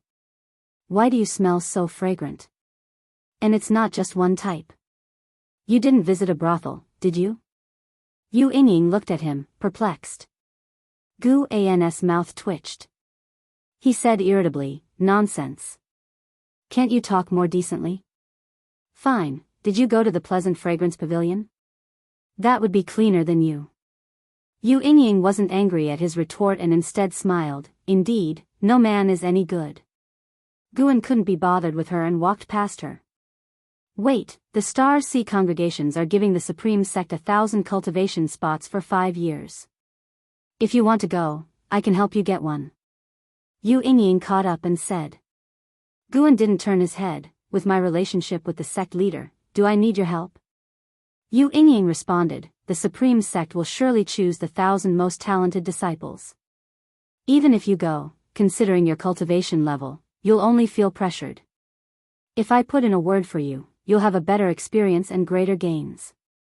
You might even go into closed-door cultivation upon returning and break through to the nascent soul realm." Guan stopped and looked at her.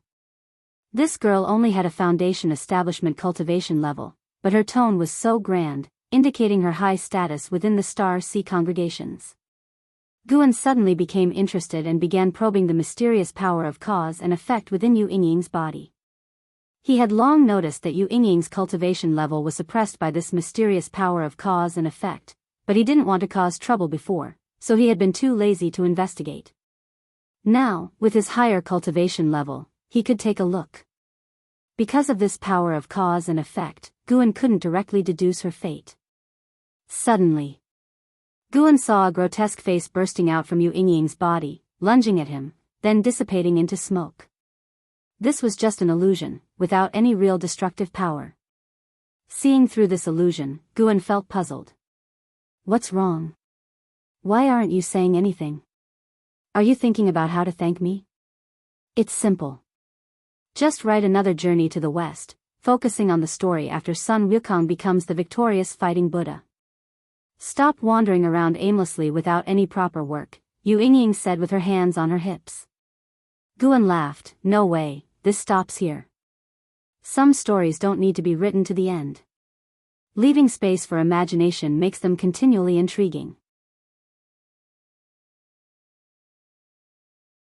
Yu Yingying gave him a glare and asked, "Are you going or not?" "I'm not going. Thanks for your goodwill, but I'd rather spend my life peacefully in the Medicine Valley.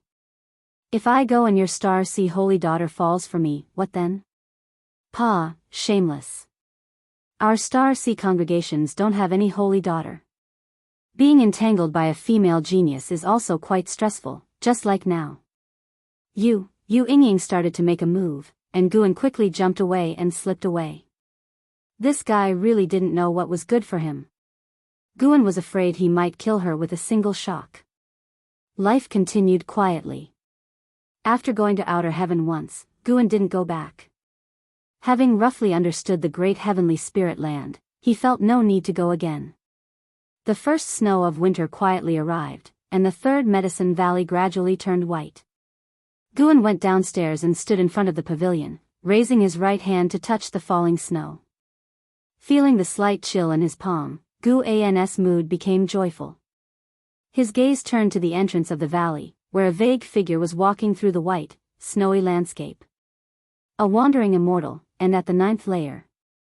It was because of this person's arrival that Guan had come downstairs. Why would a wandering immortal arrive for no apparent reason? Guan watched quietly as that person entered the valley. The person was a handsome monk draped in a cassock, holding prayer beads, advancing with his eyes closed. The falling snow formed a white cape on his shoulders. Shinshinzi, Wandering Immortal Realm 9th Layer 45865/19000/9999999. A lifespan of 999,999 years? Guan had never seen such an extreme lifespan before. This was definitely the highest lifespan beyond nirvana he had ever seen. 9 was the highest number. He wondered if and how and Yang Jian, after their nirvana, could reach such a lifespan. Guan pondered thoughtfully, watching as Shinshinzi walked toward the Go area in the Medicine Valley, evidently heading for Nine-Finger Divine Lord. Many disciples in the valley noticed Shinshinzi's arrival. So not only was Guan watching him, Shinshinzi did not draw much of his attention, and he did not even open his eyes. After arriving among the crowd, Shinshinzi heard Nine-Finger Divine Lord's urging voice. "Can you play faster?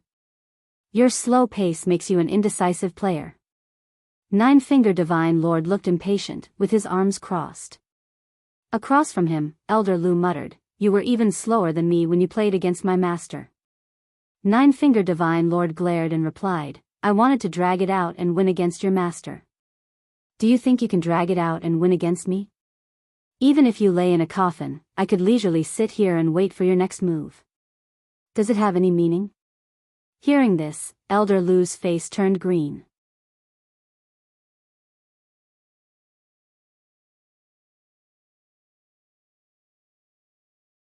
As Shinshinzi was about to inquire, his attention suddenly shifted to Yu Yingying, who was passing by at a distance. His brows immediately furrowed. Nine-Finger Divine Lord noticed his gaze and asked, "You saw her too? What will you do about it?" His tone was intriguing, as if eager for a spectacle. Taking a deep breath, Shinshinzi replied, "A demon should naturally be eradicated."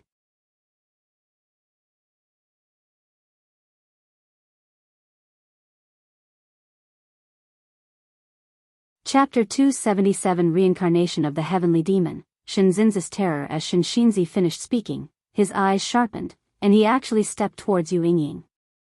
The Nine-Finger Divine Lord quickly grabbed him, scolding, "Do you really dare to act recklessly?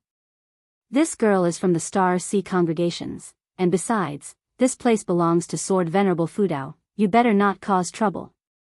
Shinshinzi sternly said, "Exorcising demons is the duty of us disciples of the Buddhism sect. How can we neglect it out of fear of the strong?"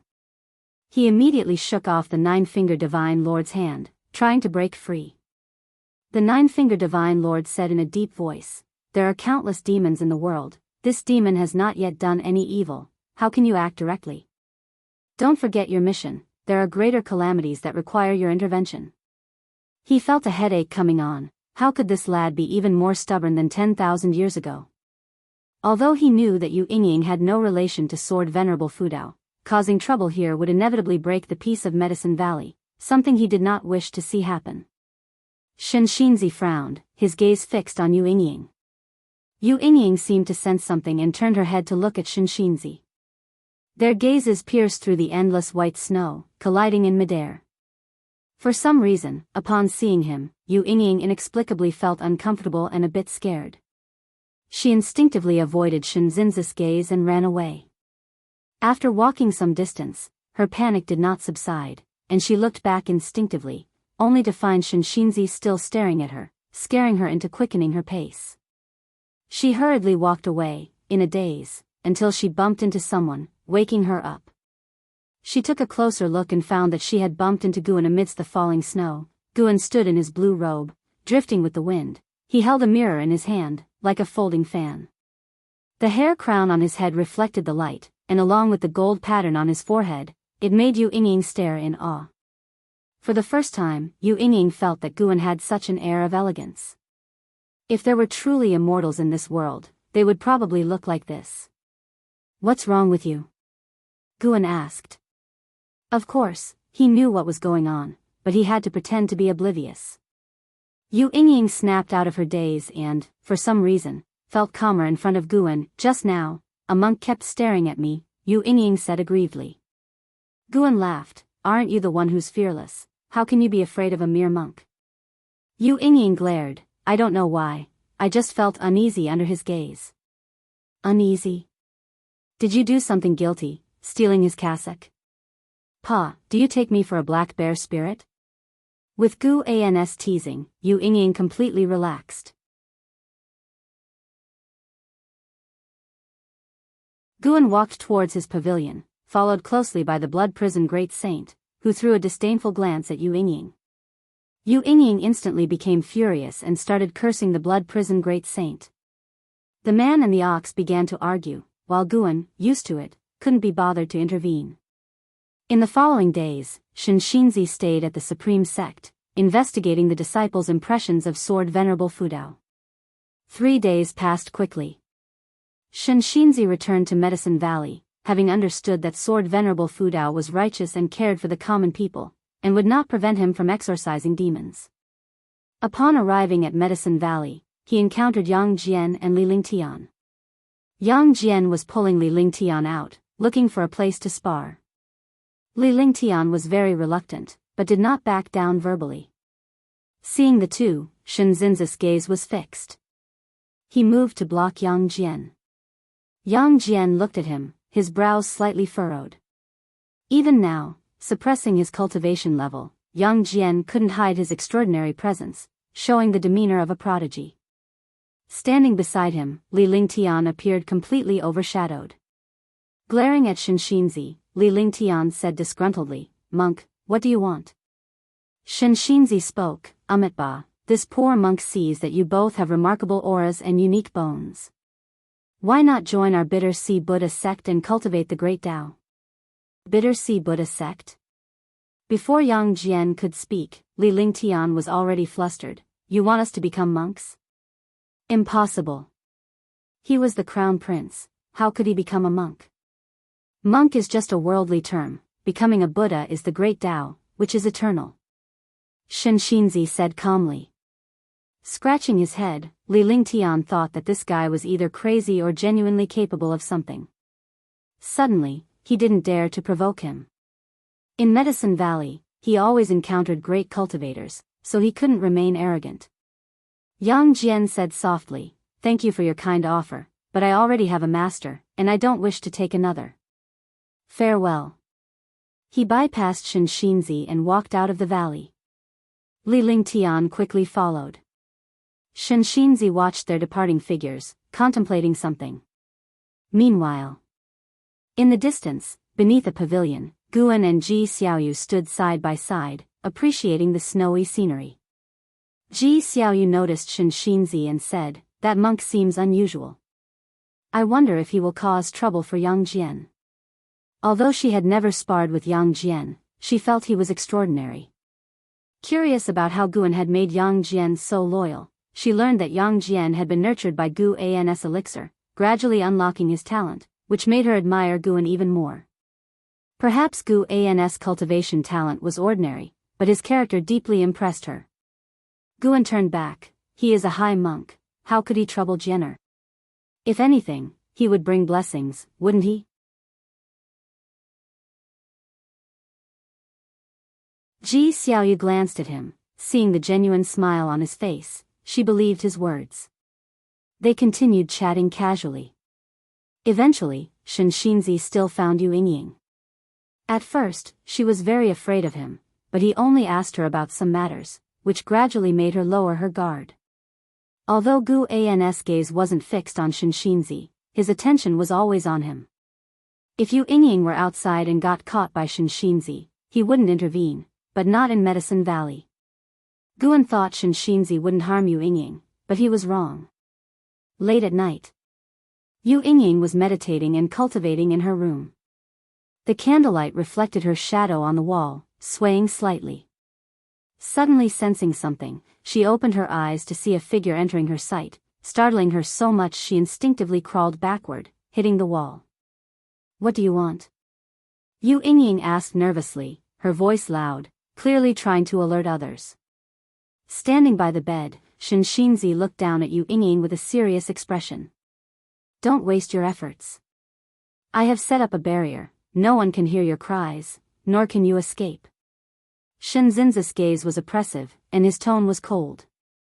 Yu Yingying gritted her teeth and asked, "Who are you? What grudge do you have with me?" "Amitba, we have no personal grudge. This poor monk can let you die knowing the reason. You are the reincarnation of a heavenly demon. Once your cultivation reaches the primordial spirit stage, you will regain memories of your past life and bring calamity to the world." Shinxinzi replied. Upon hearing this, Yu Yingying's expression changed dramatically, but instead of arguing, she sat dazedly on the bed, looking desolate. "I see," she murmured, a bitter smile appearing on her face. She closed her eyes, preparing to accept her fate. Shinxinzi closed his eyes and raised his right hand, ready to end Yu Yingying's life. Thud. Suddenly, a hand pressed on Shinxinzi's shoulder, causing his eyes to snap open, his Buddha heart trembling. This indescribable feeling made him inexplicably fearful. Having faced countless formidable demons, even in defeat, he had never felt this way. He was shocked to find himself unable to move, his mana suppressed and inactive. He immediately thought of someone. Sword Venerable Fudao. Legend had it that in a book, it was written that Sword Venerable Fudao would lightly tap the shoulder before killing someone. He had thought it was just a tale, but it turned out to be true. Outsiders are not permitted to kill within the supreme sect. Gu An's voice reached Shinxinzi's ears, hoarse and indifferent, carrying an undeniable authority. Next, Shinxinzi felt the hand on his shoulder disappear, an immense relief flooding over him. He exhaled deeply, his forehead drenched in cold sweat, unable to remain calm. In that brief moment, he truly thought he would die. Looking again at Yu Yingying, his eyes were complex. "Amitba," Shinxinzi's voice rang out, followed by the sound of the door opening. Yu Yingying opened her eyes to see that Shinxinzi had vanished. Thinking about his earlier tone, it seemed he was sighing. However, Yu Yingying felt no relief from the brush with death. Instead, she remained despondent. The reincarnation of a heavenly demon. Having grown up in the Star Sea congregations, she had heard tales of the heavenly demon. No wonder her father was reluctant to teach her cultivation.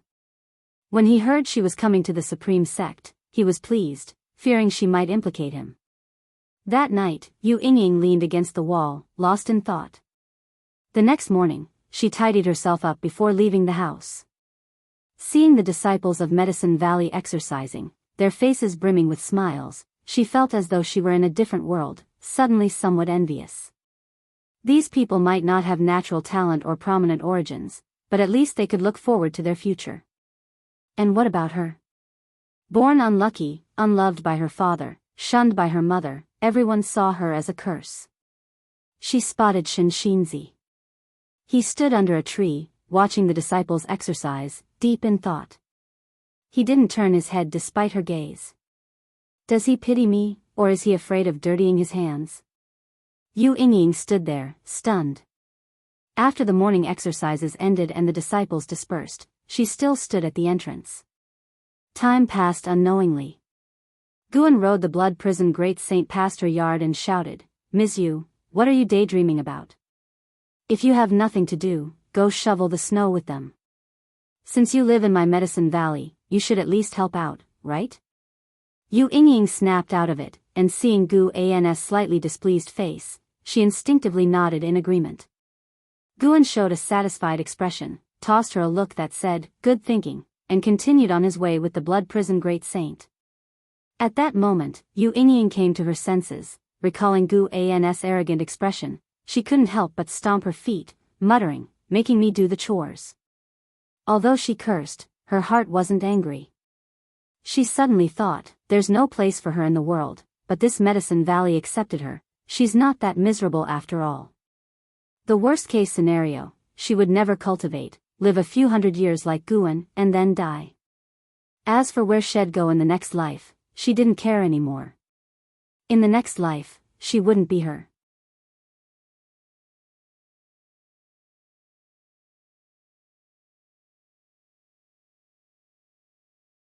Chapter 278 Lord of all realms, head of immortal Shinshinzi stood under the tree, also lost in thought. Unlike Yu Yingying, who had already come to terms with things, he was still puzzled.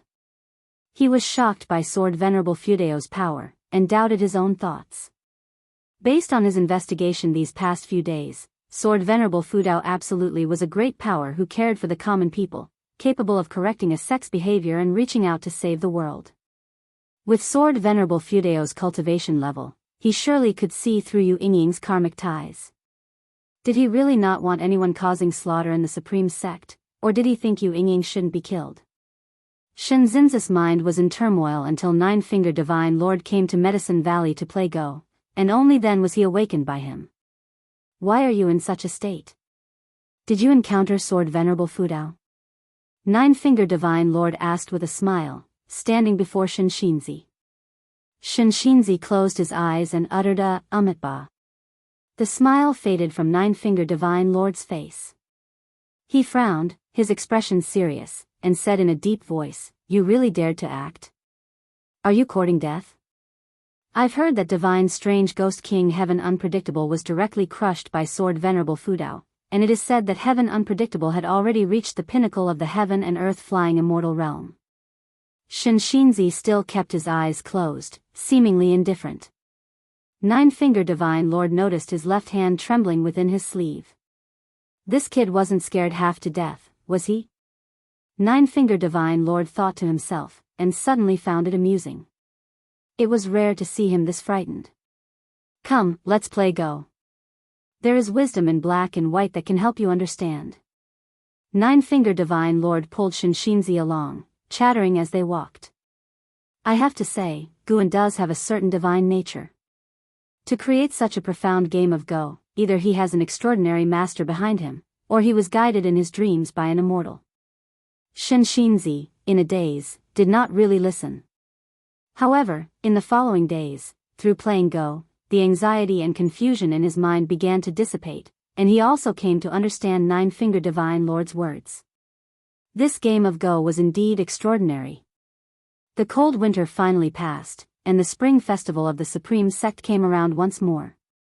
It was worth mentioning that, through the promotion of Li Xiandao, people across the world had begun to celebrate the spring festival. In the third Medicine Valley, Li Lingtian stood beside Yang Jian, his hands on his hips, as he looked at Shinshinzi under the distant tree, frowning. Why hasn't that monk left yet? Is he planning to stay here? Yang Jian was making lanterns beside him and replied nonchalantly, "He can stay if he wants, it's none of your business. My master hasn't chased you away either." Li Lingtian glared and said, "I'm different. I am your master's junior brother, and your master has the best relationship with my brother, the emperor." Yang Jian suddenly looked at him and asked, "By the way, have you heard from your emperor brother? He is cultivating among the Star Sea congregations and should be acquainted with Enhao, right? No contact yet, but he does have a good relationship with Enhao. Both are already legendary geniuses in the Supreme Sect. Speaking of which, I haven't seen them in person. Perhaps my emperor brother doesn't even know of my existence." Li Lingtian replied. When he mentioned Leia, a trace of envy entered his tone. "You could follow in your emperor brother's footsteps. I've heard that the Taizong dynasty and the Star Sea congregations have also established a friendly cooperation. Your father, the emperor, must have some way. Forget it, it's better to cultivate with you. To be honest, I think you are the strongest genius in the world. My emperor brother and Enhao are nothing compared to you." Li Lingtian looked at Yang Jian seriously and said, expressing his genuine thoughts. In this lifetime, he admired Yang Jian the most. Not only was his talent unparalleled, but he also had the patience to cultivate diligently, avoiding the pursuit of empty fame. There's no way I'm the strongest, and I also have a goal to pursue. Yang Jian shook his head and laughed. A goal to pursue? Li Lingtian was immediately intrigued and began to ask, but unfortunately, Yang Jian would not say. Elsewhere, Guan approached Shenxinzi. At this moment, Shenxinzi was sitting on the ground, engrossed in Journey to the West. Daoist friend, the festival is approaching. Would you like to join us? Guan asked with a smile. Shenxinzi came to his senses, quickly got up, and saluted Guan, saying, Amitba, thank you for the invitation. As a humble monk, I dare not refuse. What can I do to help? Guan waved his hand with a smile. You are a guest, there's no need for you to do anything. Of course, if you are in the mood and have time to guide the disciples in the valley, I would be grateful. Shenxinzi couldn't help but ask out of curiosity, Benefactor, what do you wish to learn? Not for me, but for the disciples in the valley. Doesn't the benefactor seek the Mahayana Buddhist teachings and the immortal destiny? Me? Forget it. My current life is pretty good. I don't want to go out fighting and killing. I have a senior brother named Leah, who holds an immortal path supreme treasure. He's incredibly powerful, but unfortunately, only I know the hardships he faces behind the glory. I'm timid by nature and dare not kill people, so it's best for me to stay in Medicine Valley. Guan laughed freely, causing Shenxinzi to look at him with admiration. They chatted for a while before Guan took his leave. Shenxinzi watched his departing figure, filled with deep emotions. This Medicine Valley, though small, was truly fascinating. There were great cultivators who had achieved unparalleled heights, extraordinarily talented juniors, ill-fated disaster stars, and a valley master who had seen through life. If he were to cultivate Buddhist teachings here, it might bring him greater enlightenment. However, unfortunately, he still had to head to the sea-breaking rift. If he could survive and return, he could cultivate here for hundreds of years. Shenxinzi silently thought, no longer caring about eliminating Yu Yingying. With a great power like Sword Venerable Fudao watching over her, she shouldn't cause any trouble. In the palace, Anhao stood up and saluted his master, Sage Fuchen.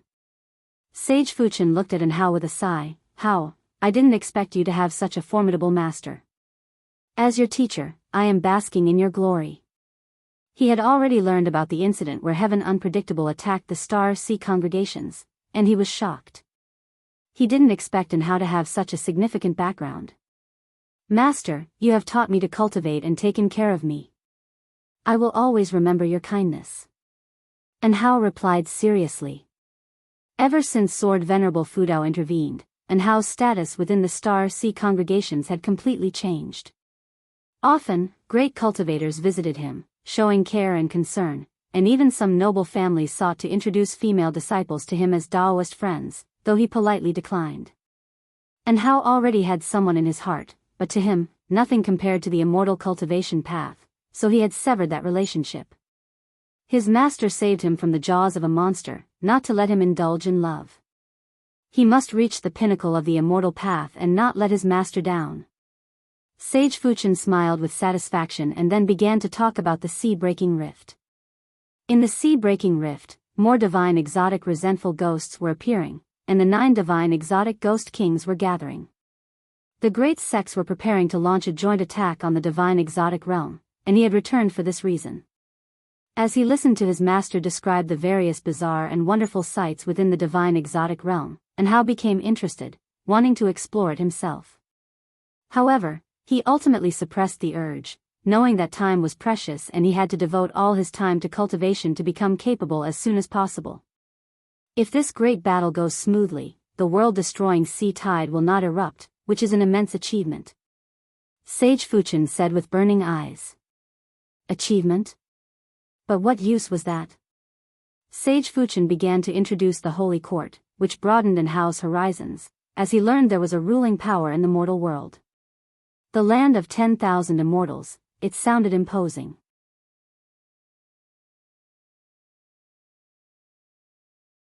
When Sage Fuchen spoke of the Lord of the Holy Court, Xingtian, and Hao fell into endless imagination. The Lord of the Holy Court, ruling the mortal world, how powerful must that be? Wouldn't that be akin to the Heavenly Emperor in the Investiture of the Gods, or the Jade Emperor in Journey to the West? And Hao's name also had Hao in it. Could he not become the Lord of all realms, the head of immortals one day? A flame of unparalleled ambition ignited in Hao's heart. Since he was on the path of immortal cultivation, how could he not strive for the supreme throne? Time flew by, and in the blink of an eye, 12 years had passed.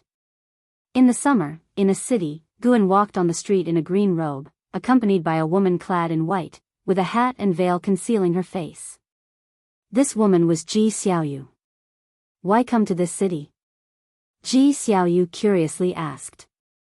At the beginning of the year, she had told Guan she wanted to go out and see the mortal world and comprehend the Tao, hoping Guan could accompany her.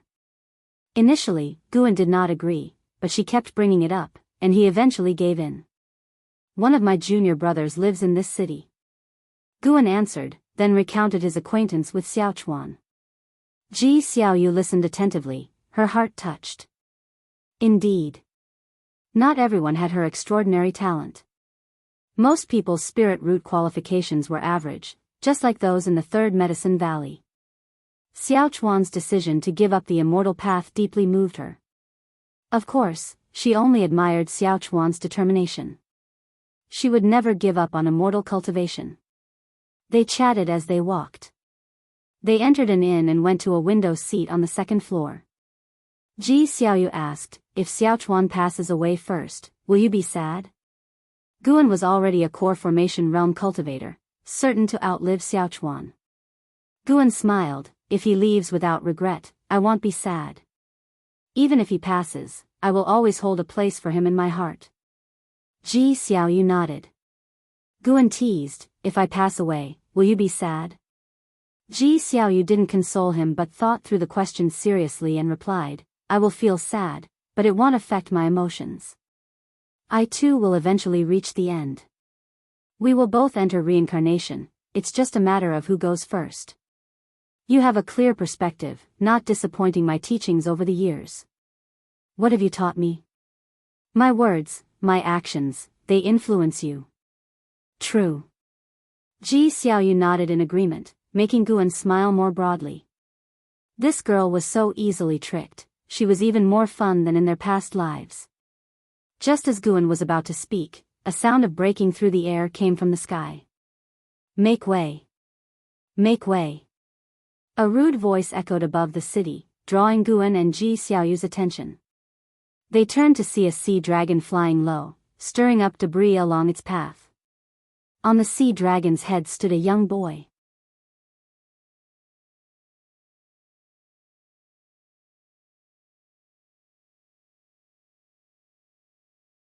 Chapter 279, The Remarkable Pan. And looking at the sea dragon, Guan felt that its aura was somewhat familiar, so he paid closer attention. Isn't this the same aura as that of Sky Dragon? But it certainly isn't Sky Dragon. Sky Dragon is currently serving as the holy beast of ancient Sky Sect, and according to Guan's divine sense, that fellow is still snoozing. Guan began to probe the sea dragon's causality and quickly understood its origins. It turned out to be a snake demon that had acquired the true blood of Sky Dragon and had just shed its old skin to transform into a sea dragon, leaping forward in talent. Guan's eyes shifted to the youth sitting atop the sea dragon's head and executed a lifespan detection. Su Jin, Foundation Establishment Realm, 9 layers 32/350/3080, a lifespan limited to 3,080 years, in the past, would surely be considered a rare talent, but in the present world, it could only be said to be talented, though not top tier. Su Jin, dressed in white robes, splendid and regal, donning an intricate hair crown, looked vibrant and energetic, appearing to be only 16 or 17 years old. The sea dragon beneath his feet, Ten Zhang Long, stirred up a strong wind as it flew low, lifting tiles off buildings, palaces, and even lanterns and sunshades off the streets, causing much chaos wherever it passed. Ji Xiaoyu frowned as she watched, raising her cup, preparing to take action. Guan held her hand, smiling, "Don't be hasty." Ji Xiaoyu turned to him and said, "This is a city of mortals, though there are some cultivators. They are few and far between. How could they stop that?" Before she could finish, the sound of a sword being drawn echoed throughout the city. Immediately after, the sea dragon let out a piercing scream as blood gushed from its spine, plummeting towards the street. The commoners on the street scurried away in panic, while Su Jin, atop the sea dragon's head, was flustered. He quickly leaped off, landing on a nearby rooftop. He had just landed when a sword was placed against his neck, causing his pupils to dilate in terror, and beads of cold sweat to stream down his face. "Who are you? What do you want?" Su Jin asked tremulously, followed by a voice behind him, "So brazen and reckless, are you trying to disregard Taikang's laws?" Inside the inn, Guan withdrew his gaze and looked at Ji Xiaoyu, smiling. "See?" The one who had taken action was a nascent soul realm cultivator who practiced the art of concealing their aura, which is why Ji Xiaoyu had not noticed. Ji Xiaoyu took a deep look at the sword cultivator and then turned to Guan. "Today's emperor truly acts decisively. I thought his laws aimed at cultivators were just for show, but I was wrong, they are indeed enforced."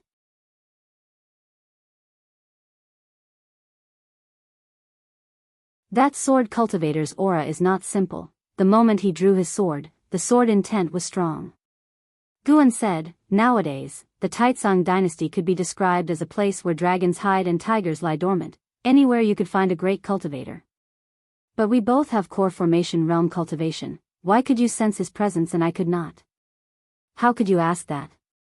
Shall I tell you that you are not as good as me? Please, I am at least 156 years older than you.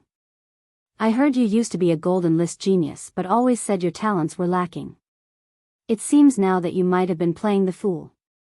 You're right about that, I truly am, in fact, an immortal living incognito in the mortal world." Hee hee. Ji Xiaoyu gave Guan a glance, but she was also amused by him. The two continued to drink and chat, no longer paying attention to Su Jin and the sea dragon. In the end, both Su Jin and the sea dragon were taken away by the nascent soul sword cultivator, to the cheers of the commoners. Over the following days, Guan and Ji Xiaoyu strolled through the city. They even visited Xiaochuan's residence but only stood on the rooftop to look without disturbing Xiaochuan. Now that Xiaochuan had settled down with a family and children, his life was complete. After 2 days in the city, they left to visit other places. Because Guan was concerned about medicinal herbs, this journey only lasted half a month, which was quite fulfilling for Ji Xiaoyu. With Gu An's company, she witnessed the vicissitudes of life. Guan shared his life experiences to resolve her doubts, benefiting her greatly. Time flew by. At the end of summer, Guan brought Yang Jian to Immortal Seeking Island. Ever since his visit to the divine exotic realm, Immortal Seeking Island was no longer invaded by divine exotic resentful ghosts. There were still many at sea, but not as numerous as before, and mostly acted alone. Just on entering the city, Guan and Yang Jian heard the cultivators discussing the battle at the sea-breaking rift. This battle had been raging for more than a year. Shen Xinzi, who sought to kill Yu Yingying before, also joined the battle, representing the Bitter Sea Buddha sect. Those divine exotic ghost kings are truly troublesome, immortal and indestructible. Indeed, it's said that more than 1,000 loose immortals have fallen in the sea-breaking rift over the years, and heaven knows how many cultivators below the loose immortal realm have perished. Falling is not to be feared, but to become a divine exotic resentful ghost after falling and then turn against us, that's the true horror. Who knows how we'll ever resolve this cataclysm? The Bitter Sea Buddha sect is indeed capable of delivering the divine exotic resentful ghosts, but they are too few in number. The most formidable divine monk is Shen Xinzi, who has encountered a curse and his fate is unknown.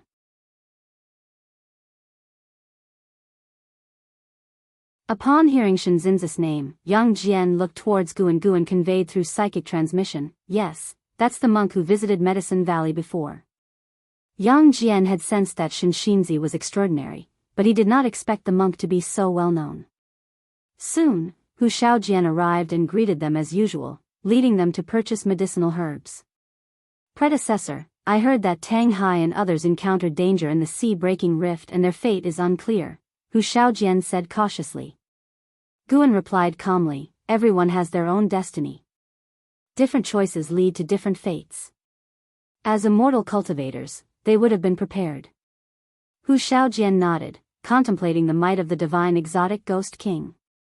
Currently, aside from Sword Venerable Fudao, no second individual or demon has been able to suppress a divine exotic ghost king alone. The longer the disaster caused by the sea-breaking rift lasts, the more it confirms the strength of Sword Venerable Fudao. Although Sword Venerable Fudao has not joined in the battle within the sea-breaking rift, many believe that the reduction in the number of divine exotic resentful ghosts at sea and the retreat of divine exotic ghost kings back into the rift is related to Sword Venerable Fudao. Guan remained silent while Yang Jian engaged in brisk conversation with Hu Shaojian. By the way, there's a popular book at sea called Journey to the West. Have you read it?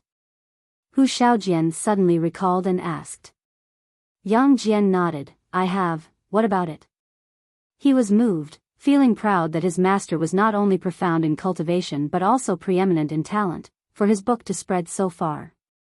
Guan was also surprised as he secretly calculated. It turned out that the Star Sea congregations played a significant role, and another person was also helping to promote Journey to the West, who was none other than Shinxinzi. Interesting. Guan wasn't afraid of trouble. Now, he had the power to protect himself. Of course, it would be better if no one disturbed him. As Hu Shaojian brought up Journey to the West, he began to enthusiastically explain that the book had spread throughout the seas, praised by many sects. Besides those cultivators who were always in seclusion, most of those active at sea had read it. Some felt that the immortal divine world depicted in the book was fascinating, others thought the book reflected reality, and some even considered it a history book.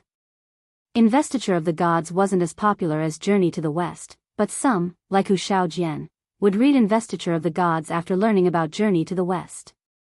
Through Journey to the West, Hu Shaojian also mentioned the great sects and cultivators of the seas, leaving Yang Jian in awe.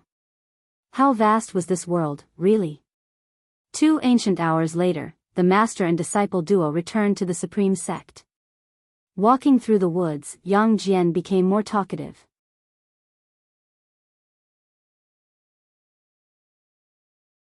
Master, between Impermanence Tian and the divine exotic ghost king, who is stronger?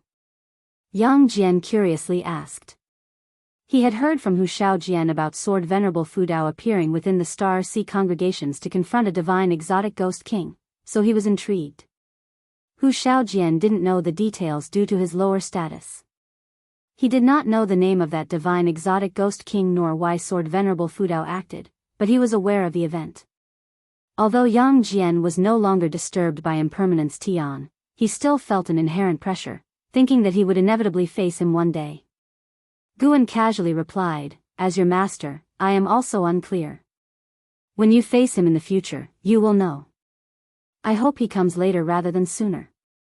With his level of cultivation, what he calls soon might be in hundreds or thousands of years, so don't worry too much. Right, I will definitely not slack off. Yang Jian was full of fighting spirit, and he actually had another question he wanted to ask.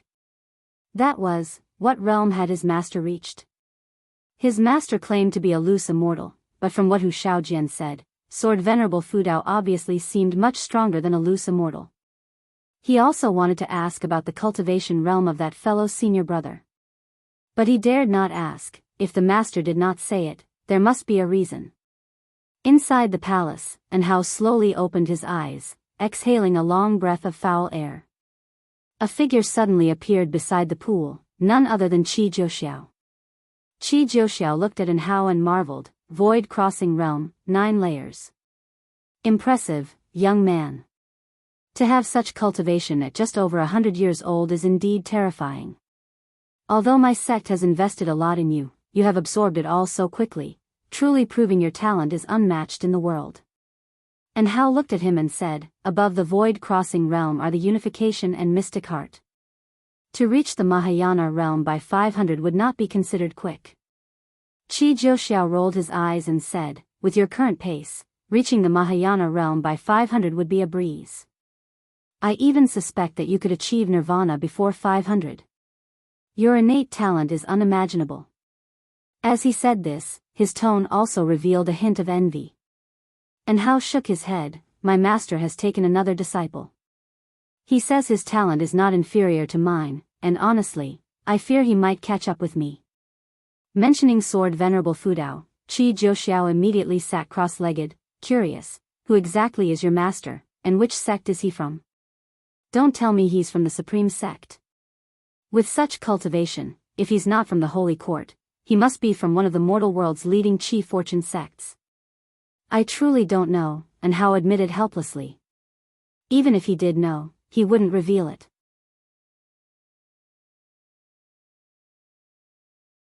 Qi Jiuxiao glanced at him and then pulled out several books from within his robes, offering, take a look at Journey to the West, it's also from the Supreme Sect.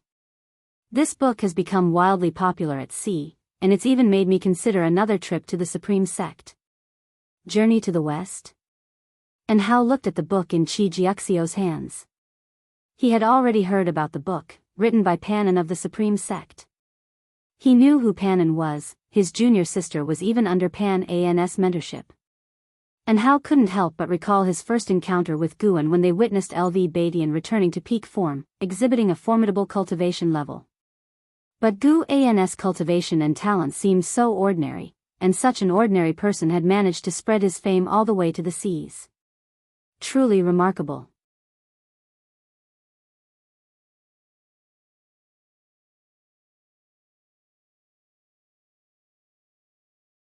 Chapter 280 Destiny. After returning to the Third Medicine Valley with Yang Jian, Guan did not immediately go upstairs but instead found an Xian to inquire after her health with particular concern for her cultivation practice. Enzin's maximum lifespan was 230 years, she could still wait for several decades before lifting the restrictions on her cultivation level. Over the years, Guan had also given her a number of elixirs, she might even surpass Yilan. Master, have you heard any news of my elder disciple brother and how recently? An Xian suddenly asked. Although it had been a long time since she had last seen and Hao, their relationship had not become estranged. After all, they had grown up together since childhood and even experienced life and death. She knew that she and Hao belonged to two different worlds in the future, but occasionally she could not help but be concerned for him. Knowing he was safe was enough. Guan picked up a teacup from the table and replied, he's doing quite well. He has now become the foremost talent of the Star Sea congregations and has cultivated the awe-inspiring flame primordial treasure body. This intelligence had been mentioned to him by LV Badian before, so now when he spoke of it, he wouldn't reveal his true cultivation level. An Xian listened intently, her face brimming with smiles. She didn't feel the slightest envy for Hao's achievements, even though both had started immortal cultivation on the same day. The gap in their talents was simply too large. Sometimes she even doubted whether she truly knew Hao, and so she would not mention knowing Hao in her daily interactions with others. Now things were going well, she lived carefree within Medicine Valley. Though there was no hope of pursuing the immortal path, at least her days were fulfilling and interesting. After Guan finished speaking, an Xian propped her cheeks with both hands and laughed. My elder disciple brother is truly impressive. It's hard to imagine what kind of great figure he will become in the future. Guan smiled and said, then practice hard and strive to see a further future. An Xian nodded and then brought up the white spirit rat, her face filled with indignation. As the white spirit rat grew stronger in cultivation, it became increasingly difficult for her to control, and now it would only listen to Guan inside Medicine Valley. It was practically a tyrant, often playing tricks on the disciples. Of course, the white spirit rat was just mischievous and wouldn't harm the disciples, which was also the reason Guan couldn't be bothered to discipline it. There was one time when the white spirit rat accidentally injured an Xian and was severely beaten by Guan. It never dared to hurt people again.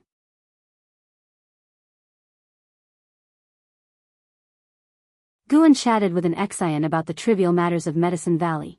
After spending the first half of the day concerned with the significant affairs of the world, he now talked about the small matters of the valley, a contrast he found quite amusing. Days passed one by one. Autumn winds blew into Medicine Valley. Inside the house, Guan leaned on a chair, holding a book in his hands. It was about talismans.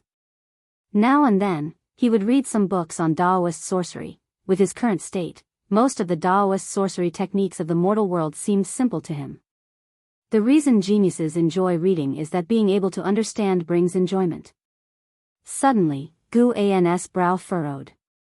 Leah was tapping into the power of divine exotic city. Wasn't Leah in retreat, cultivating with the star sea congregations? Immediately, Guan closed his eyes, discovering that Leah was in fact in the sea-breaking rift, currently being suppressed by a divine exotic ghost king. Leah was not alone. Surrounding him were many cultivators from diverse sections. Even if Leah possessed the power of divine exotic city, he could not possibly defeat the divine exotic ghost king. The power of an immortal path supreme treasure was indeed formidable but correlated with the cultivation level of the user. The stronger the realm, the more prominently the supreme treasure's power would display. Guan had no intention of intervening. As long as Leah did not die, it was normal for him to suffer a bit.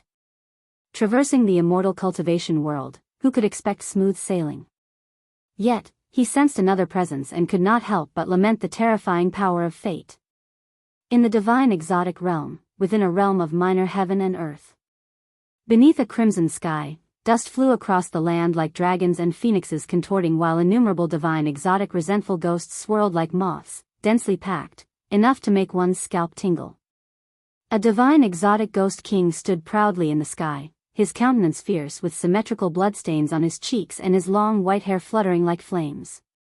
With 6 arms brandishing different weapons, he stood atop a 1,000-meter-high ghost beast, suspended in midair.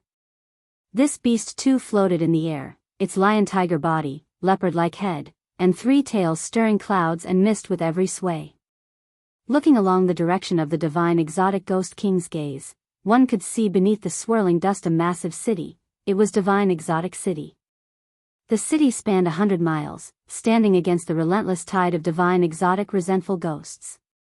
Inside, thousands of cultivators gazed up at the sky with expressions of anger, fear, and hatred. Atop the tallest spire in the city, Leah in black stood on the summit, with a pitch-black figure atop his shoulder, the divine exotic immortal spirit. Leah had furrowed brows, his expression stern.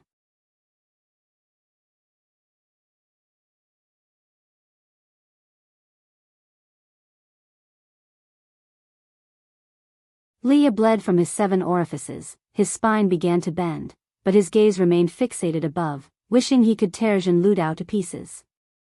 Amatofo. Laymanly, there's no need for further effort, striving in vain is useless. The voice of Shenxinzi suddenly rang through the heavens, serious in tone. A golden light rose from within the city, piercing through the protective light and going straight through the neck of the 3-tailed ghost beast, which, despite struggling instinctively, could not dissipate the golden light. Shenxinzi looked at Zhen Ludao, his eyes flickering with interest. The golden light unveiled a long golden staircase with Shenxinzi ascending from the bottom. His body radiated with Buddhist light, and the prayer beads in his hand were aflame. Leah couldn't help but look at him, surprised. Laymanly, you are still young, let this humble monk be the one to sacrifice. As the saying goes in the Journey to the West by the Womb of the Earth Bodhisattva, if I don't enter hell, who will? Do not lose your sanity over the passing of an old friend, keep this rage in your heart and let it fuel your fighting spirit. Shenxinzi spoke firmly. As his words fell, he stepped out from the light of divine exotic city. His Buddhist light surged wildly, engulfing Zhen Ludao and the 3-tailed ghost beast like a tidal wave. In the eyes of Leah and the cultivators in the city, a giant golden prayer bead phantom appeared in the sky, trapping Zhen Ludao and his mount within with an inconceivable method. The giant prayer bead phantom suddenly vanished, and with it the figures of Zhen Ludao and the 3-tailed ghost beast. Around the world, the divine exotic resentful ghosts came to a halt, and after a moment of silence, they quickly dispersed, like fish scattering invisibly into the void. Leah then knelt on the summit, slowly bowing his head, murmuring, "Zhang, no." Before he could finish, he collapsed. The world grew dim, by the seashore. Zhen Ludao dragged Shenxinzi's head, pulling his body across the sand. He journeyed to the divine exotic life tablet and tossed Shenxinzi to the ground. He complained, "Realm Master, why won't you let me eat him? Just because he's from the Bitter Sea Buddha sect? Do you really need to be so cautious? The voice of the Master of Divine Exotic Realm came out from the Divine Exotic Life Tablet. He has significant karma. You must not kill him. Also, you may not kill anyone with close karma to Zhang Buku.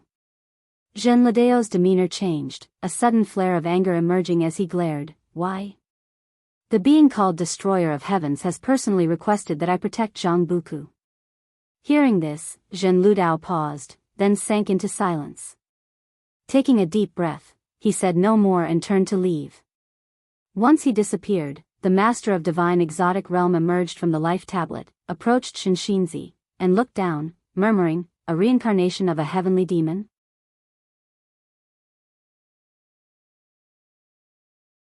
What exactly is the Bitter Sea Buddha sect scheming? He lifted his right hand and began healing Shinshinzi with his own divine power. Meanwhile, back in Medicine Valley, Guan withdrew his attention. The Master of Divine Exotic Realm was sensible. If he dared to cause trouble, risk or not, Guan would have had to intervene. But the thought of Zhang Buku becoming a divine exotic resentful ghost made Guan sigh. He couldn't constantly watch over Zhang Buku. The last time he detected Zhang Buku in the divine exotic realm, Zhang Buku had already transformed into a resentful ghost, fortunately retaining a sliver of will. If the Master of Divine Exotic Realm were to be obliterated, then all the divine exotic resentful ghosts would vanish as well. That meant Zhang Buku was now tied to the fate of the Realm Master. You're tuning into the Romantic Tales YouTube channel. Don't forget to subscribe and join us on this journey to catch the most captivating stories.